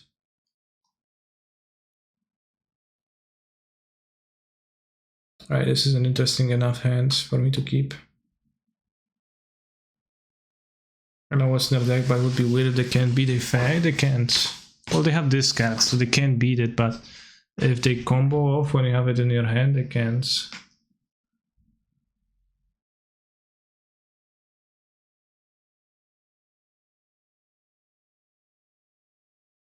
Yes, you exile Sasa's Oracle and they go like, pow. Damn. Guess Coffin Birch, Fey Macabre. It's gonna be keep.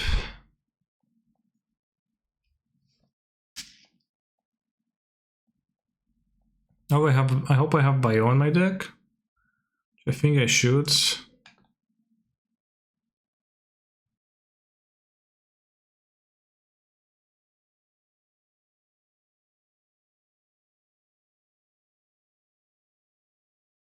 And let's see if the powerful Root Wallace can get them.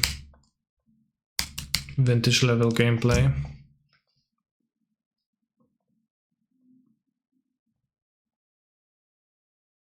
Soul Guide, it's not about that, bro.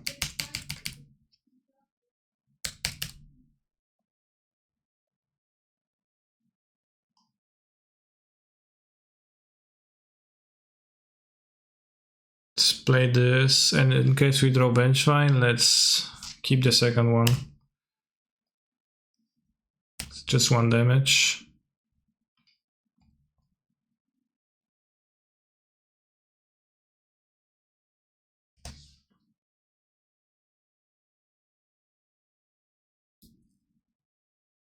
Caster Windspog.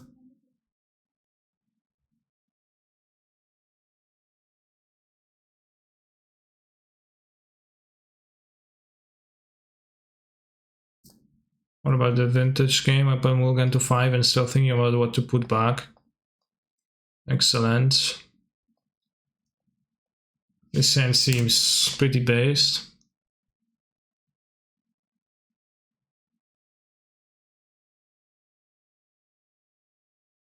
Sensei's Divine Pop, okay.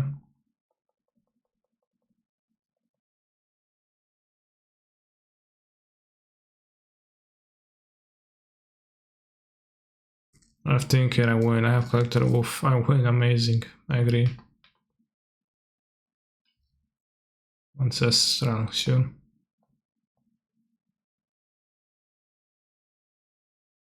The past turn 1.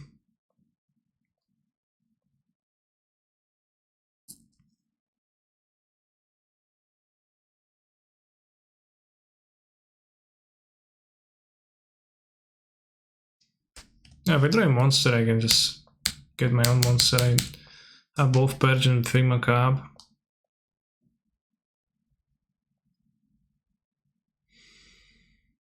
It is not too late for my mercy.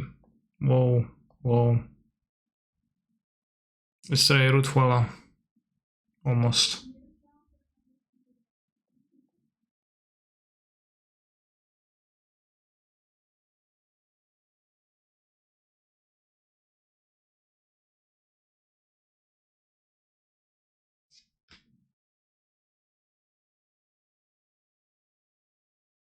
Oh, wait, not sure. That's excusable, but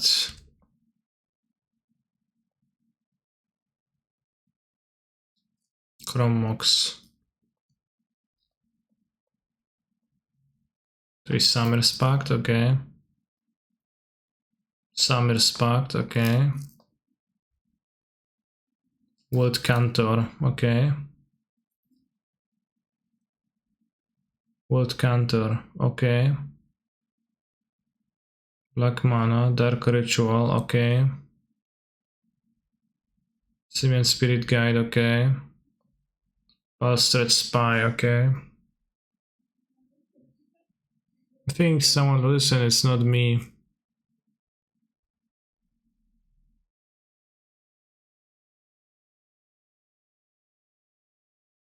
They have no cards in their deck right now, so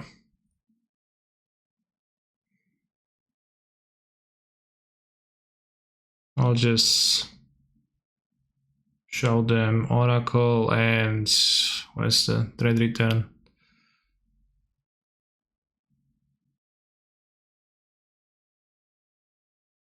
Everyone mask in hands. Well, I'm not so sure about being dead.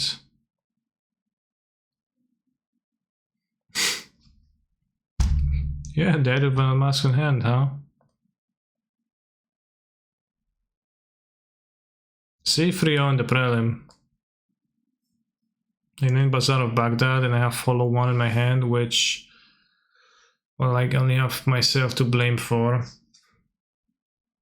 Jesus. Wolf seems very good if it resolves though.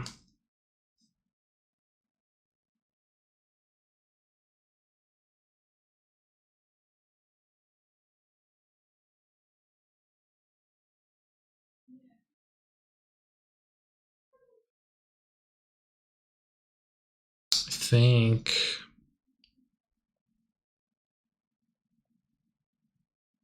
Will says to push to force. Yeah, the last one is like kinda okay, but it's not very good, I don't think so actually.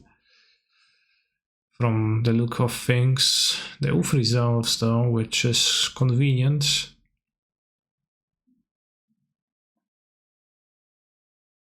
They dismember.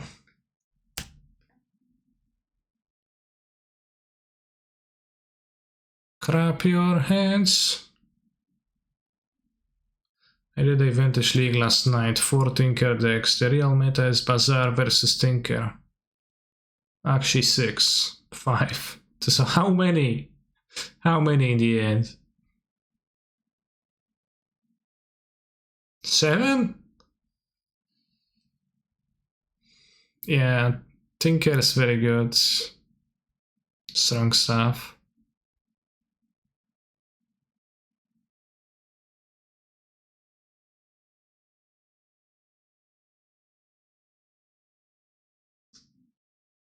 It's funny that it's literally a restricted card. You only get to have 1 in the deck, and it's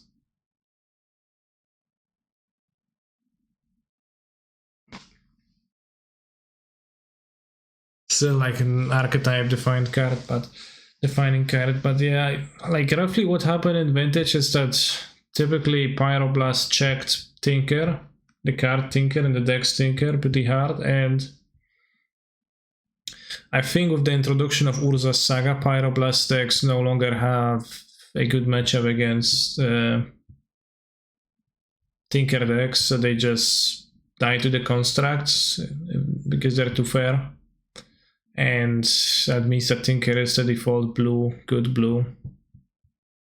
It's Urza's Saga's base. It's really powerful. Base, I don't know. On what?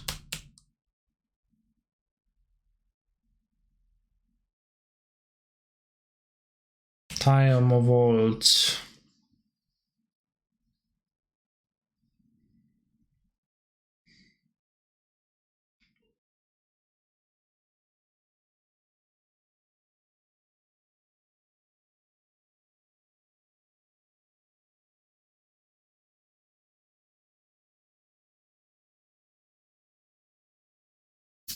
No green card for a force either, that's true. Can just perform this move. No, I'm taking away my threshold from my Putrid Imp. Anti-synergy.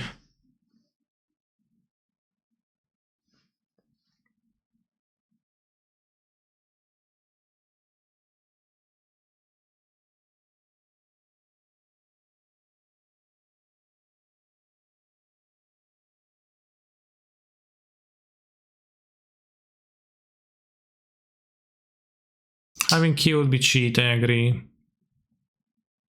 Or Tinker for key. And you're also going to waste the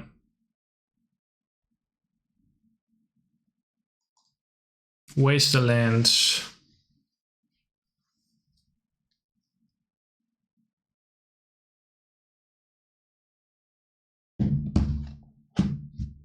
With a so-called wasteland, and then hope that next turn can kill. What about Mystical Tutor for Tinker for key? They would need to have extra mana for that. They would need 2 extra mana for that.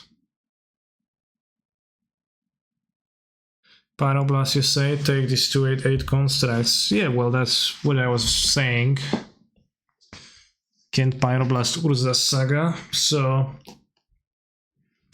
-4 damage, question mark. Well, it's -4 damage to play Hogak next turn, so it's like +4 damage in retrospect. Right, doesn't matter to play the Hogak, but still we're at 8 against 12 power. I don't know. Yeah, I can't use just Hollow 1 and Putrid Imp, as they do not provide the requisite colored mana. Well, mana for Hogak Arena.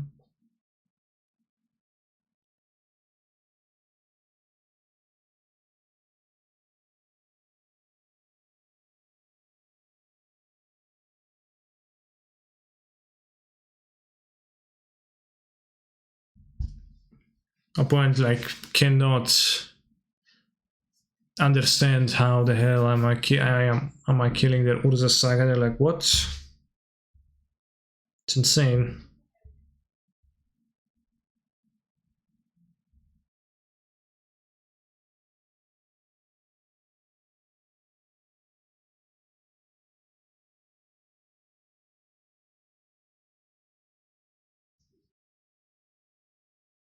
Sorry, thinking. Oh. Oh, sure. Take all the time you need. I wonder what they're thinking about then. How can they respond to that? Canister puts 20 power into play. Opponent, sure. Canister kill Urza Saga. Opponent. Funny. True. Tell them they don't need to be sorry for thinking. Yeah, they probably shouldn't be.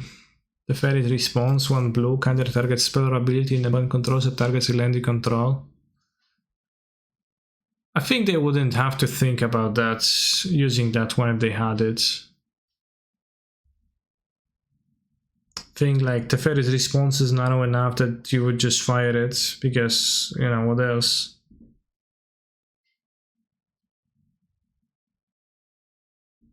You lost Teferi's response once, in what format? Out of Infects, Mystical Tutor, okay.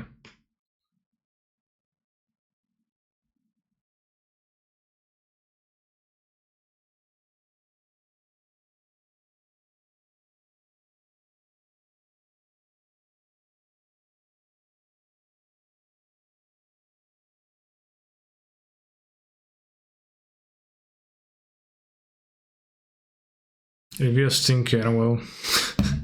Tank. Get fucking Tinker. Alright, Tinker. Someone needs tinkering? Get key, play land, take turns. They probably don't have the extra lands, that's why they were thinking. If they have some way to do stuff, so they're probably going to get the Citadel now and try to raw dog combo me out. So I guess against Citadel it was better to attack with 2 Vengevines. I think, because then they would have less life to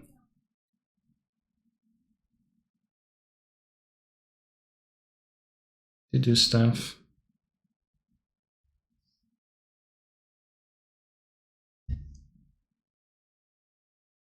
I also really need to pee, and my opponent is keeping me up because I'm curious. Sphinx of the Steel wins. Well, that's a problem.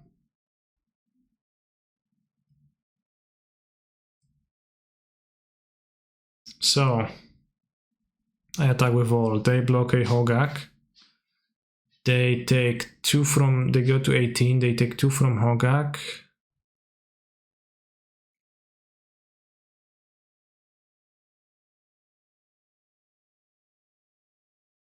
Let's see if they can block a 4/4. They block a 4/4. They go to 18. I deal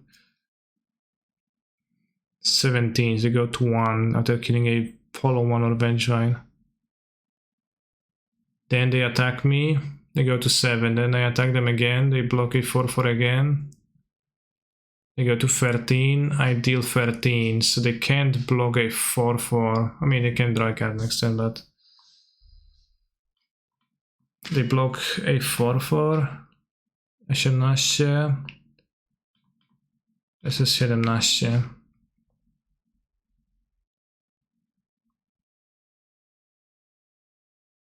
Well, it seems like I win over 2 turns of nothing happening if that happens, right? If I didn't miscount with my just muff. So once again, they block a monster, they go to 1. They go to 13 back then, and then they block a 4/3. And I deal 13 exactly. So they will need to block Hogak either this or next turn. What else to do? So, you know, like, if they block Hogak on the next turn, they're at 13, they take 10, they take 11, they gain 12 from 2 combats. So I guess I will need to draw something.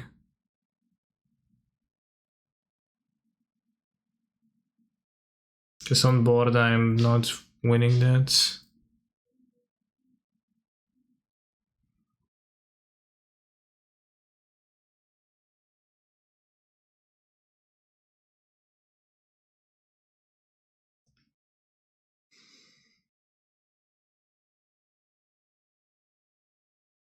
Sphinx is so strong.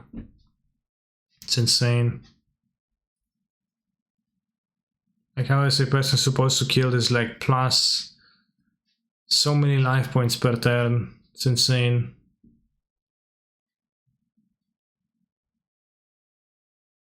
It's like plus 16 per turn cycle of life point stuff. So now they have an extra creature. I just can't win because there are things. So strong, the Sphinx, it's insane.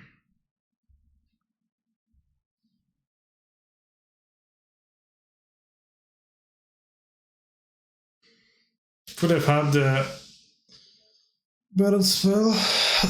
Marquis was 0-2, nice preparation. His preparation might be very nice, very well might be very nice, but you know, I can't win all of them. So maybe he's preparing by losing right now not to lose the tournament. I played against a Mirror and a meme deck and a semi-meme deck. I don't know how real the Oops All Spells deck is, but I think it's pretty fragile and doesn't seem very great to me. Doesn't seem like much better than the Reanimator. I haven't played with it, I guess. But like in general, like it's much less resilient and much more all-in, and you can also like turn one with Reanimator too reasonably often.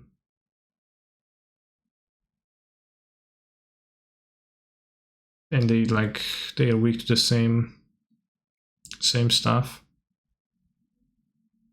Is that card art for Reanimator? It's Reanimate, but some like super promo that doesn't exist on Modo.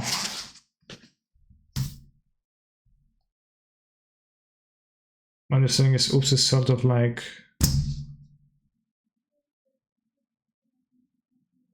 Modern Neoform, yeah, but Modern Neoform was not close to being playable whatsoever.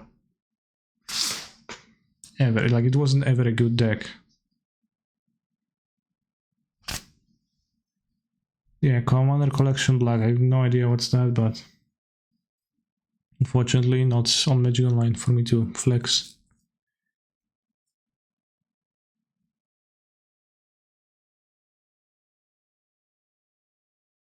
So yeah, like you can Oops all spells on turn 1 quite reliably. Like I assume you can more reliably turn 1 with Oops than you can with Reanimator, but you can play a, you know, just much less resilient. Well, that's what I was asking. I didn't know if Oops is much of a deck in Legacy or if it's more of a meme. I'm taking a bathroom break. I'll be back in a minute.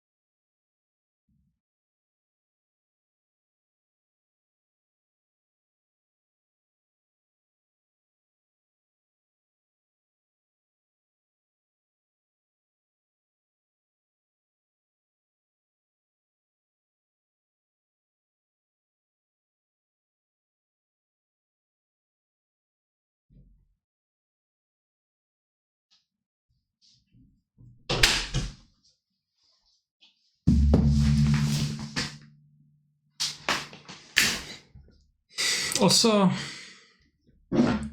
I wondered, was Reanimator a deck in Legacy before Grizzlebrand? Wow, game 1. Game 1, gamers. Alright, let's finish the Legacy League.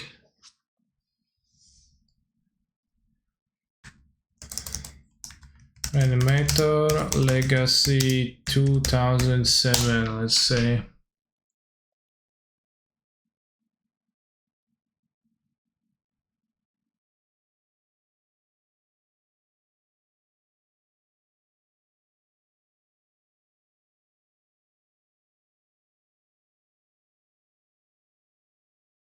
Fred, Blue Black Reanimator from The Source 2007. Reanimate Exhume, Intuition, What Monster, Una Sprawler, Bogardan Hellkite. Bogardan Hellkite?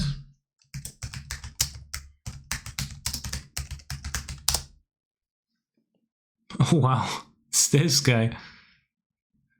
Tidespell Tyrant, Garzazol, Plague Queen, Simic Sky Swallower, Sundering Titan, Akroma, Phantom Nishoba, Symbiotic Worm. So I actually had to choose to Entomb for a perfect card for a situation, now it's just Griselbrand.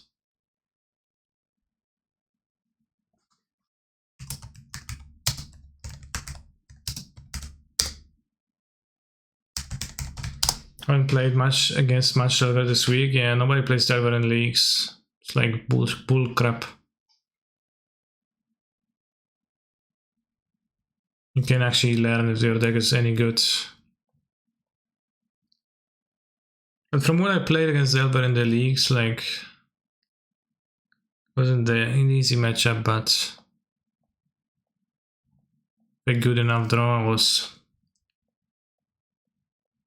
very capable of winning. How did you end 2 games in a draw? I think it's a mistake, for display mistake from Magic Online. Didn't actually see Entomb here. I assumed it's gonna be there, I guess. Intuition.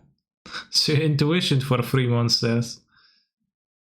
Free Brainstorm. Okay.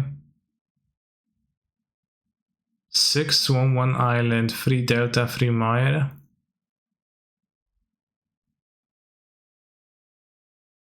It's like, seems like a local deck definitely. 6 Swarms, 3 Brainstorm.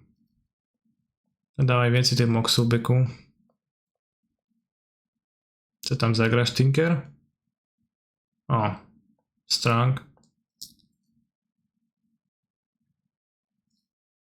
I performed an MTG top 8 search for Reanimator decks before Griselbrand. Popular targets include Imperial Archangel, Iona, Shield of Emeria. Yeah, Iona makes sense. Chingitaxia, Sphinx of the Steel, Winterresto, and Angel of Despair. Does seem all a notch tiny bit weaker than what we've got now, the Griselbrand.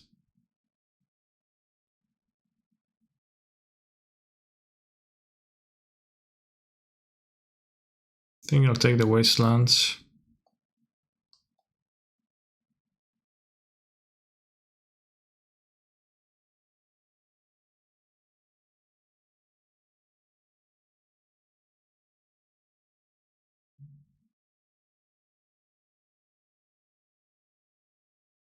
Blazing Archon, Inquil Leviathan, Platinum Empyrean, Stormtail Leviathan, damn, what a selection of base cards.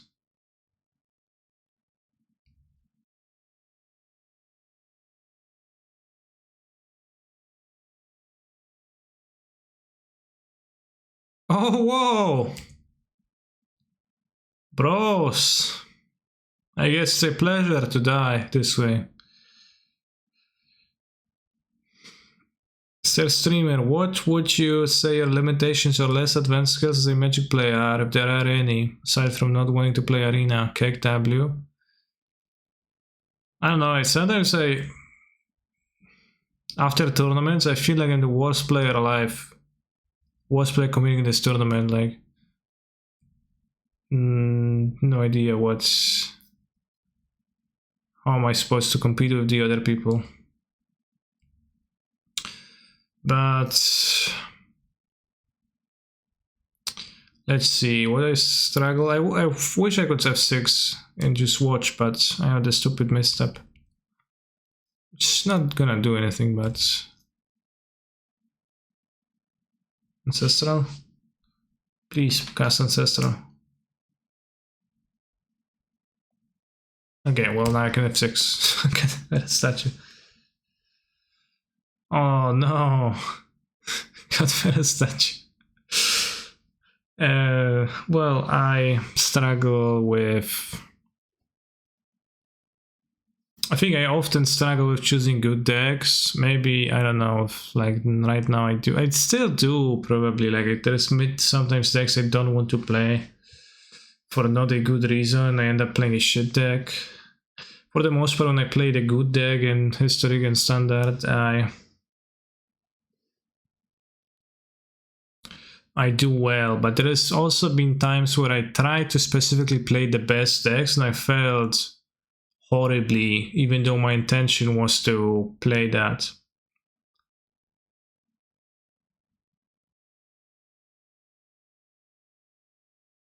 It looked like you had an unintentional draw at Paper Ashes, playing at a reasonable speed under a limitation you struggle with. I struggle with that when I play 4-color, but this draw was entirely my opponent's fault, and my fault in that was that I didn't call a judge to pressure him into playing faster, and then just got ruined. Which is a limitation of the paper tournament system and not of my play. Doesn't every slow player blame their opponent? Yes, but does not imply that I am a slow player, right? If I blame my opponent, you know, you could. If I were a slow player, I would have blamed my opponent, but it doesn't imply the other way, right? That I am slow because I'm blaming my opponent. When you say you failed, do you mean that you were seeking the best deck and didn't find it? It was that I was seeking the best deck and I didn't find it, or that I assumed that some deck is the best deck, but it was not actually close. Do you think they have Workshop? I think they should have Workshop in that deck, yeah. It's like almost colorless deck. For example, I played the Yorion deck at the first ever MPL weekend under the assumption that it's a good deck. But it was a horrible deck. And then I played Mono White at one of the MPL weekends under the assumption it was a very strong deck. And it was a poor deck. And I probably played Food at Wolves where I shouldn't have.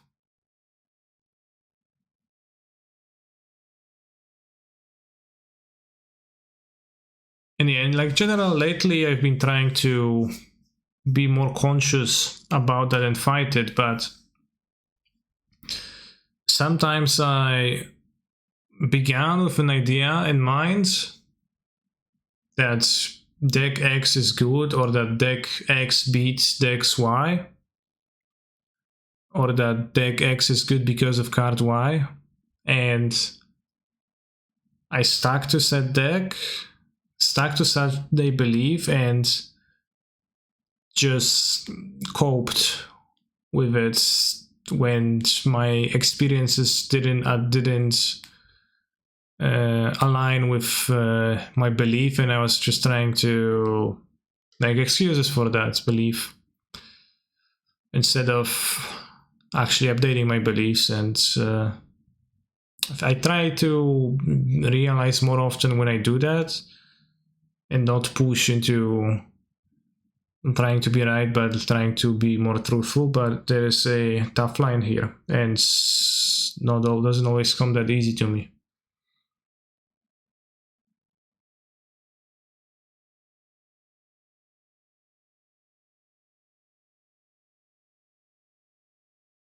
Sometimes pretty cringe though, deck choice can be forgiven. Well, it can be forgiven at PT, etc.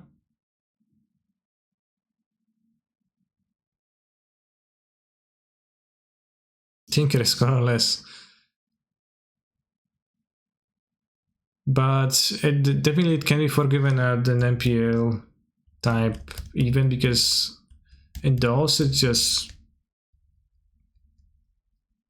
don't have anything. Like, there's no room to give. So unclip that and post like the next time he chooses a standard deck. Well, the last PT I played blue-red turns, and I did really well in the standard portion.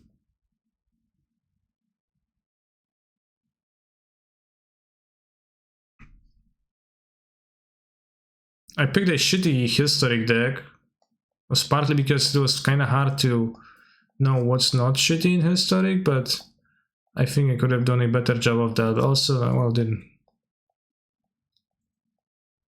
really need to spend more time on that.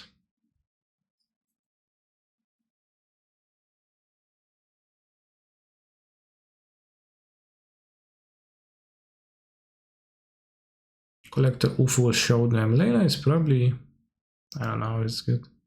You have plenty of stuff that's not graveyard. You have like the orbs.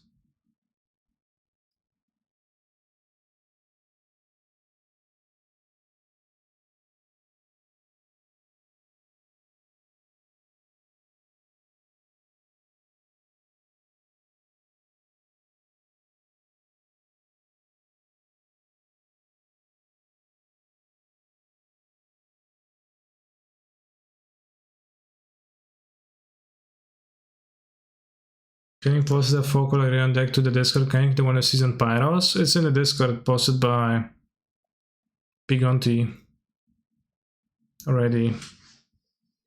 Go to the sub, well, either channel, sub model or sub channel. Playing green black adventures in Golos 40D standard is my favorite canny deck choice example. Yeah.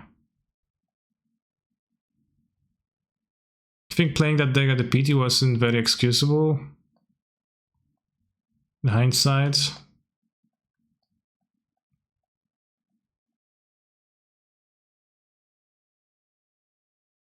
I think it was excusable during the first event because it wasn't known what decks are there and it was pretty okay at first, but afterwards it was kind of not on the level of other stuff.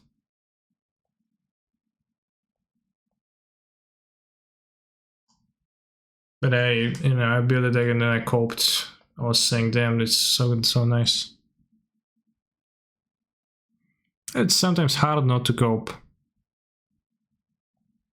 But you should avoid coping. If you can.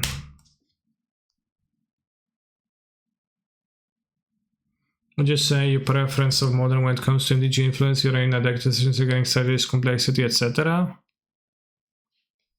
No, I don't know. Probably it influences it in some way, but I don't know of any conscious way it does that. The cringiest part is when Brad Nelson claimed you broke it. Well, that just shows that like the standard master Brad Nelson is just a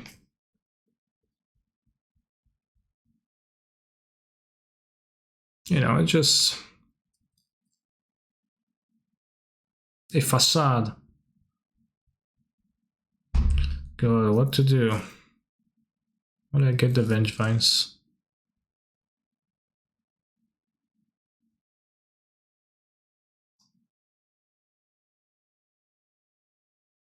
Uważaj, na co mam uważać? Tą rytualną to będę uważać trochę.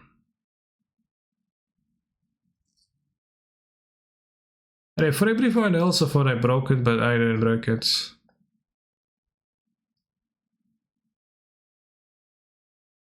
I do this, and then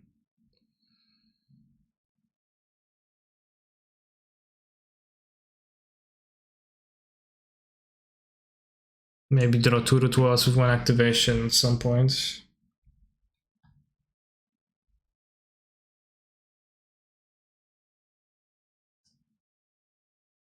Eighteen turn clock, yeah, people really enjoy saying that.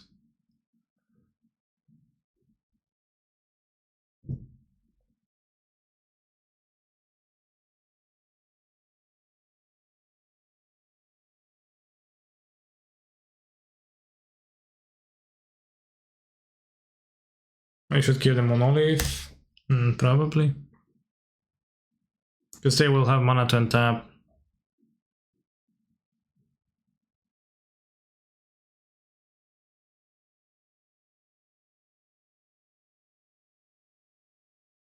Oh, that's really weird in the stack, yeah.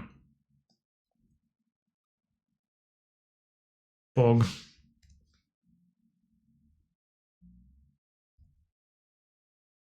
What did you play at MC1 Cleveland?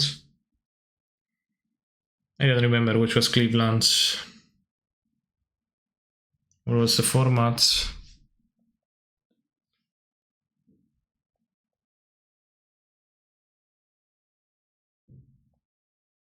If it was the Oko, then tournament I played Oko. Was the one that Atom won? I played Sultai, but I played a weird Sultai. I did well with it. I played no explore creatures. And I played Thieves of Sanity main deck.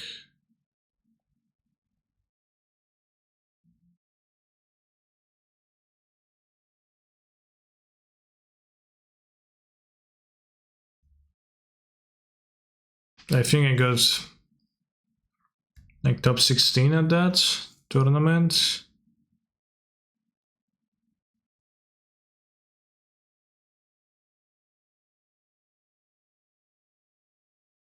I think I also coped with my deck's matchups at that point too, and I was claiming online that my matchups against some decks were better than they were in actuality. I think I was claiming to be better against aggro that I was.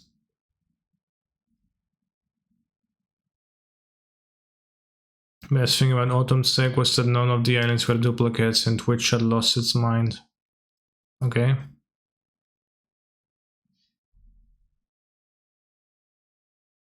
Alright, Casey, I personally win.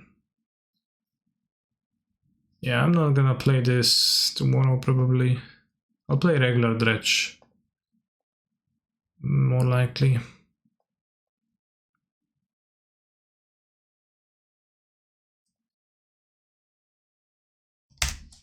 You don't have a big monster.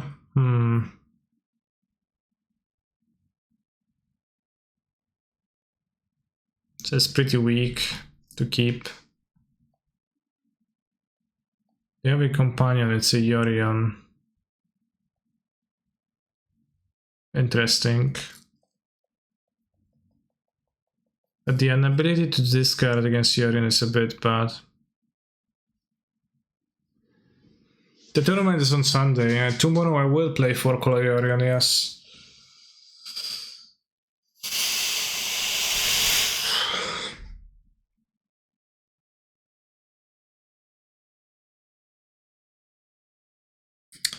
Small again.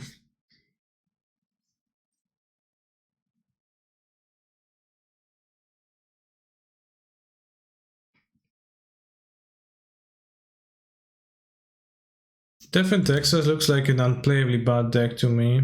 What happened to King Uro? I went 1-4 with the deck. It's tough for me to win with it.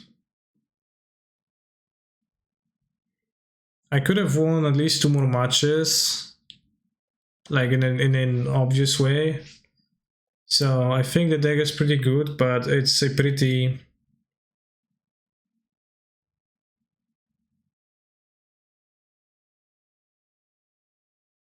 hard to win for me. Because I don't know the format, I like just constantly die to stuff. For the end, I guess take that Thalia. I did not lose to clock, but I just lost to misplace or like misplanning and now spinning with cantrips and dying in the end. Didn't feel like good time. So I made to pitch Entomb.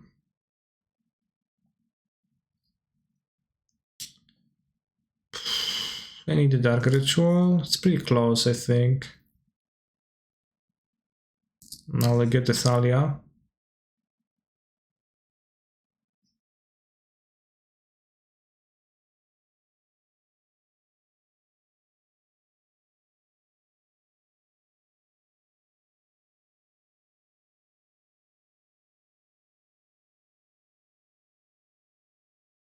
Gonna take the plow to Sorcerers.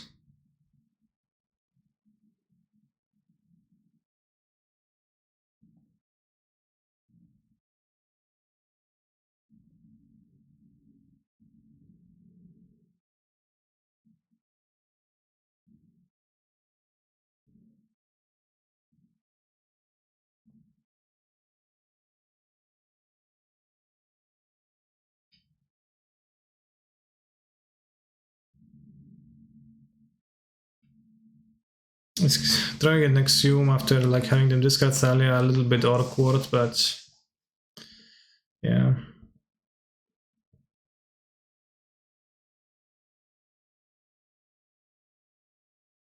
I mean, I'll probably be fine after drawing 14 here, but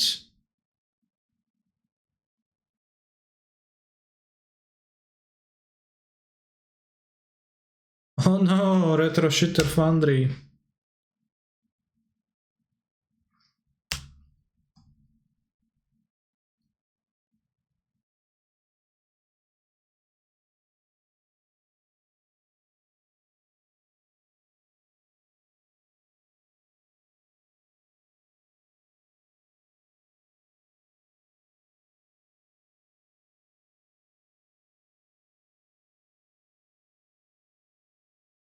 Through this game by playing that.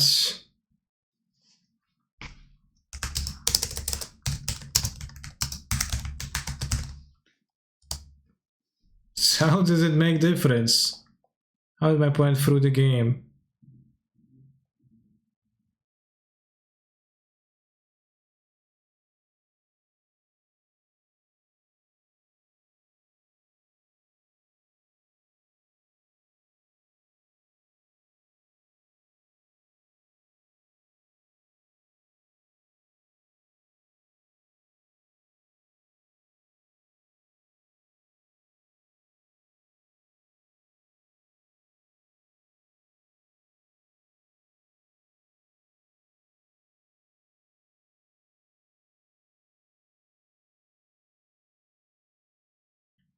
They kept Foundry in hand, they could have discarded, not the Soul Dude. Sure, but like, that I understand that, but they wouldn't alter the outcome of the game.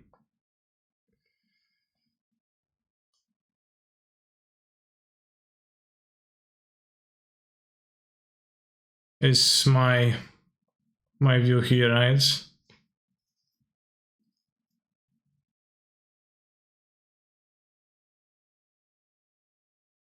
They play Rest in Peace in their deck ever.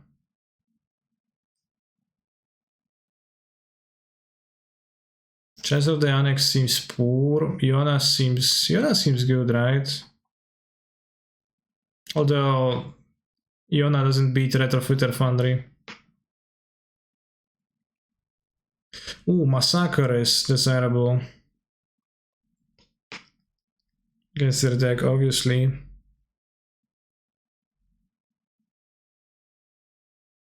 Kakaras makes Iona cringe. Okay, I don't want Iona then. I'll just... Archon is gonna kill them, right?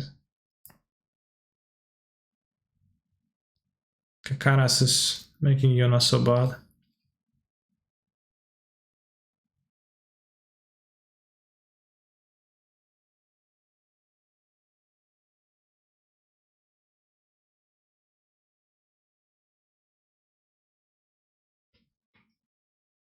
Random sideboarding for the 3 endings. I don't know if I should have 4 endings maybe for those matchups.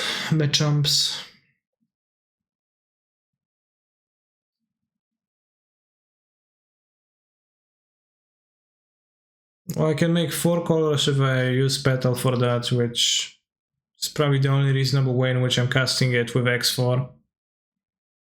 But I have 3 colors of lands in my deck. Very nice hand.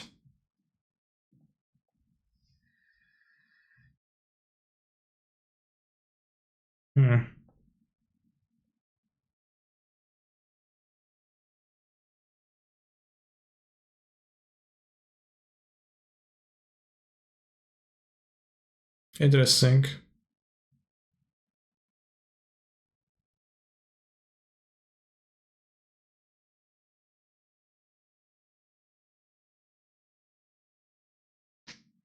A bit annoying, but what season will on turn 3? No, I'll just get the... Kinda want to get the Archon here. It's gonna kill their Thalia, which is a problem. The Griselbrands... it's very bad to get Griselbrands. Like, the only problem is that the Griselbrands kill my... Nah.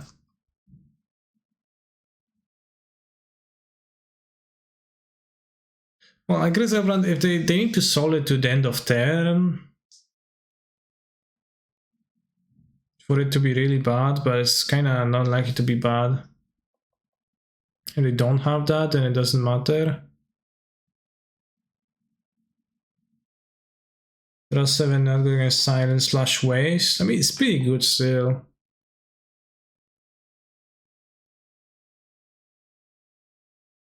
They should reanimate to not spend the petal.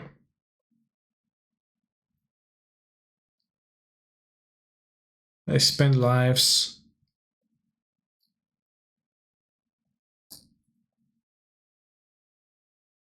They like can kill it though now, which is a bit weird jump, but then I can reanimate Archon.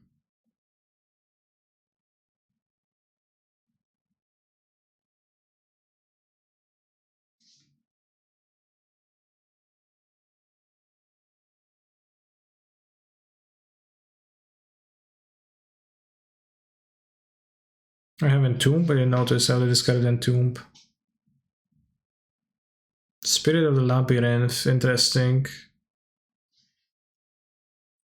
Resolves.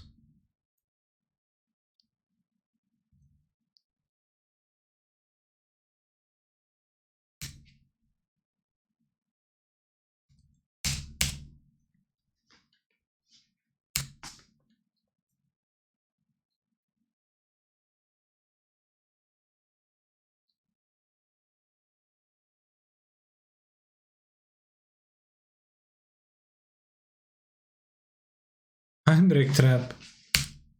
Base. Guess I didn't draw from the Archon, so that's kinda powerful, but... Peacekeeper. You just can't attack, wow. NBT deafening silence, damn, that's true. Peacekeeper is a bit...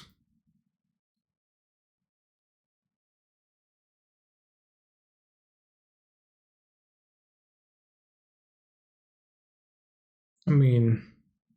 Can be the Peacekeeper. I can have Archons that have Prismatic Ending too. They have to pay for it.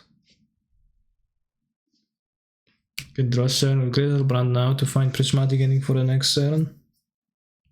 So I would say easily.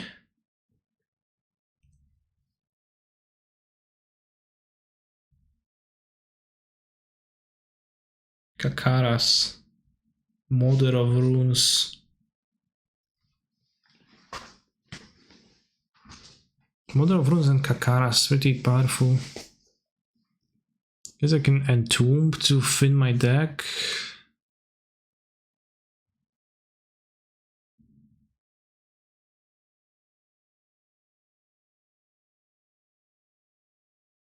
A Massacre too.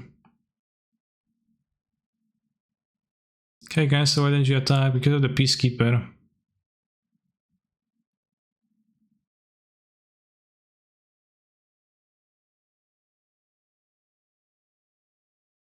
I don't know, I'm drawing response, like resolves, whatever. Right now we'll draw. Got an ending.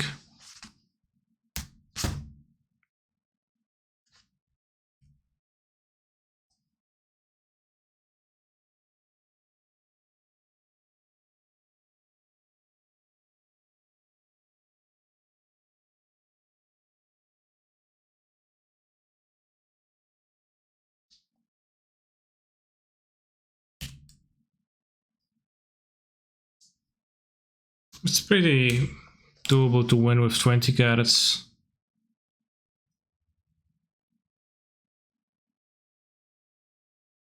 Alright, so I followed the Prelim, but still no Delver here, but we're playing the Reanimator. It's gonna think about the last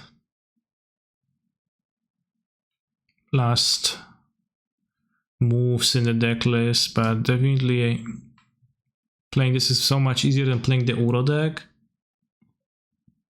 For me, that it's just gonna have better chances of doing well. And you know, its proactive deck has answers to everything. It's not weak to Caracas with the Archons. It's like Archon is super great versus most decks and beats all the like bullshit that would be problematic otherwise.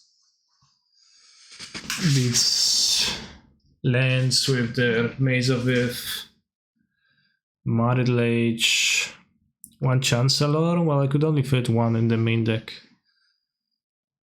And also, if I'm playing as a combo deck, it is the creature to Entomb 4 and have in play, right, to like stop them. But I haven't found it to be super good overall. The tax effect and the creature in play, not that good.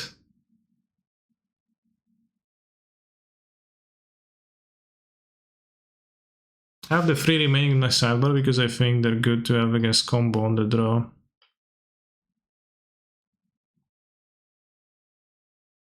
Could be another Grieve, sure, but I don't want 4 Chancellors in my deck. One Persist, maybe. Persist. Stinky. Doesn't reanimate my creatures, actually. Like, you know, why you'd look at the Chancellor and you assume it's bad. Weird position to start from for no reason. I like the Pauper format. The Pauper format is the least enjoyable format that one could play. So my answer is, well, not that much.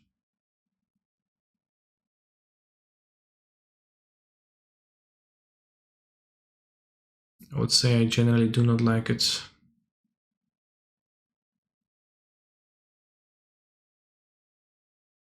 I don't know if the Iona is of much value because I haven't been bringing her much.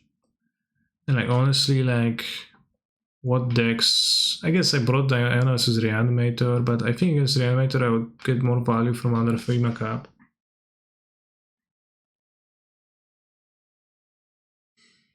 Serra's Mystery kind of similar with 4 Archons. Honestly, like doesn't feel like you need this type of a secondary monster because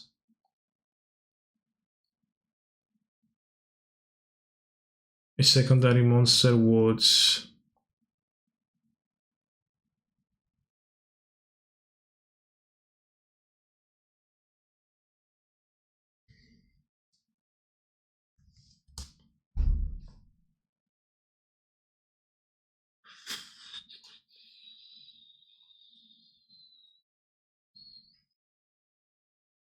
enjoyable constructed formats. Surely there are plenty of that formats that are worse than Pauper, Triple Colts not being top of that list. Yeah, maybe.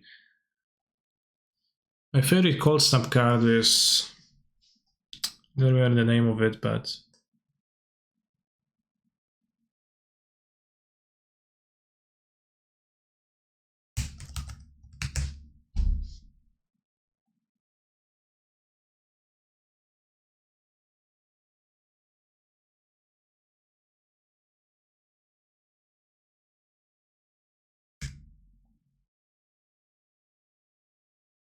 I think Urborg Uprising could see play in this deck. I think it's too weak. Terresser Horn Sky Knight is my favorite card for Cold Snap. 7 mana, 5/3.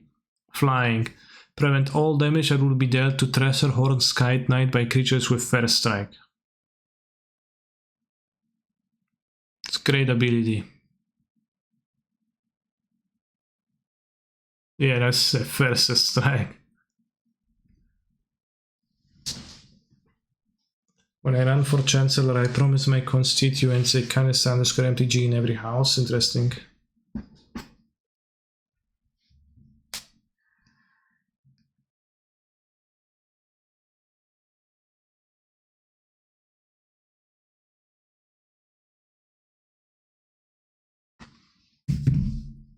Doesn't work with double strike. Yeah, it's not quick enough to deal with the double strike monsters. But I kind of loved Cold Snap in that it was... Again, it's like Kamigawa, where it's not...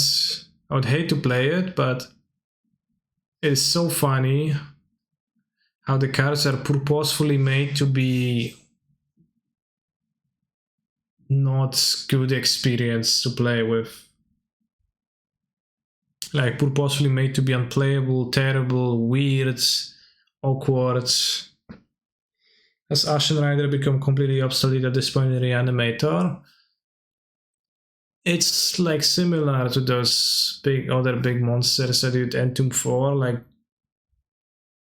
I haven't found a thing that beats Archon that much. Maybe against Extraction, having a random monster ×1 is good, and mostly probably, I don't know which one was that, if that's Emissary.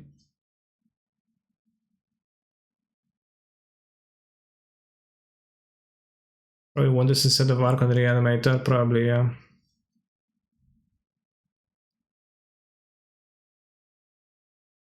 Ripple was that you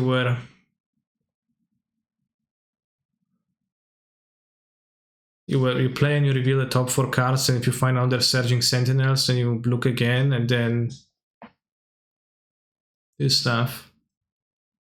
And Stalking Yeti enters the battlefield if it's on the battlefield. Yeah.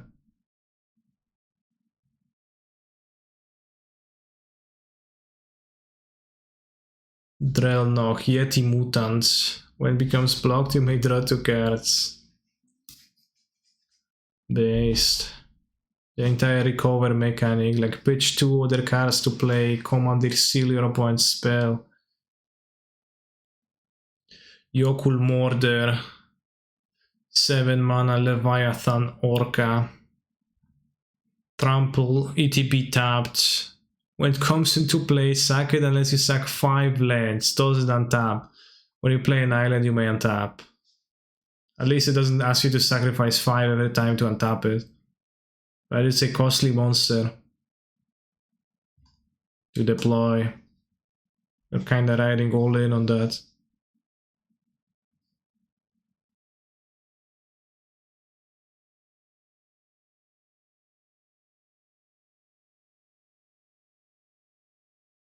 Or this, Herald of Leshrac. Cumulative upkeep. Gain control of a land you don't control. And then when it dies from the cumulative upkeep, when there is no more lands to be stolen, then it gives the lands back. +1/+1 for each land you control, but don't own. Base.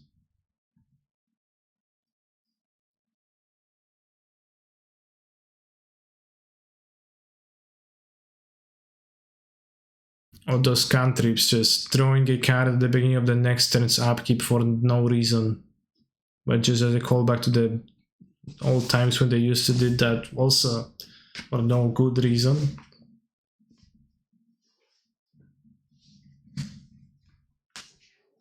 Another strange thing about Cold Snap is that day 1 of the GP you would play Ravnica Block Seal and then draft Cold Snap on day 2. That's interesting. I don't know why is that. Braid of Fire, cumulative upkeep, add red mana to your mana pool. And it was, back then there was mana burn, right? So it was like risky to play with, so this is weird but less weird, I guess.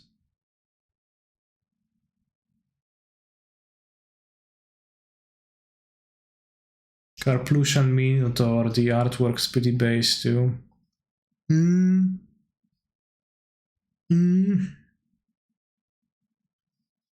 Flip a coin. When you win a coin flip, it deals 1 damage to target creature or player. When you lose a coin flip, deals 1 damage to target creature or player of an opponent's choice.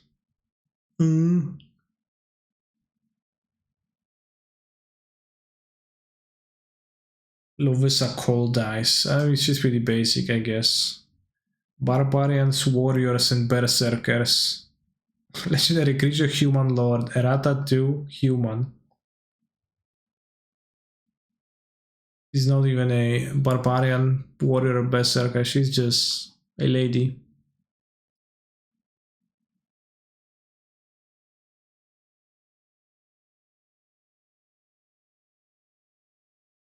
Today I turn 18, can you say happy birthday, Cody? Oh, happy birthday, Cody. I'm glad you are entering adulthood. I guess I'm not glad, but I wish you gladness.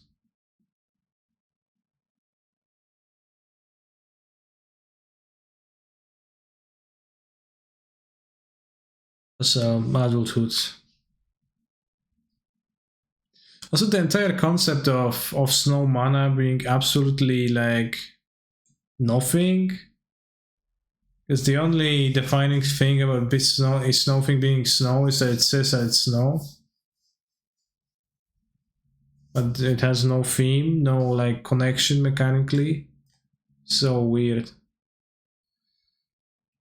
Just also Oroc's hair. Oroc's hair is pretty strong because if you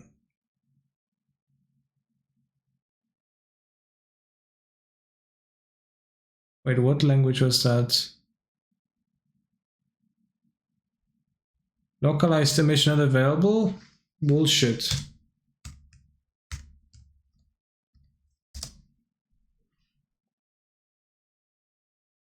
What?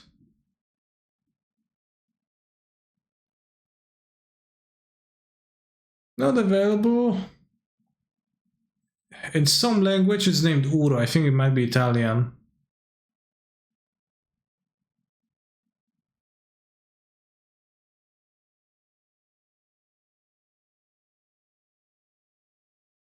Zodiac sign is a dinosaur. That's cool.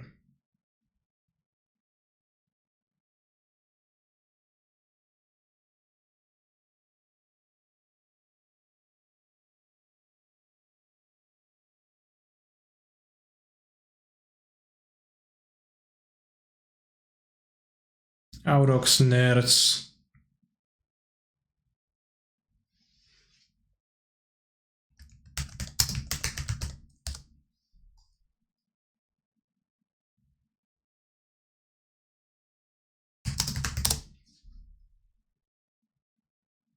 I can't find it.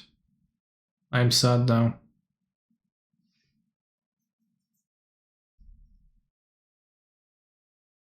That for sure used to be the case. Osiris Rider's base, based on what?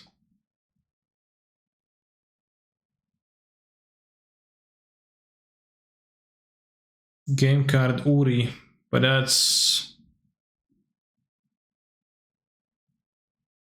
I remember seeing Uro, not Uri.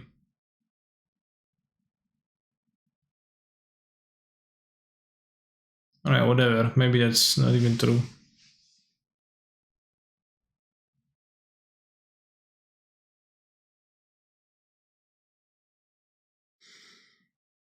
Panglacia Worm, obviously coming from this set. Protection from snow, random hook.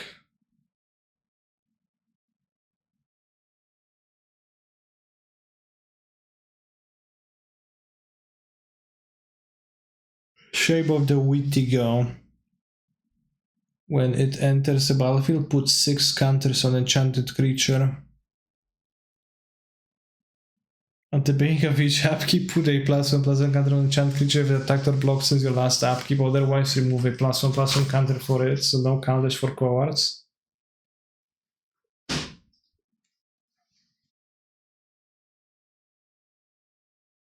Did you know Panglacia Worm gets around to fire on MTGO? I do not know, but I know that it doesn't work too well. Oh yeah, Uro Macho. Criatura Uro. That's it. It's Espanol, not Italian.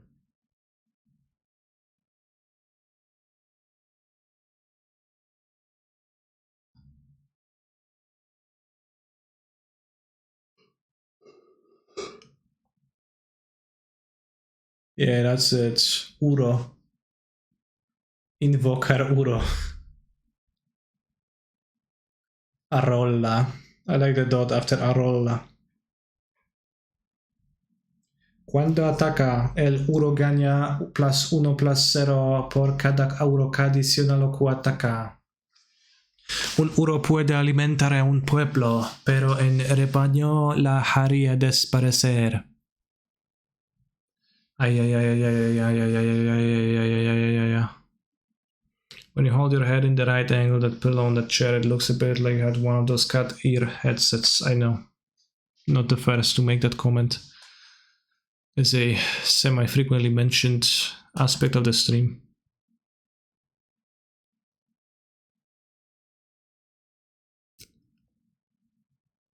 Cumulative upkeep. Put a counter on a creature an opponent controls.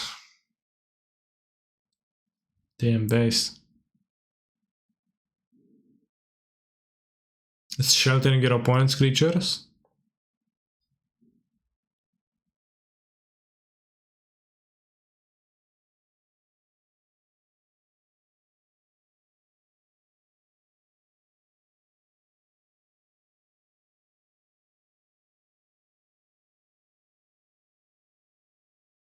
Why did you send Belana?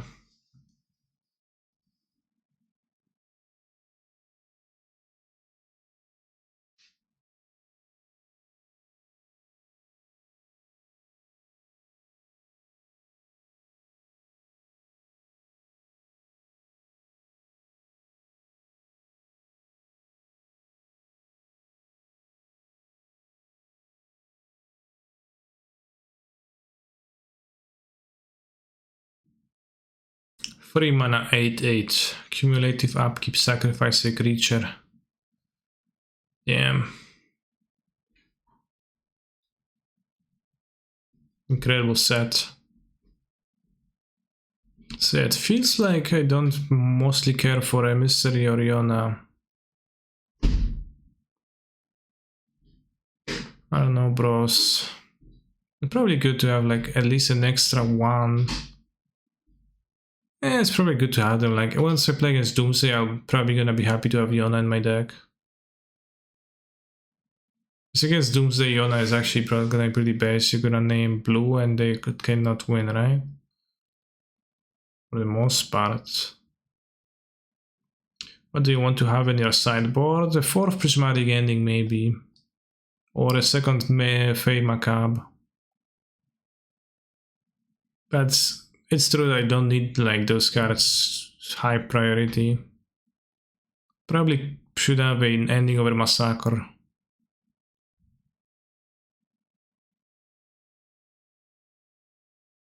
Massacre is kinda random. Although it gets around Peacekeeper. Also not even sure if I want like to have Power Prismatic Ending or not.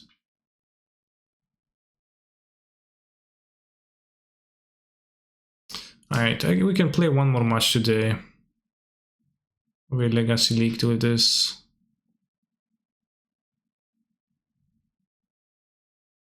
Changes don't come to mind. We 4-day Prelim, we 2 3-day League, perfect deck. It's also considering playing... I know, playing blue for more careful study, but that doesn't seem great. Werther over Serenity or whatever the white enchantment is called.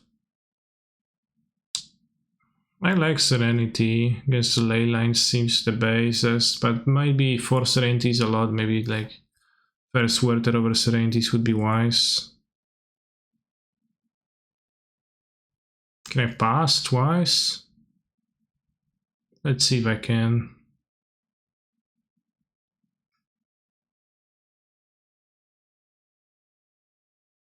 The neon colors cards are pretty weird because they showed a black card with neon colors and they showed like white with a yellow, which makes you think of white. Green, red colorings of the neon, but it's pretty weird because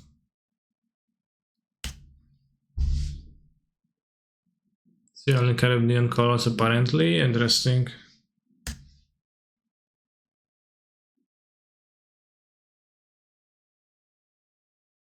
The Grand Z. The Z. Gen Z.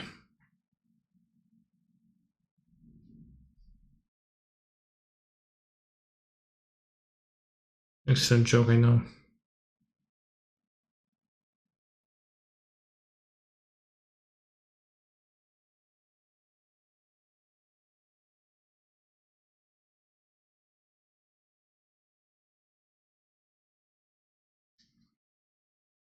What's the feature of the inside double feature?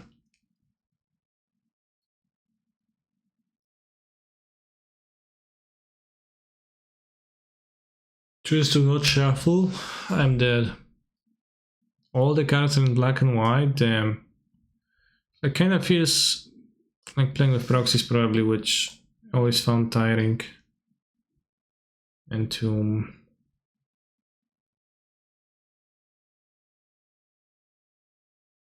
play around this.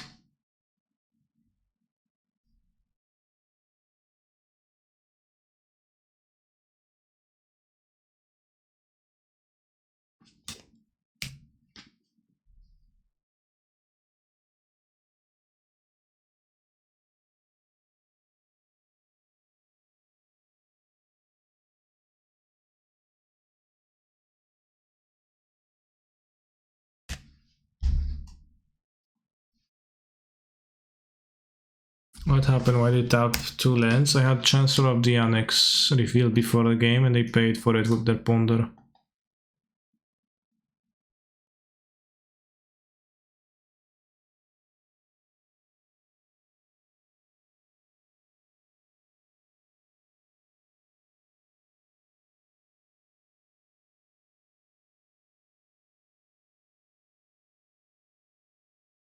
Yeah, I wouldn't want to do that. It kind of feels like you're printing proxies and they're like without colors.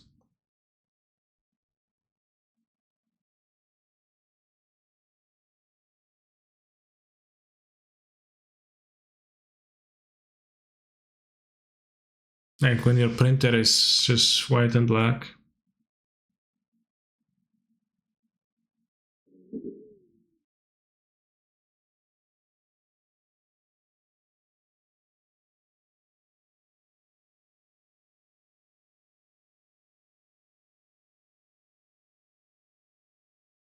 Imagine just winning on turn 3, kind of insane.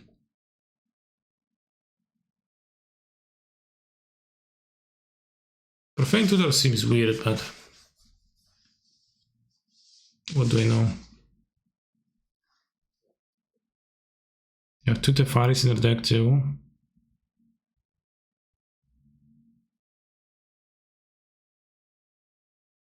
Consider Petal. Brainstorm, okay.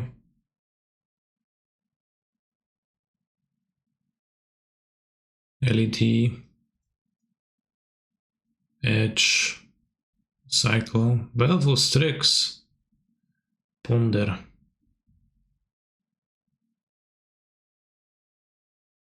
Too bad, too bad. So I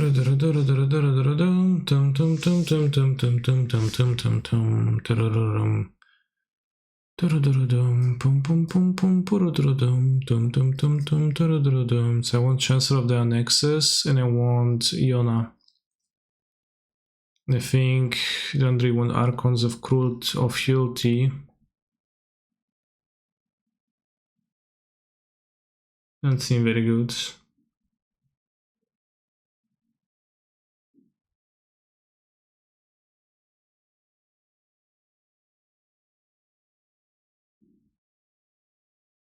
I'd keep one, but might not even.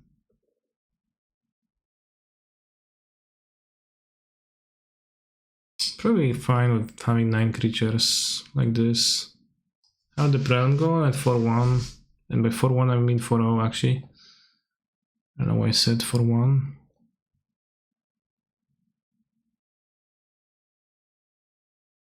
Unmask really better than Grief. Unmasking yourself versus reanimating Grief. Yeah, Unmask is better than Grief. You unmask yourself plenty of times. It's really good.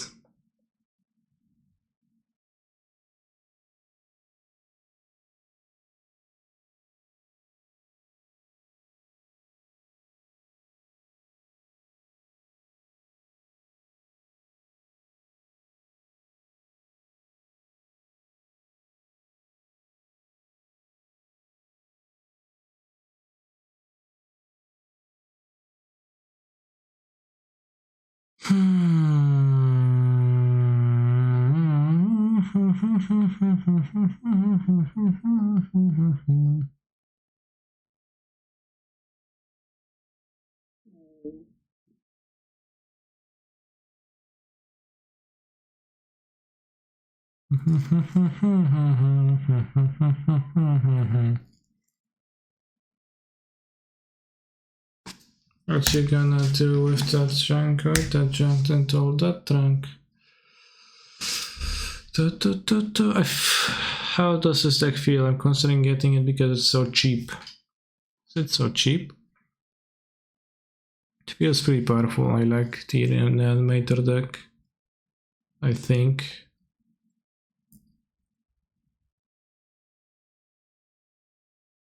Magus of the Moon.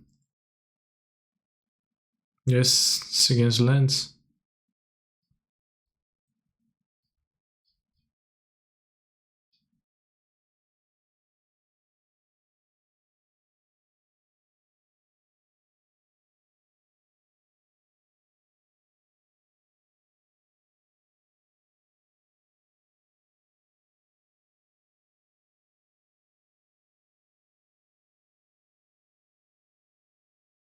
Tabletop 3000 USD dollars.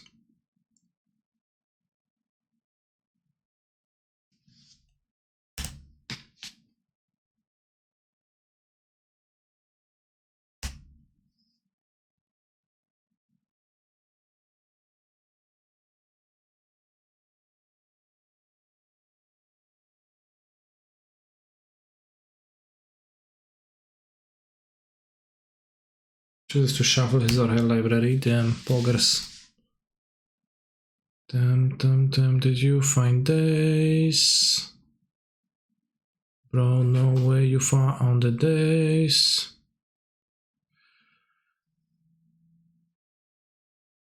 Okay, and then blue. I think it's low odds of losing to blue names. Okay, you're not actually useful.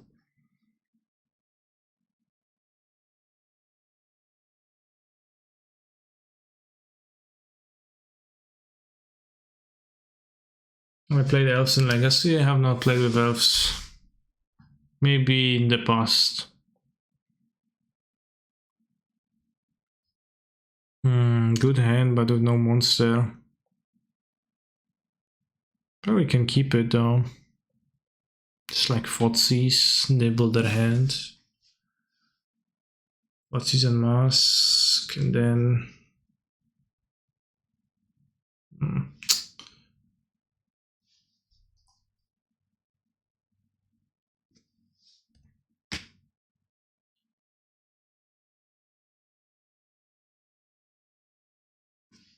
Head.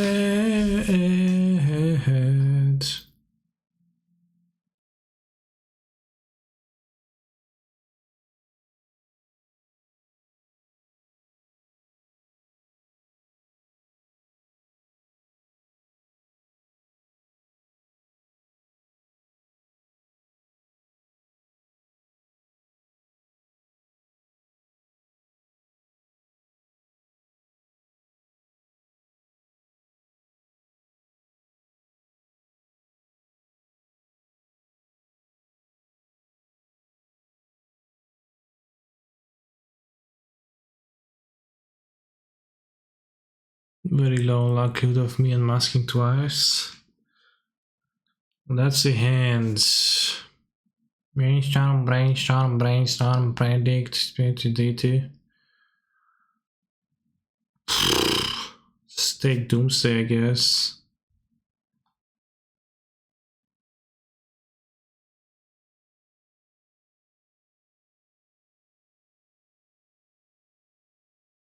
Can attempt twice, so we're gonna like fortsätta ourselves Griselbrand.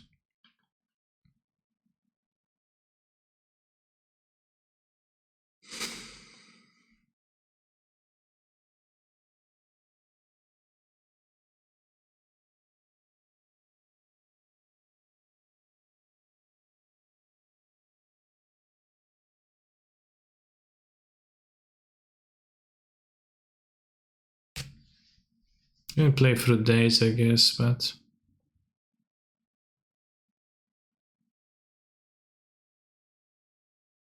I think I am supposed to do this because if they have force, then I would rather reanimate next turn. Oh, Kyle still wins the match. Turn 1. Nice. Alright, you can play another one, I guess, at this rate. Last one. Last match right now.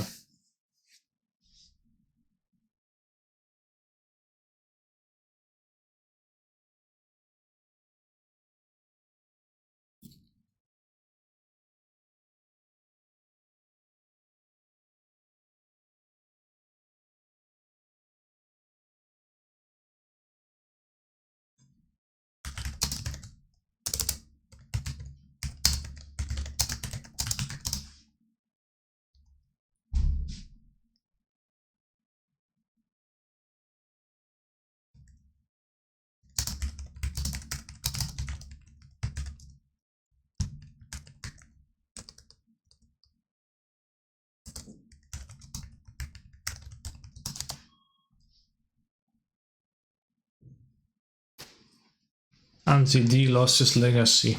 Who? Reanimator is nice because you can finish a league in the time bound players finish a match. True. True.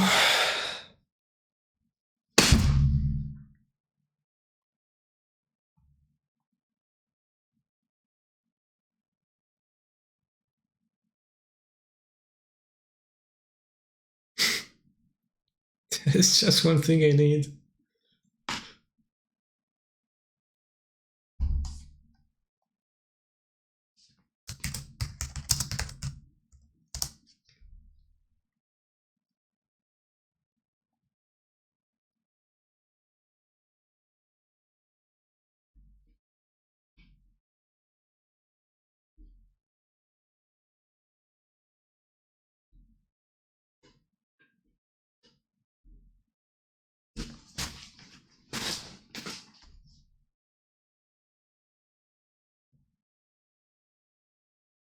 Thank you for the stream hosting. I have to change the graphic. Should I keep those?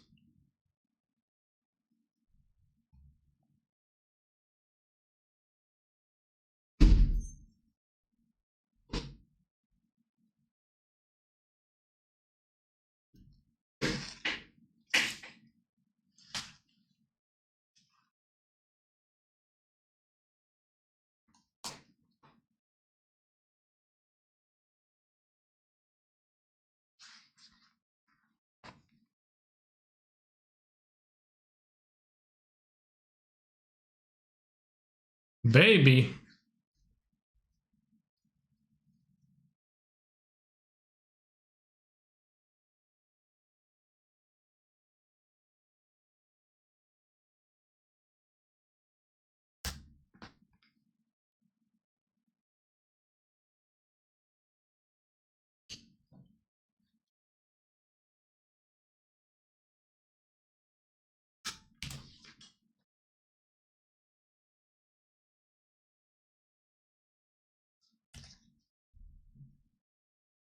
Hand sacks, keep easy. No, I mean, one source away from being super great.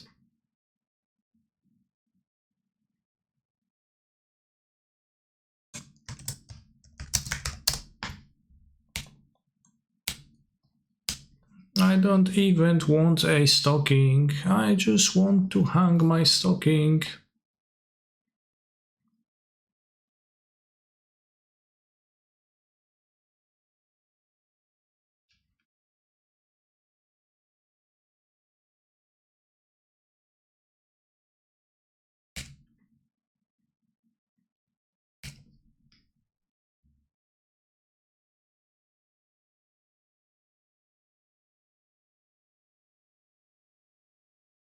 And outplay it on other days. I mean, they can have another day, so I guess. I just wanted to unmask you. Please show me your unmasked hands. I would like to see what's there. Choose a force of negation. I will discard your force, bro.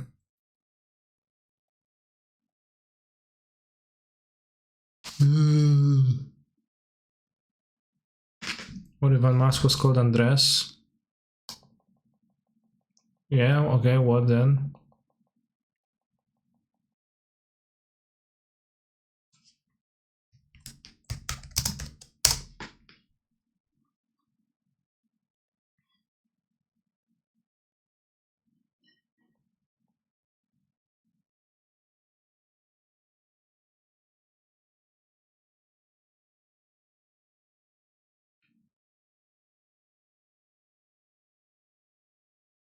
Just said hand sucks. Chat was wrong.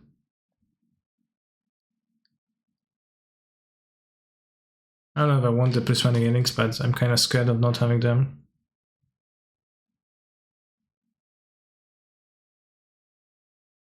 How the qualifier games are this easy?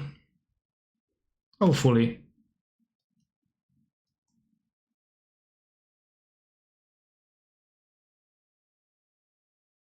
It's gonna be keep.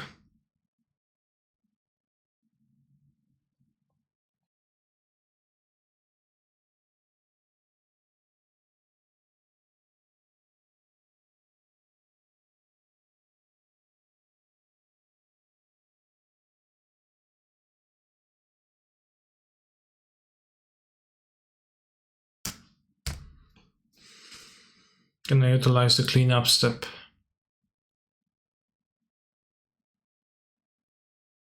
I ponder. Ponder the orbs.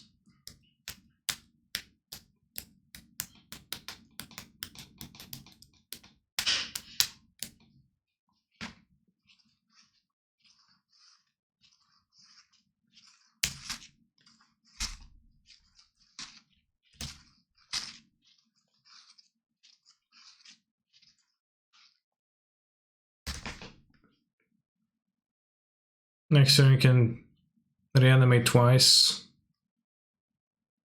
While my opponent ponders the orbs.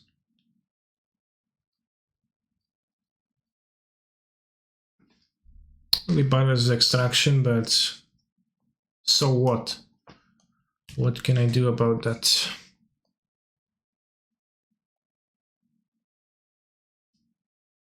Play my land first, I guess they daze that. Yeah, it's not bad if they daze that actually. Because it makes me commit one less card, so it's actually correct to play it first. If they wanted to daze.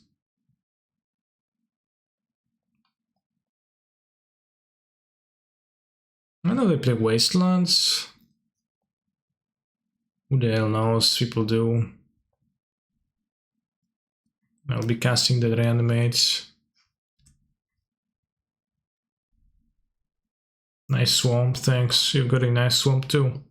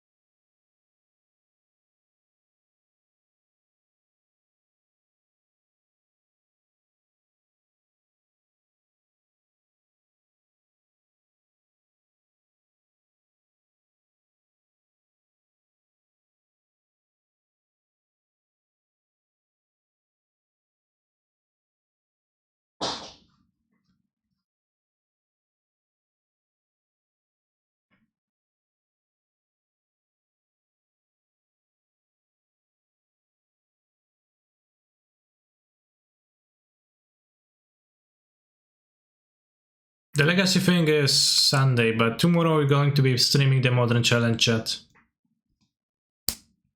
What is this? Kinda good music on Kaneki's stream. Pow.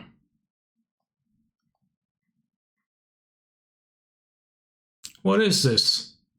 Kind of a 1 hour timeout for bitching? Yes.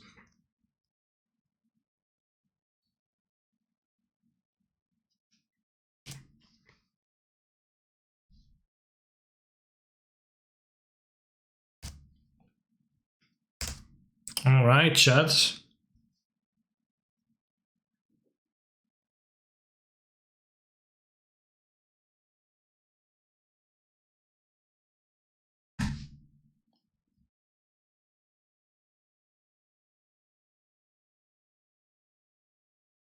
Third time the charm. Why don't even let me draw 7? Like, I get that they know what they're drawing and it's probably not beating Griselbrand, but easy.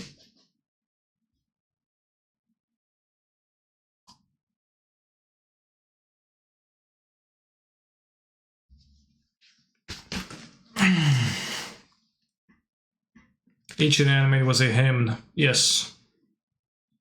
Thank you for watching, nerds, and we'll be back tomorrow for the Modern Challenge, as I said already a minute ago. 6-0 Reanimator now. Well, if you don't count the time I went 2-3 in a league right before that, then yeah. When is the Legacy Big Tournament? It's on Sunday.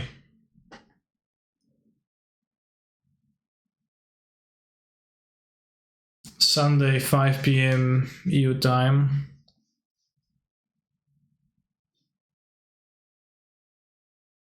So I guess because I joined it with curses, so it's kind of like dominating move to be here, but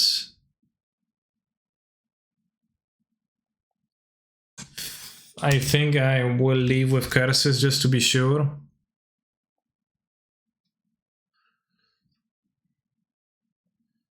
And I'll switch to Reanimator.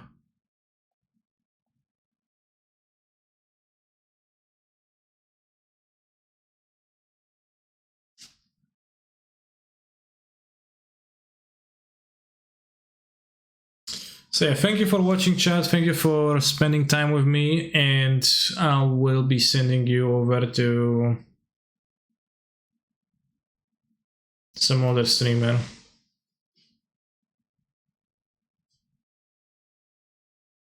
Jessica Lotusfield, Trophy Race Day 38. Alchemy Deck Recap plus Neon D Nasty Spoiler. MIQ Prep, then hashtag Marvel, hashtag ad. What's Marvel? Nothing but Definers Alchemy Bruce. 8-hour stream. Damn, insane. And she's playing Modern, so she earns my Raiden. Ginger is on? Ooh, Derek's on. But she's doing an 8-hour stream, so see you tomorrow.